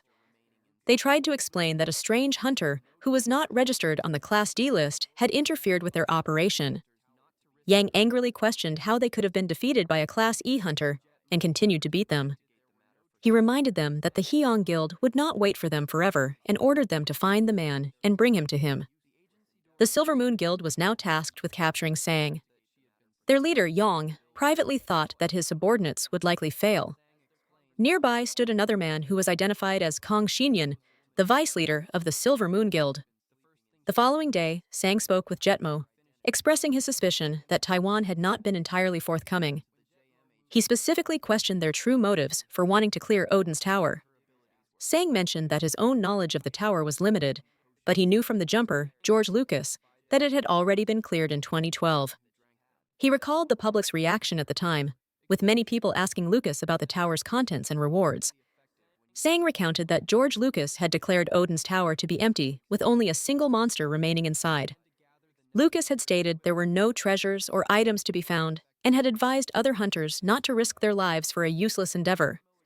Hearing this, Jetmo offered to investigate the matter for Sang, but Sang declined, saying it was not necessary. As their conversation concluded, the agency door opened, and a woman entered. It was revealed that she had been sleeping inside the building. Jetmo asked for her identity, and Sang explained that he had called her to the agency. When Jetmo moved closer to the woman, she drew back from him. The first thing she did was ask for food. After she finished eating, Sang handed her a number and inquired if she had come to the JM agency to work. She affirmed that she had. Jetmo asked what her abilities were, to which she replied, item appraisal and potion making. Sang then clarified that her potions were lethal to anyone who drank them. Sang, now with a new haircut, explained to Jetmo that her deadly potions would be highly effective when used on his clones. Understanding the plan, Jetmo accepted her into the agency and began to gather the necessary equipment for her to produce basic potions. With the matter settled, Sang stood up and announced his departure, stating he had more important things to do. The woman asked where he was going, assuming he was dungeon hunting. Sang corrected her, saying his purpose was different this time. In response, she tossed him some mana and strength potions. Jetmo then inquired about the side effects of the potions she had given to Sang. The woman explained that the strength potion would dissolve the user's muscles, and the mana potion would cause the user to explode. Sometime later, Sang gathered his group outside. He told them it was time to leave and motivated them with a promise of good food when they returned, which made them react with excitement. A woman was nearly finished moving a collection of jewels to the guild's storage facility. As she was about to report her progress, she discovered that the location had been ransacked. Shocked at the scene, she wondered who would have the audacity to rob the YOLO Guild. She then activated a detection skill, which allowed her to pinpoint the robbers' location. After confirming their position, she entered a portal in pursuit. Before she could reach them, she was ambushed and violently beaten by a man named Kanjane. Kanjane apologized to her, explaining that he and his group needed the jewels, and asked his accomplice if they had secured all the items. After receiving confirmation, Kanjin ordered his team to finish their work and set the building on fire. The jewels they stole were the same ones Sang required for an upcoming mission. The scene then shifts to Iceland, where Sang and his companions arrive in a spacecraft. They stand before a portal leading to Valhalla, which is connected to Odin's tower. At the entrance, guards informed Sang that a man named waiting for him. Sang proceeded through the portal and emerged onto a stone path in an area that resembled outer space. He was disoriented by the environment, observing that it did not look like a tower. Sang noted the extreme cold and located the guild's supply depot. Inside, he found that all the jewels had been stolen, and the occupants were discussing the incident. When Sang entered, the people present greeted him with enthusiasm. They provided the clones accompanying Sang with jackets to protect them from the cold before the group prepared to depart. Their objective was 40 kilometers from the entrance at the site where a previous team had disappeared. Sang commented that the distance was not as great as he had expected, considering it had taken the first team a month to travel that far. Wanta explained that the delay was due to battles with monsters, not a shortage of supplies. He then gave Sang 3 protective scrolls for the clones. Sang distributed the scrolls to clones numbered 4, 5, and 6, stating that they were essential to his plan. Sang asked for instructions on how to use the scrolls and was told to simply tear them as each was linked to a fixed location. A woman in the depot added that Team 1 had been scheduled to investigate a specific area at 2 p.m., and she advised Sang to search for signs of a battle there. She then asked if he had any more questions. In response, Sang asked, would like for dinner if Sang were to return successfully with his sister. Wanta replied that he would want a homemade meal. The clones gathered their swords and potions, and the team of 5 set out on their mission. Sang remained behind, sitting in a chair to activate his familiar ability. Back at the depot, a nervous W acknowledged that the success of the mission was now entirely dependent on Sang. Sang's familiar ability was functioning correctly, allowing his summoned warriors to move through the severe snowstorm. The weather presented a major obstacle, making progress difficult even with his inherent resistance to the cold. He eventually arrived at Odin's Tower, situated near a structure that appeared to be a frozen city. Upon his arrival, Sang experienced an unusual sensation. He realized he now possessed full and direct control over his primary familiar's body. This was an effect of his familiar skill reaching level 17, which had evolved the ability from simple sensory sharing to complete physical command. The new level of control was fundamentally different. Whereas he previously issued mental commands that the familiar would obey, he now felt as if he were inhabiting the body himself. Using this enhanced connection, he directed his squad of familiars to advance. As he began his mission, Sang noticed from the state of his clothes that the path behind him had vanished, making a retreat impossible. The first monster to confront him was a large ice bat. His familiars dispatched the creature with ease. Rather than engaging in combat himself, Sang remained at a distance to observe and analyze the enemies. He noted that these bats attacked in groups and were always led by a more powerful boss variant. When the bat boss appeared, Sang prepared to draw his sword, but his familiars destroyed it before he had a chance to act. After the effortless encounter, Sang and his familiars continued onward, fighting through numerous bats. They covered a distance of 13 kilometers, a quarter of the total journey, more quickly than he had anticipated. Soon, new monsters emerged, resembling yetis armed with clubs. Sang was well prepared, immediately firing a magic projectile that appeared to strike one in the head. He arranged his familiars in a tactical formation, with 2 fighting on the front line, while 3 provided support from the rear. The battle was straightforward, and the Yetis were defeated without issue. The lack of any real challenge made Sang feel uneasy, but he commented to himself that his progress was perfect. Just as he was considering how well things were going, the ground beneath his familiar crumbled and gave way. In a different location, a woman in a tent asked a man named One Ta if he was certain Sang would be safe. One Ta told her not to worry. He explained that his original plan had been a small-scale infiltration to rescue a few people with a second larger group to follow later. However, Sang's growth rate had far exceeded all expectations. In just 6 months, his statistics had increased by nearly 20 points each, bringing his power to the level of a rank B hunter. One Ta also noted Sang's position as a CLLO in the U.S. Air Force. The woman observed that this meant Sang's individual strength was equivalent to an entire rank B team, and One Ta agreed with her assessment. He added that Sang would be even stronger if the Yolaville warehouse raid had succeeded. The woman then stated that besides the ice golem, no other monster on the first floor should pose a threat to him. One confirmed that he had already warned Sang about the golem and was confident that he would be able to handle it.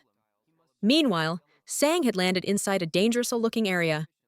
He prepared for a difficult confrontation by making a cut on his finger to coat his sword's blade with his blood. He then swung the enhanced weapon at a massive ice golem. The attack made no impact, failing to leave even a scratch. The golem retaliated with a powerful headbutt, which Sang managed to dodge by jumping to the side. He was now faced with the reality that his strongest sword was completely ineffective against this opponent. The area is in a state of chaos, with numerous hostile creatures still present. A large golem consumes one of these creatures and then extends its palm. Sang immediately catches hold of it. Sang dodges multiple incoming projectiles while observing the golem, which is eliminating the creatures more efficiently than his own clones. Sang finds this suspicious. He recalls being warned that to defeat the golem, he must strike the yellow core located in the center of its chest. Sang considers his options as his magic bullets fail to even scratch the core. The golem raises its arm for an overhead hammer blow, and Sang instructs his clones to evade the attack. He dodges falling debris, but is unable to avoid an incoming punch. The blow does not hit him directly.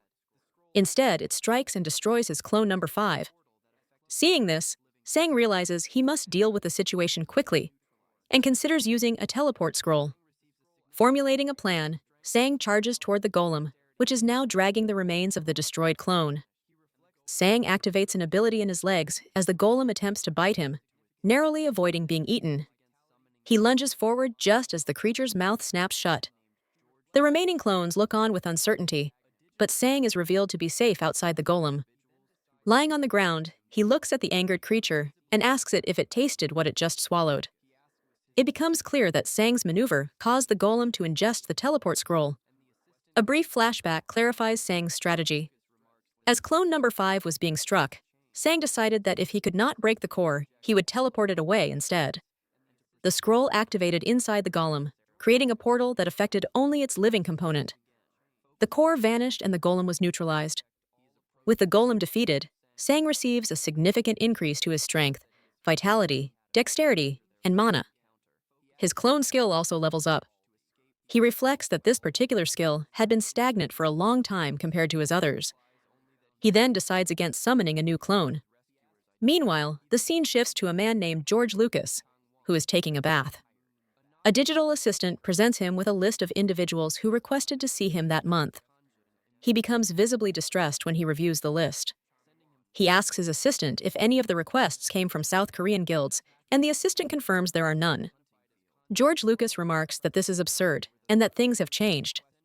He instructs the assistant to reject all appointment requests and to proceed with the planned inauguration ceremony for his new academy.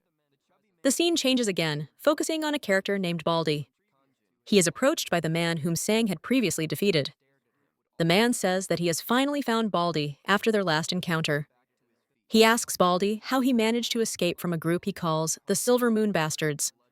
Baldy replies only that he received help without revealing his rescuer's identity. He then mentions that their companion, Changwon, is tired. A knocking sound was heard at the door, which was then opened. A man identified as Kanjin immediately struck a chubby man with his fist, sending him flying across the room. Kanjin then entered and asked who had attacked the members of Silver Moon in the hunting field. He warned the men present that they were the third group he had questioned, and that the previous two had claimed to know nothing. He then wondered aloud if this group would also deny having any information. The chubby man activated an ability and attempted to punch Kanjin, who blocked the attack with no effort. Kanjin stared at him, then gripped his hand and forced him to the floor. After pulling the man back to his feet, Kanjin delivered a powerful punch to his head, causing a severe and bloody injury. Seeing this, a bald man told Kanjin to stop, promising he would tell him everything he wanted to know. Kanjin feigned confusion before striking the bald man in the mouth. He told the man that he would be forced to talk one way or another, and questioned why he was acting as if providing the information was a generous offer. Kanjin then asked why he was protecting the chubby man, adding that he was going to die anyway. He struck the bald man again, knocking him to the ground, and then moved to stomp on him. The man screamed for him to stop, admitting that he knew the identity of the person who attacked Silver Moon. As he begged for mercy, Kanjin stated his belief that any problem could be solved with fists. The man was about to reveal Sang's identity. The scene shifts to a frozen icy region where Sang and his clones were traveling. Sang decided they should slow down and remain on high alert. He noted that although they had not encountered any monsters for some time, they had discovered numerous corpses. Sang considered how difficult it would be to recover the bodies from such a location, and wondered what had killed so many people. Sang asked one of his clones for their current position, and the clone confirmed they were close to their destination. He instructed them to search for any traces of battle left by an individual known as Teen 1, mentioning they needed to check everything by 2 Oak. Suddenly, a clone moved in front of Sang, intercepting a stabbing attack from an unseen assailant. A large monster then materialized before him. Sang was confused by the monster's sudden appearance and theorized that it might possess an invisibility skill, as the only evidence of its presence had been footprints on the ground. An entire group of these creatures then surrounded them. Sang realized that these undetectable monsters were responsible for the corpses he had found earlier. He attempted to draw his dagger, but one of the creatures shoved him backward. A clone positioned behind him immediately attacked and sliced the monster. As they fought, more invisible creatures continued to appear, becoming visible only when they attacked. Sang found it strange that his clones were capable of blocking the monster's surprise attacks. He decided to relinquish control of his body to his primary clone, Number 1, so he could observe the fight. Number 1 drew a cursed sword. Although he appeared to be negatively affected by the weapon, he did not seem to be concerned. Sang blocked an invisible attack, then sensed another one from behind and struck it down. He quickly determined that he could react to the monsters by listening for the sound of the wind from their blades as they swung. Sang realized it would not be simple to copy his clone's abilities and that he still had much to learn. Meanwhile, inside the dungeon subdimension, a member of the trapped party spoke to their captain. He noted that it was almost 2 o'clock and that they needed to assess the situation. The captain stood up and stated that she could no longer offer any words of hope.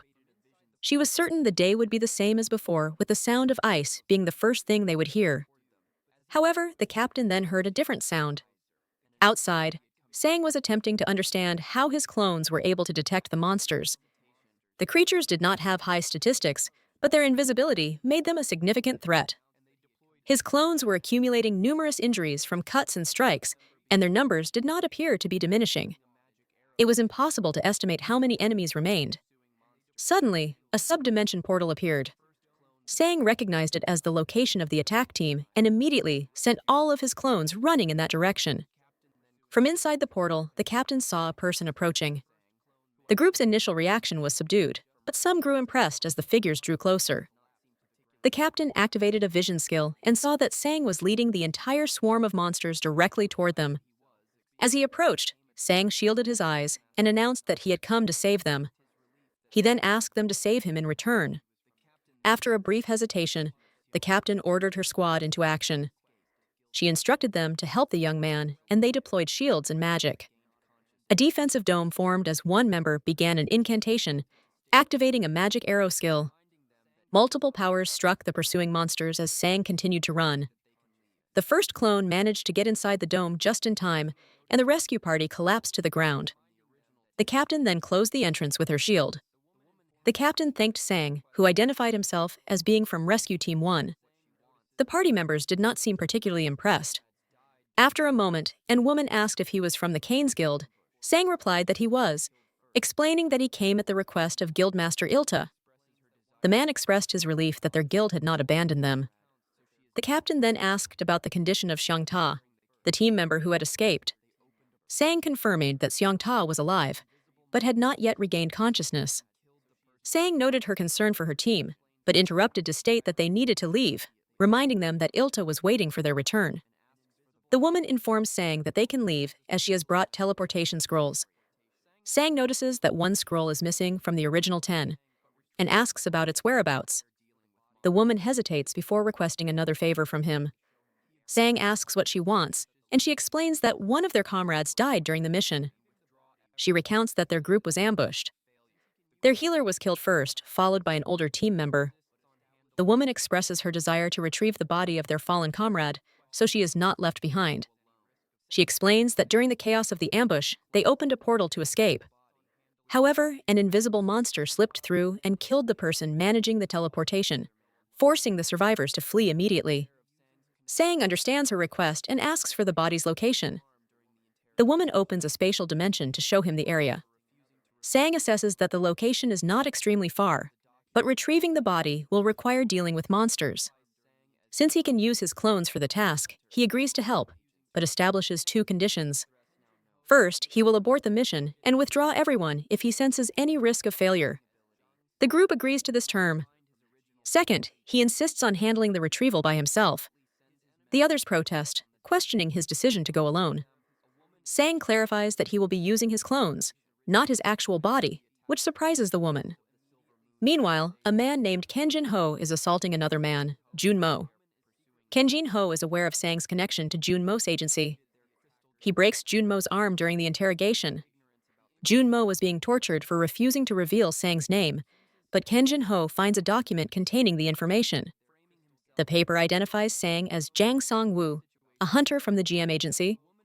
With Sang's name and address now known, his enemies can target his family. They are also aware of his cloning ability and realize they must find his original body to defeat him.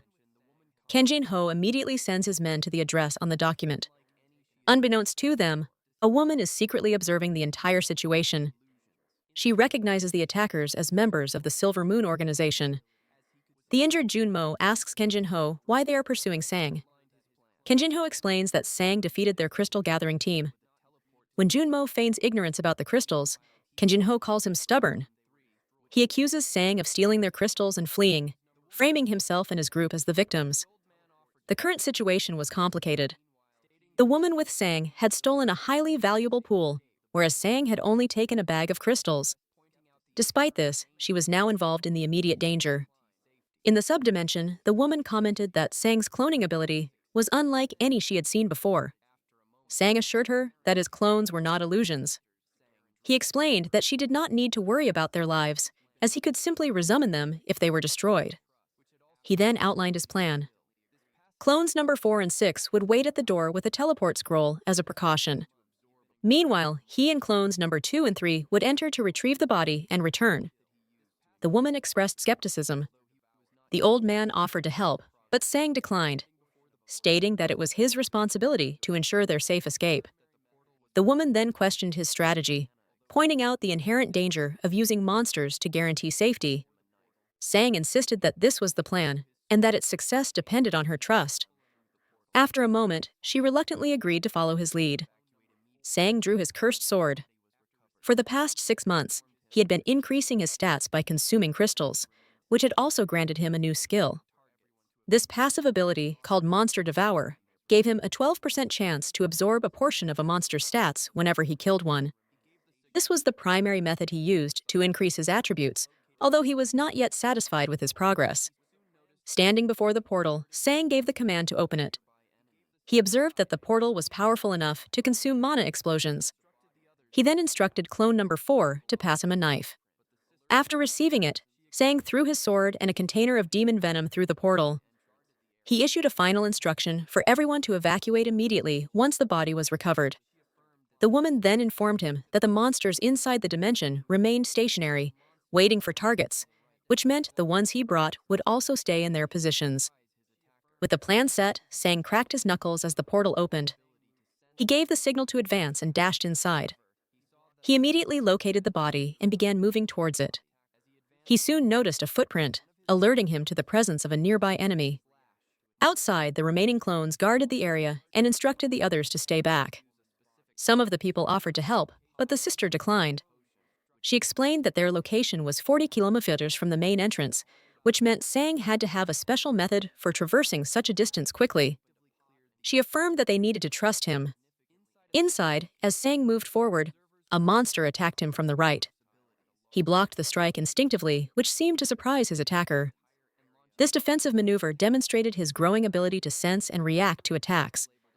However, he saw that a large group of enemies surrounded the woman's body. As he advanced on the location, one of his clones was struck from behind with a slash. Monsters began to approach from all sides, prompting Sang to use a specific strategy. He opened a pot and consumed a potion, which significantly amplified his mana. With this boost, he fired a powerful projectile at a large corpse, an attack that effectively cleared the entire area of threats. Inside a separate location, the observers were stunned by Sang's diverse abilities, which included creating clones, wielding various weapons, and launching devastating attacks. Sang asked an injured companion if he was still able to move, and the man confirmed that he could. Sang then instructed him to retrieve a specific body. As they did, Sang sensed that the corpse's mana was dangerously unstable and on the verge of exploding. The body began to disintegrate, transforming into a form of dark sorcery. Deciding to act as a decoy, Sang drew the enemy's attention. An aura materialized above him, and he was quickly surrounded. Meanwhile, 2 of his clones collected the body. Sang then shouted for his companions to flee before stomping the ground with enough force to launch everyone into the air. The clones used this upward momentum to land ahead of the others and sprint towards a portal. The group escaped successfully, and one of the female members expressed her gratitude. After passing through the Feku portal, the group began to cut a scroll to seal it. An older man present warned them not to do it yet, pointing out that someone was still on the other side. Sang explained that it was only a clone, and that its survival could no longer be guaranteed. The clone, which appeared fully conscious, looked back at the group before they departed. As a result of the battle, Sang's Monster Devour skill had activated repeatedly. Through this ability, he absorbed the ice essence from numerous defeated creatures, which enhanced his strength, reflexes, mana, and resistance to cold. The scene changes to another location where an individual is slicing an apple. This person speaks to a man named Mr. Xiang, informing him that the rescue mission was scheduled for that day and might already be over. They urged him to wake up, at which point Mr. Shantai's finger twitched. Back at the guild base inside the tower, a portal opened. Guild members ran towards it, anticipating the team's return. A hand emerged first, causing the onlookers to become frightened. A young woman recognized the person coming through as her brother and, overcome with emotion, began to cry. Elsewhere, Sang regained consciousness in a chair. It was noted that this was the first time he had employed such a self-destructive tactic. His sister was with him and attempted to maintain a composed demeanor. Hua embraces a woman, telling her to be quiet and reassuring her that everything is now fine, though he also calls her an idiot. In response, she begins to cry. The woman explains that she was terrified and had been certain no one would be able to rescue them. She feels responsible for what happened to another woman during the incident. As they have their emotional reunion, a group of people watches them. Elsewhere, the man who had been hospitalized finally regains consciousness. Later, Sang is reviewing his stats when a clone appears and returns his sword. He is pleased to see that his attributes have increased significantly. One Taz then approaches and addresses him as Mr. Hunter, formally thanking him in Japanese. Sang replies that he only accepted the job for the high pay. One Taz dismisses this and promises that from that point on, he will provide assistance whenever Sang needs it. He clarifies that Sang only needs to inform him of any problems. Sang later approaches a W to return a scroll that he did not use during the mission. Yu initially tells him to keep any unused items from the expedition as his own. Sang refuses the offer, insisting that the scroll belongs to the guild and that he would feel wrong keeping it. Junmo then takes the scroll back. The sister expresses her surprise, remarking that Sang had apparently been present with them the entire time. One Taz explains that Sang remained stationary while using a familiar skill to control his creatures from a distance. The sister now believes the explanation, admitting she had previously thought it was a story made up to calm them down. One Taz observes Sang and contemplates how powerful he might become in the future. Outside, Sang remarks to One Taz that he will likely be busy now. One Taz confirms this, stating that he must check on everyone's health and also make preparations for funerals. Sang's phone, which was inactive inside the dungeon, suddenly receives numerous notifications. He checks the messages and is shocked to learn that Junmo has been abducted by members of Silver Moon. The message includes Junmo's current location, which is being tracked. Sang becomes visibly angry and informs One Taz that he needs to leave immediately. When One Taz asks why, Sang explains that Silver Moon has kidnapped Junmu. One Taz questions the motive, and Sang speculates it is retaliation for his earlier conflict with one of their members at the hunting field. Hearing this, One Taz retrieves a scroll from his jacket and offers it to Sang for his trip. Sang initially refuses, but One Taz insists, reminding him of his promise to provide full support. At the entrance to the Silver Moon Guild, a group of people has gathered and is waiting. Nearby, a young woman is watching the scene when someone calls out her name. A woman is apprehended by an unknown man who questions her presence. Before she can be harmed, Sang emerges from a portal behind them. He acts quickly, choking one Aslant while two of his clones surround another with knives. The woman is stunned by the speed of the intervention, which takes place while a henchman can be heard struggling violently nearby. The woman urges Song to stop, explaining that they need to get information from the man he is subduing. Complying, Song ties up the Assailants and asks for the captive's location. The woman informs him that Junmo was taken to the Silver Moon Guild's storage facility. Song tells her to wait where she is. As he prepares to assemble his allies inside the storage building, Junmo is being held captive by a man named Kangwin. Junmo has been repeatedly beaten. Kangwin asks him why his group chose to interfere with their guild. As Junmo wonders if his associate Sang Woo will come to his rescue, one of Kangwin's men reports that Sang Woo is abroad and will not be back for several hours. Just as the captors consider ordering food, a powerful blow strikes the door. The metal door is cut open from the outside and bursts inward. Sang enters and asks the men if they are from the Silver Moon Guild. Kangwin expresses surprise, stating he had expected Sang's arrival to be much later. Some of his men who seem to know about Sang's abilities ask about his other masked companions, prompting Kangwin to order them to capture the clones. While a weakened Junmo shouts for him to stop, Sang confronts the guild members with an expression of intense anger. The first man who attacks is met with an elbow to the chin that dislocates his jaw. followed by Sang grabbing and breaking his arm. When another henchman in a suit steps in to help, Sang breaks his arm as well. With all of his subordinates swiftly incapacitated on the floor, Kangwon calls them useless. He observes that Sang defeated them all without moving from his initial position. Kangwon calls for a pause, stating that he wants to ask a question as a precaution. He then asks Sang where he has hidden the crystals. Sang seems confused by the question, recalling only that he had picked up some ordinary stones. He warns Kangwon that he has crossed a line and that the conflict will not end peacefully. Kangwon retorts that Sang is the arrogant one, revealing that he investigated Sang's office and acknowledges his physical strength based on the ease with which he defeated the henchman. Kangwon estimates Sang to be at least a B-class hunter with high stats. Kangwon continues his analysis, mocking Sang for having what he considers a useless cloning skill despite his impressive stats.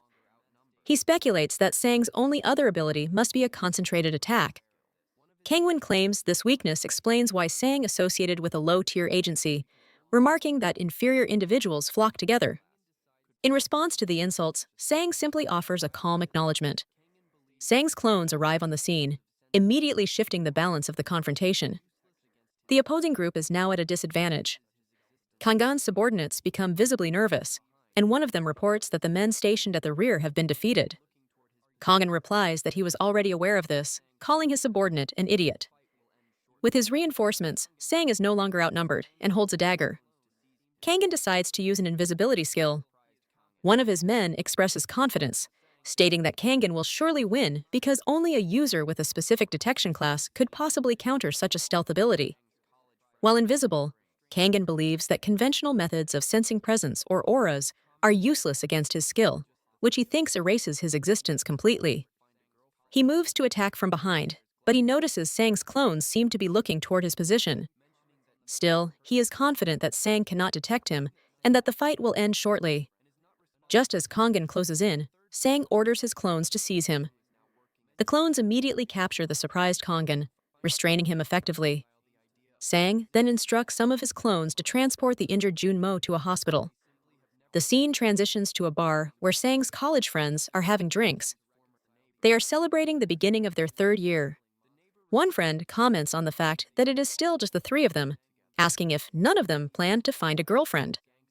Another friend who wears glasses then asks if anyone has seen Sang-woo, mentioning that no one has heard from him in a while. They confirm that Sang-woo changed his number and is not responding to messages. A third friend reveals he heard that Sang-woo is now working as a hunter. The news surprises the others, who find it difficult to reconcile the idea of the nice-seeming Sang-woo killing monsters. One friend suggests that they simply have never seen Sang-woo truly angry. He asks the friend, who was Sang-woo's former neighbor, if he ever saw him lose his temper. The neighbor recalls an incident from when they used to walk home from school together. He explains that he was mugged by a group of gangsters. When Sang-woo arrived, the friend told him to leave for his own safety. Instead, Sang-woo came back and headbutted one of the attackers. The friend clarifies that Sang-woo did not save him. They were both beaten up. He also learned later that Sang-woo had been targeted by the same group before. The friends remark on Sang-woo's character, noting that despite his calm demeanor, he would charge forward without thinking when provoked. The friend concludes that Sang-woo was tolerant when targeted himself, but became aggressive when his friends were threatened. Back in the present, a shocked Kangwon asks Sang how he was able to detect him. Sang notes Kang's confidence in his ability, and then explains that he had just finished fighting a group of monsters that used the exact same skill. Sang reminds Kangwon of his earlier insults, recalling that Kangwon had dismissed his skill as trash and warned him against coming here. After the battle at Odin's Tower, Sang's statistics showed a significant increase with nearly 10 points added to each stat, and his cold resistance rising to 19. He acted decisively, throwing one of his opponents a considerable distance. His clones reported that one enemy had escaped, but that all the others had been subdued. Sang instructed them to take Junmu to the hospital for treatment, telling him not to worry. Nearby, the defeated Kanjin struggled to get up. He thought about the official report, which listed Sang's strength at only 19, a number that was clearly inaccurate given the current circumstances. He also noted that Sang's clones were formidable, realizing that being caught by even two of them would be decisive. Convinced that such a large increase in stats was impossible without an external aid, Kanjin scanned his opponent and noticed a potion in Sang's pocket. Kanjin managed to stand and addressed Sang, admitting that he had underestimated him and had not expected such a response. He stated that he would not make that mistake again and that he would demonstrate the power of a true Class B hunter. His own stats were revealed to be 25 in strength and 35 in reflex. He declared that Sang had not yet seen his full capabilities and rushed forward to attack. Sang simply stated that he had no interest in seeing everything a man had. While advancing, Kanjin realized his movements were being detected. He concluded that, however unlikely it seemed, they were sensing the air currents around him. To counter this, he began to move in a way that stirred up the air, creating a noisy environment to mask his position. Sang observed that his opponent's speed would now make it more difficult to react. Despite the chaotic movement, Sang turned and blocked an incoming attack. He then struck Kanjin on the head, calling him an idiot. Sang explained that the resulting smoke and dust made his opponent's position even easier to see. Kanjin was knocked to the ground, where he began laughing maniacally. Sang asked what was so amusing. He then discovered that during the exchange, Kanjin had managed to steal the potion from his pocket. Kanjin held it up, explaining that he knew something was unusual about Sang's stats and asked if the potion was the source of his power boost. Sang advised him that it would be better not to drink the potion. Kanjin ignored the warning and consumed the entire vial. His strength stat began to rise rapidly, climbing from 29 to 37 and then to 51, causing the ground beneath him to crack. Empowered, Kanjin told Sang that he could no longer hear him because his own strength was now too great. In response, Sang told him not to place blame on him for the consequences. Sang noted internally that his opponent's strength had more than doubled, a feat beyond even a top-tier potion. Kanjin then demanded that Sang reveal the creator of the potion, promising in return to let him walk away with at least 2 arms. Sang observed his opponent, having already sent clones 4 and 6 to the hospital. Now only he and clones 2 and 3 remained to confront the man named Kanjin. The two made eye contact, and Kanjin immediately charged forward. Sang moved to intercept him, but Kanjin's powerful advance knocked down the clones. Sang attempted to slash with his sword, but Kanjin struck him first, leaving him unsteady. Kanjin then asked Sang if he understood his mistake, revealing that he had done more than just read Sang's statistics. He informed Sang that his family was also being targeted. The scene then briefly cut to Sang's parents at home, where an unknown person had just knocked on their door. Back in the fight, Kanjin stabbed Sang repeatedly, inflicting numerous cuts. The force of the attacks was strong enough to drag Sang across the floor. As 2 more opponents appeared from behind, the clones moved to engage them. Sang, bleeding onto his blade, retaliated with a powerful swing that sliced Kanjin's sword in half. Furious, Kanjin activated a skill and punched Sang directly. The blow threw Sang backward, causing him to crash into a wall on the other side of the room. At the same time, another clone was struck in the stomach.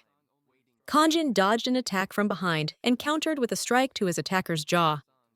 While this occurred, Sang began to feel the effects of a potion he had consumed earlier. His friends, watching from a safe distance, commented on Sang's overconfidence. Sang told them to be quiet, asserting that he would win. He then asked S if he had a backup plan, but Sang only instructed everyone else to find cover. Kanjin seemed annoyed by Sang's refusal to surrender and questioned why he continued to fight. Sang was biding his time, waiting for the potion to take full effect. Kanjin pulled out his phone and told S he would order some photographs to clarify the situation. He spoke into the phone, asking his subordinates if they had arrived at the location and instructing them to cut off their target's fingers and send him the pictures. Suddenly, Kanjin lost control of his arm and dropped the phone. He collapsed to the ground as his body began to take on a melting slime-like appearance. Sang remarked that the potion was finally working. The substance was causing Kanjin's muscles to dissolve, leaving him confused and weak. Sang reminded Kanjin that he had warned him not to drink it. In a panic, Kanjin scrambled for his phone, intending to call for reinforcements and have them bring Sang's parents as hostages. With his arm visibly deteriorating to skin and bone, Kanjin threatened that Sang's parents would die if he did not receive an antidote. However, a voice from the active call on the phone interrupted him. The person on the other end reported that Kanjin's men had attacked the wrong family and had run into the Canis Guild. A large bearded man from the guild had defeated all the intruders. It was this man who had knocked on the door of Sang's parents. While holding a man in one arm, Sang's father inquired about his son's condition. Sang confirmed that he was unharmed. The men outside still showed an intention to fight. But at that moment, a man named Kanjin received a phone call. After looking at his phone, Kanjin began to scream as his body appeared to transform into a zombie-like state without any action from Sang. Sang grabbed the transformed Kanjin and advised him to conserve his energy just to breathe. He then seized Kanjin's arm and warned him never to touch anyone he cared about, concluding the confrontation. A woman nearby watched the scene in shock. Sometime later, Sang went to the hospital to speak with Junmo. Since visiting hours were over, he entered the room through the window. Junmo noticed blood on Sang's face and asked what had happened. Sang explained that he was fine due to his regeneration ability and warned Junmo that the group known as Silver Moon was not finished with them yet. He then asked Junmo for his opinion on whether he should undergo a re-evaluation for his hunter ranking. Junmo agreed, noting that Sang's rank had already increased after the portal incident, but he had not completed any official reclassification tests since then. Sang explained that he previously had no interest in power itself, as his only goals were to become strong enough to protect his loved ones and to pay for his sister's hospital bills. Junmo asked what had changed his mind. Sang reasoned that if he held a higher classification, like a rank, Silver Moon would not have dared to attack them or the JM agency office. This was why he now sought a higher rank. Junmo agreed it would be great for the AY's publicity, but cautioned that it would also attract significant attention and could lead to more frequent confrontations. Sang confirmed that his decision was final. The scene shifts to Sang arriving at a facility to retake his evaluation. An evaluator named Sang Woo, who possessed a cloning skill, asked Sang if he had come alone, remarking that the test was normally taken by a group. Junmo had previously explained that lower-ranked hunters are tested in groups because monsters are typically stronger than a hunter of the same rank. But Sang's abilities were an exception. Sang simply informed the evaluator that he had always operated alone. Sang Woo explained that to be re-ranked, Sang needed to kill a monster one classification above his own and submit proof to the association. Sang asked if it was possible to skip the DC and B rank tests at once. The evaluator denied the request, stating that a hunter can only register for the test immediately above their current rank. Sang then asked for his assigned monster. The evaluator told him to kill a fisherman, warning that its skin was extremely tough and impervious to bullets. After receiving the assignment, Sang walked to a chair, sat down, and began looking at his phone. 2 hours later, Sang Woo saw that Sang had not left for the hunt and wondered if he was serious about the test. At that moment, Sang stood up and walked back to the evaluator's desk. Sang Woo asked if he wanted to cancel the test. Sang replied that he had already hunted the monster. When the evaluator asked for clarification, Sang confirmed that he had killed the fisherman men and had already submitted the proof. Sang requested to be registered as a Class D hunter. The association employee was skeptical, pointing out that Sang had been sitting in front of him drinking coffee and that it was impossible for him to have completed the prerequisite hunt. The employee, who had not seen Sang leave the building, was unaware that one of Sang's clones had gone to the hunting ground. He told Sang to check the confirmation himself, as it had already been sent by the hunting ground. The employee then reluctantly checked the system and found official confirmation that Jong Sang-woo had successfully hunted a number 5 fisherman. Confused by the result, the employee called the hunting field to verify Sang's activity. The staff on the other end confirmed that Sang had indeed hunted and killed a monster there. The employee wondered aloud if the system had malfunctioned. Sang, who had been waiting patiently, asked if there was a resolution. The employee, privately suspecting some form of deception, agreed to process the rank upgrade. The employee officially promoted Sang to Class D, but informed him that he would report the unusual circumstances of the test. In response, Sang immediately asked to be registered for the Class C evaluation. Later at night, a girl was walking with a bag of crystals while talking to Sang. She apologized to him, admitting that it was her fault Jam had been attacked. She then confessed that she was the one who had stolen the crystal jewels from the field. Upon hearing her confession, Sang's expression grew serious. The girl became frightened, questioning why she had told him the truth after witnessing his previous actions. However, Sang reassured her, stating that the blame was not hers, but belonged to those who had tried to harm him and his family. He told her not to worry. He clarified that the matter of the stolen crystals was an issue between her and Silver Moon and that he would not get involved. He also noted that she was unaware of what Silver Moon and High Cyan had done to her. The girl, trembling, put on her hat, thanked him, and quickly ran away. Back at the Hunter Association, the same employee informed Sang that he had passed the evaluations for both Class C and Class B. Sang stood up and stated that he was finished for the day. Surprised, the employee repeated his words as a question. At that moment, another official arrived and commented that Sang had finally done it. The first employee asked if he knew Sang, and the second man confirmed that he did, identifying Sang as the individual with the unique permission to enter multiple hunting fields at once. The second official elaborated, mentioning the doctor who had evaluated Sang's skill. He recounted that the doctor was so deeply affected by what he saw that he told everyone about the unique ability. The official remarked that it was strange Sang had not ranked up until now. He predicted that the news of a hunter advancing from Class E to Class B in a single day would cause a major stir in the hunter community.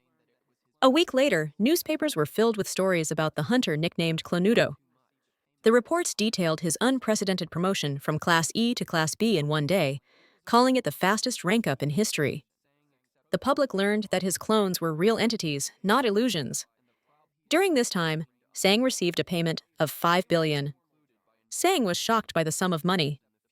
Taiwan explained that it was his payment for a successful mission.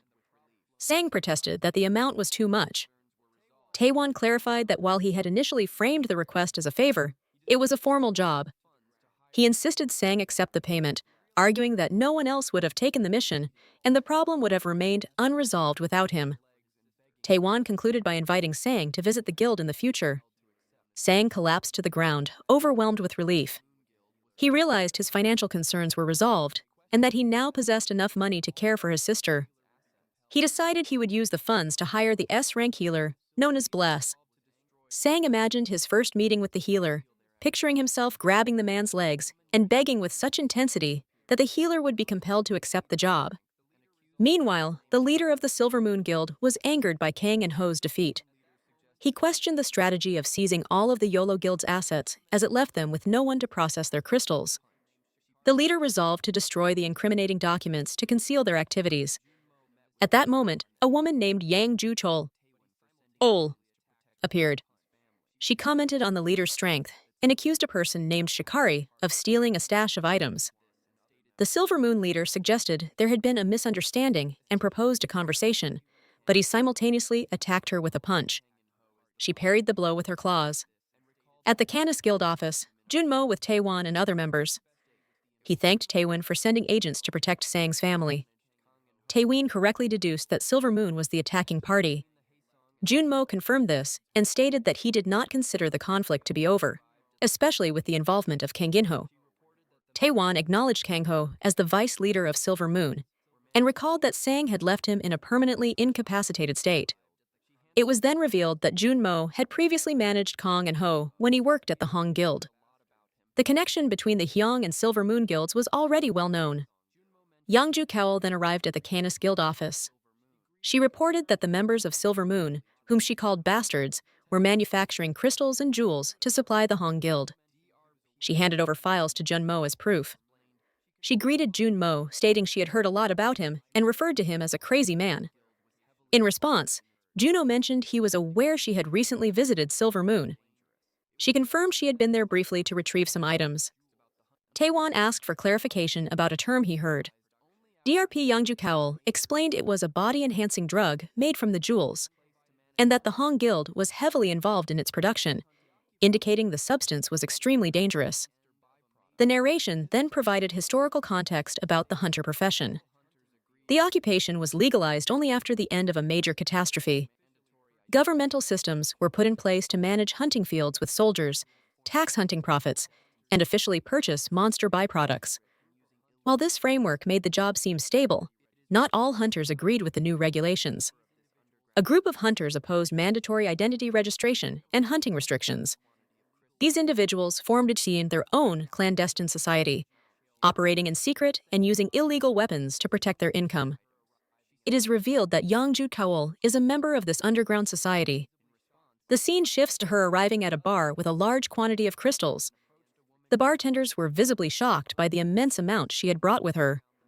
Sang advised the woman against retrieving the items. She smiled and explained that she had found them left at the station. In response, Sang frowned. Suddenly, a group of men appeared and approached a woman named Wu Haiyan, informing her that she was to come with them. The men were likely from a guild. Wu Haiyan attempted to ask the bartender for help, but he refused, explaining that the men were threatening his family. At that moment, another individual stepped forward to intervene. One of the men questioned the newcomer's identity and his formal attire. The newcomer confronted the man and told him to back off. When the man tried to reply, he was punched in the jaw. As he began to retreat, he noticed that Sang had arrived at the scene. The narrative then shifts to a flashback. In the past, Sang had informed Wu Haiyan that he would assist her now that she was part of the GM agency.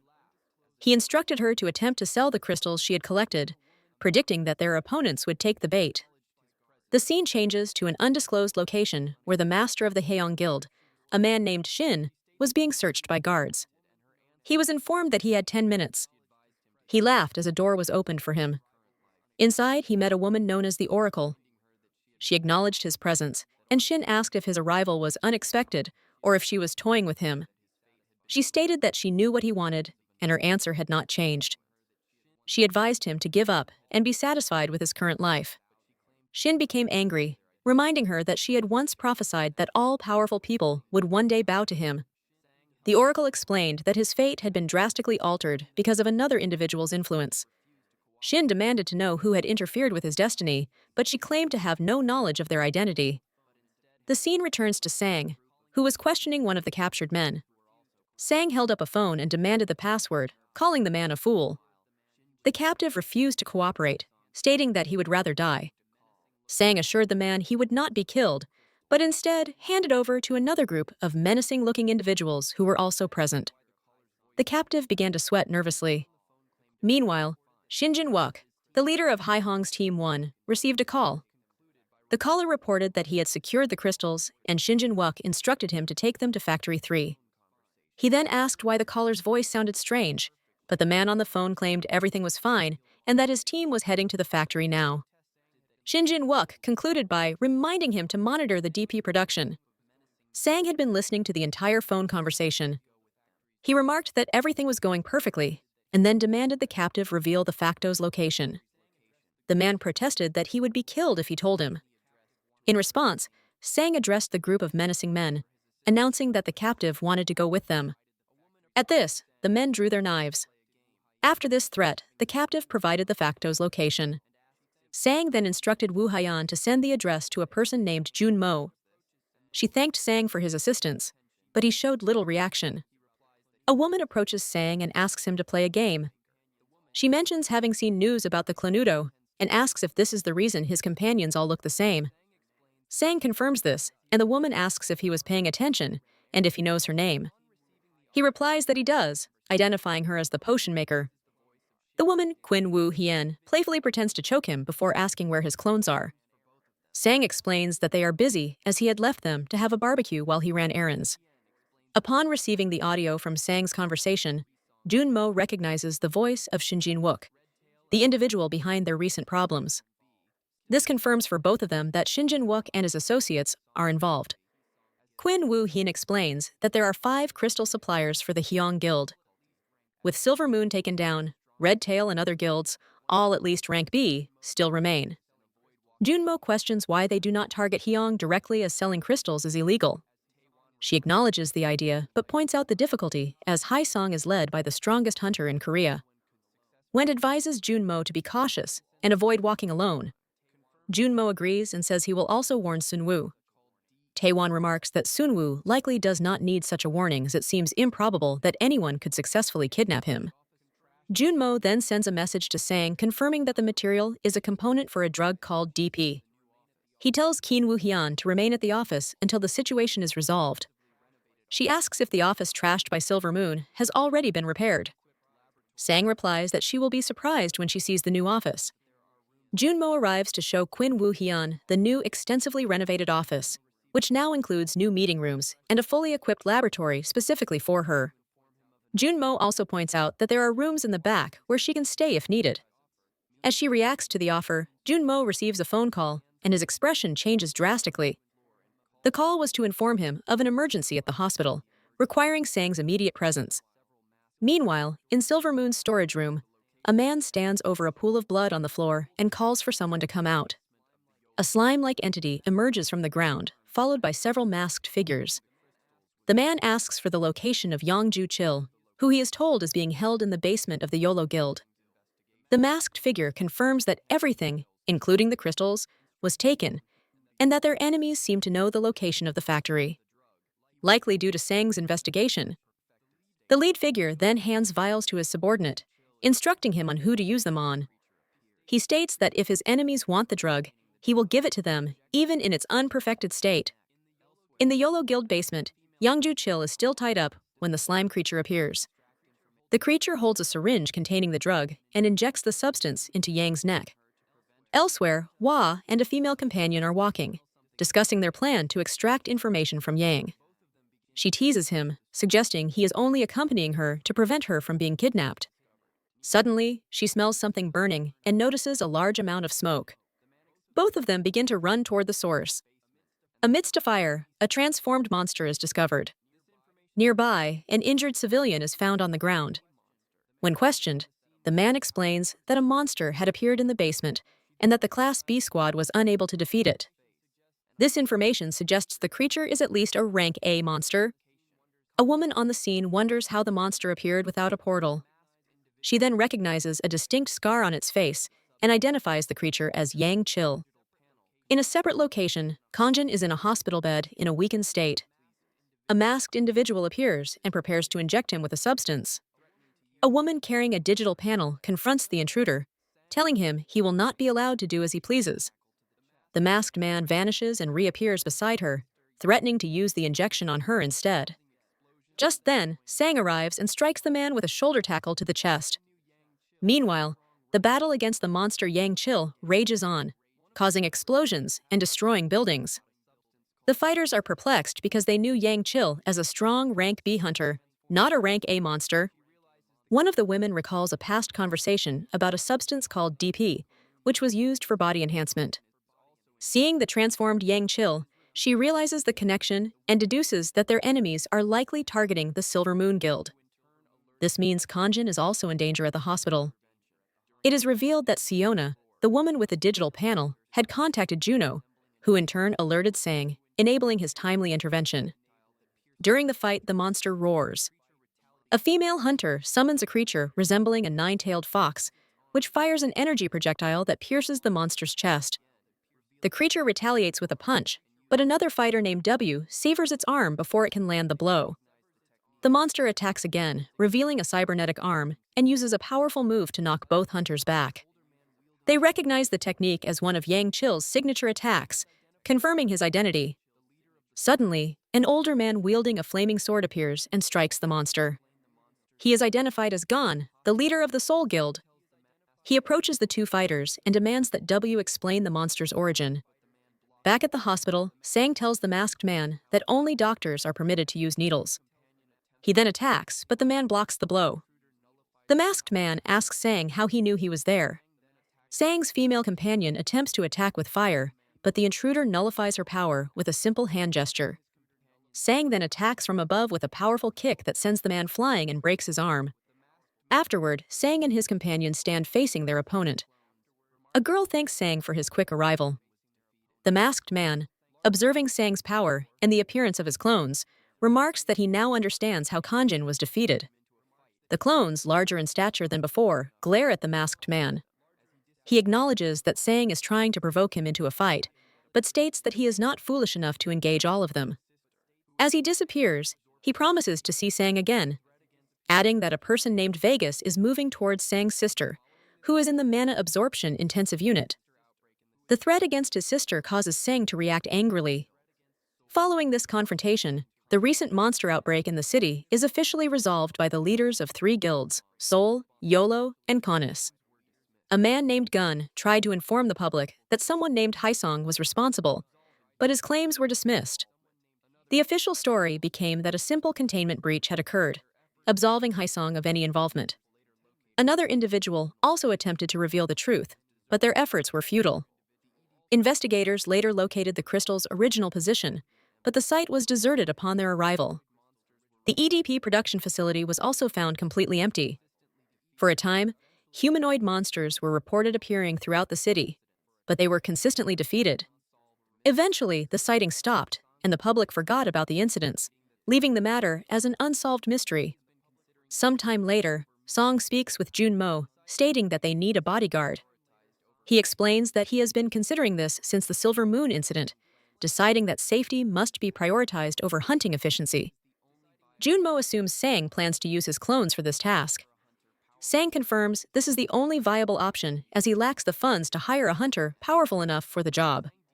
Needing to save money for his sister's treatment by an S-rank hunter, Sang details his plan for the clones. One will guard his parents at home. Two will remain at the hospital with his sister, and a fourth will be stationed at Junmo's agency. Two additional clones will be dedicated to continuous training and exercise. This leaves the original Sang free to act independently. When Junmo asks about the seventh and final clone, Sang reveals he has dispatched it to a familiar location, the Kindness Guild's training grounds in Odin's Tower. Inside the tower, the clone uses a megaphone to announce its presence, luring out nearby monsters. Invisible creatures begin to charge at its position, followed by the appearance of a horde of monsters identified as Spawn V30. In response, the clone consumes a potion, which causes a large explosion. The scene shifts to the opening ceremony for the Korean branch of the Hunters Academy, led by its president, Haku. The Academy's stated mission is to support low-rank hunters by providing free skills training and methods to increase their item drop rates. It is open to all hunters, regardless of rank or talent, offering them the chance to train with veterans. The Academy also promises that the student with the best performance at the end of the year will receive an elixir, though its properties are not specified. Meanwhile, at the Kayam Awai's private gym, Sang and his clones continue their training. Sang struggles with his training as the 250 kilo dumbbells he uses are no longer sufficient to increase his strength. He is unable to find heavier weights for purchase, such as 1-ton dumbbells. While watching television, Sang sees a broadcast about the opening of a new academy branch. He dismisses it as insignificant until the announcers reveal the grand prize, a legendary elixir highly sought after by hunters around the world. Although he is unaware of the elixir's specific properties, Sang's interest is immediately captured. The broadcast shows the Hunter Academy, a grand institution designed to look like a European castle. Its motto promises that any student can learn new skills and overcome their weaknesses by trusting in the academy system. Feeling skeptical, Sang asks his acquaintance, Junmo, if the elixir prize is real. Junmo confirms that it is, explaining that the academy is offering it to attract applicants from every country. Sang finds it strange that a mere academy branch would possess such a rare item. Junmo corrects him, stating that the institution is significant because it was founded by George Lucas, who is known as the only jumper. Sang remains puzzled as to why George Lucas, the owner of one of the world's largest corporations, would establish an academy and give away an elixir. Junmo agrees that the motive is unclear, but speculates it is an effort to reduce the power gap between low-rank and high-rank hunters. By improving the abilities of average hunters, they could reduce casualties during monster-related incidents. JMO also adds that the academy seems to prefer applicants with weaker skills. Hearing this, Sang regrets having worked to raise his rank so quickly. However, Junmo reassures him that he may still qualify for admission based on other criteria. Junmo then points out that Sang's low-quality skills are an advantage. His main abilities, Strong Strike and Magic Bullet, are both frank, whereas a typical B-rank hunter would have around 70 skills of various grades. Sang has managed to advance using only his base stats in his clones. Patting him on the shoulder, Junmo tells Sang that his lack of quality skills makes him a guaranteed candidate for admission. When S asks him to stop, Junmo mentions a donation-based admission system. S asks for more details, and Junmo reminds him of the prize money he won from the Canis incident. Sun considers the cost, believing that even 5 billion won would be a worthy price to cure his sister with the elixir. Later at an event, the Academy's president gives a speech. He publicly acknowledges Sang, stating it is an honor to have him. Embarrassed, Sang replies that he is not special, but the president praises him and reveals that Sang donated 5 billion won to the school. Sang thanks him, but privately feels the situation is suspicious, as if he simply bought his way in. He reaffirms to himself that he would pay up to 10 billion won to acquire the elixir. Around him, other guests whisper, identifying him as Jung Sang-woo, the clone user, and wondering if he is a clone. Sang ignores them, thinking that with his current level, he is confident he can reach the end-of-year competition. The director announced that 2 B-rank hunters would be enrolling in the academy that year. Sang learned that the second B-rank hunter's identity was confidential, but that this individual was supposedly as famous as he was. Sang immediately recognized this new student as competition for the elixir he intended to acquire. During the orientation, Professor Kang Hae-suk was introduced as the instructor for a class called Basic Food Magic. Since it was the first day, no formal classes were held. Sang was curious about the other B-rank hunter, but remained focused on his goal. Later, a student announced a welcoming party for the new students at Bar Gori. Sang decided to attend, thinking it would be a good opportunity to identify his competitor. At the bar, Sang found the venue to be very crowded. He was quickly surrounded by other students, particularly a group of women who recognized him. They asked if he was the clone user who had killed the monster, expressing their admiration for his accomplishments. They then asked him to demonstrate his ability by creating a clone. Sang declined, stating that his clones were currently occupied with a mission. He used the opportunity to ask the students if they knew the identity of the other B-rank hunter. They were unaware of any other beta ranker enrolling, and said that online news had only mentioned Sang's admission. Sang concluded that the other student was deliberately keeping a low profile and was probably not at the party. Deciding to leave, he announced his departure to the group. The female students urged him to stay and offered him a large alcoholic beverage. Sang consumed the entire drink, thanked them, and left the bar, leaving the others surprised. Due to his poison resistance, the alcohol had no effect on him. As he walked, he reflected on how his life had become more serious, leaving little time for socializing as he had with friends in the past. While on his way, an individual in a cap approached and asked for directions to the student party. Sang provided the directions and mentioned that the event was still in progress. The person asked why he was leaving so early. Sang explained he was heading home because he didn't know anyone there. He then recognized the person's voice just as she asked if he would like to have a drink with her. The person was Yan, a former student of his. She confirmed that he should recognize her. Sang asked why she was at the academy, and she revealed that she was also a new student. He questioned if this meant she had failed the university entrance exam he had helped her study for. Yan avoided answering, instead commenting on the cold weather and reiterating her desire for a drink. Sang understood that he needed to stay and have a drink to obtain the information he wanted. The woman requested a drink, and Sang asked about her test results, suggesting that she had failed. She denied this, clarifying that she had successfully passed her exam. Confused, Sang asked why she was at the academy if she had passed her university entrance. She explained that becoming a hunter was her real dream, and she had only applied to university to satisfy her parents' wishes. Her personal goal was always to get a hunter's license after graduation. The new academy provided her with an opportunity, and she managed to convince her parents to let her enroll despite their concerns. They warned her it was dangerous, but she persisted until they agreed. She then asked Sang to explain his own reasons for being at the academy, addressing him as professor. An embarrassed Sang told her to stop using that title, as he no longer held that role. The woman pointed out that since they had enrolled at the same time, he was not her senior, and she playfully called him a different nickname. She noted his discomfort and then told him to look at her. After they consumed several alcoholic drinks, the woman became intoxicated. She requested another beverage, but Sang told her to stop. She was resting her head on the table when she suddenly looked up and asked for his new phone number. Upon receiving it, she expressed her satisfaction, stating that he now had no excuse not to contact her before promptly losing consciousness. Sang proceeded to pay the bill for their drinks. Sometime later, the woman regained awareness and found herself being carried on Sang's back. Confused, she asked why she was on his back, whether she had fallen asleep, and if they were heading home. Sang confirmed she was awake and explained that she had fallen asleep at the counter. The woman complained of feeling dizzy and unable to walk, so she held on to Sang as he carried her.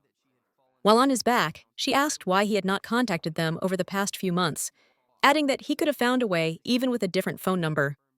She confessed that she had initially planned to strike him out of anger, but she could not bring herself to do it after seeing him. She concluded by saying she had enjoyed their time together. Sang replied that he had a specific goal to accomplish, which was his reason for enrolling in the academy. He confirmed that he had also enjoyed himself, calling it the best day he had experienced in the last 6 months, and noting that the night was still young. He elaborated on his recent actions, describing himself as fundamentally lazy. He was afraid his determination would fade if he continued his old lifestyle, which would lead him to repeat the same mistakes and regrets. Believing that people do not change easily, he severed all of his past relationships to maintain his focus. He then assured her that she was still important to him and handed her a cap. As they arrived at her home, the woman admitted that she had misunderstood his intentions. Sang told her to put on the cap and said that he would forgive her this time. As he turned to leave, she warned him that she would not forgive him again. A man named Hai Song contemplates the significant impact Sang is having on the world. Nearby, a person in a white mask apologizes, reporting that the Nudo clone was stronger than anticipated and calling the clone a bastard. Hyung muses to himself that the person in question was Jang Seong-woo and that he should have asked for an autograph. Another individual appears beside Hyung, asking why the lights were turned off. Hyung ignores the question about the darkness and instead asks if all preparations are complete. He informs the person that they will start at the academy the following week, demanding results that justify the effort it took to enroll them. The individual confirms his understanding. This person is revealed to be Shin Juni-hyung's son. He promises his father that he will not disappoint him. Hai Song then instructs his son to acquire the elixir. A week later at the academy, Sang's class is preparing to learn elemental magic. A female classmate is already in the room when the professor arrives. He announces that their first lesson will be the fireball skill, which he describes as a versatile and popular type of magic. Sang, focused on the lesson, internally questions whether he needs to learn this kind of magic. He recalls learning the strong strike skill through physical action and wonders how they will be taught a magic ability. And that's it. The story ends right here. So tell me, what did you think about this mana? Be honest. Drop your rating from 0 to 10 down in the comments. If you enjoyed the recap, don't forget to smash that like button and subscribe for more crazy stories like this one.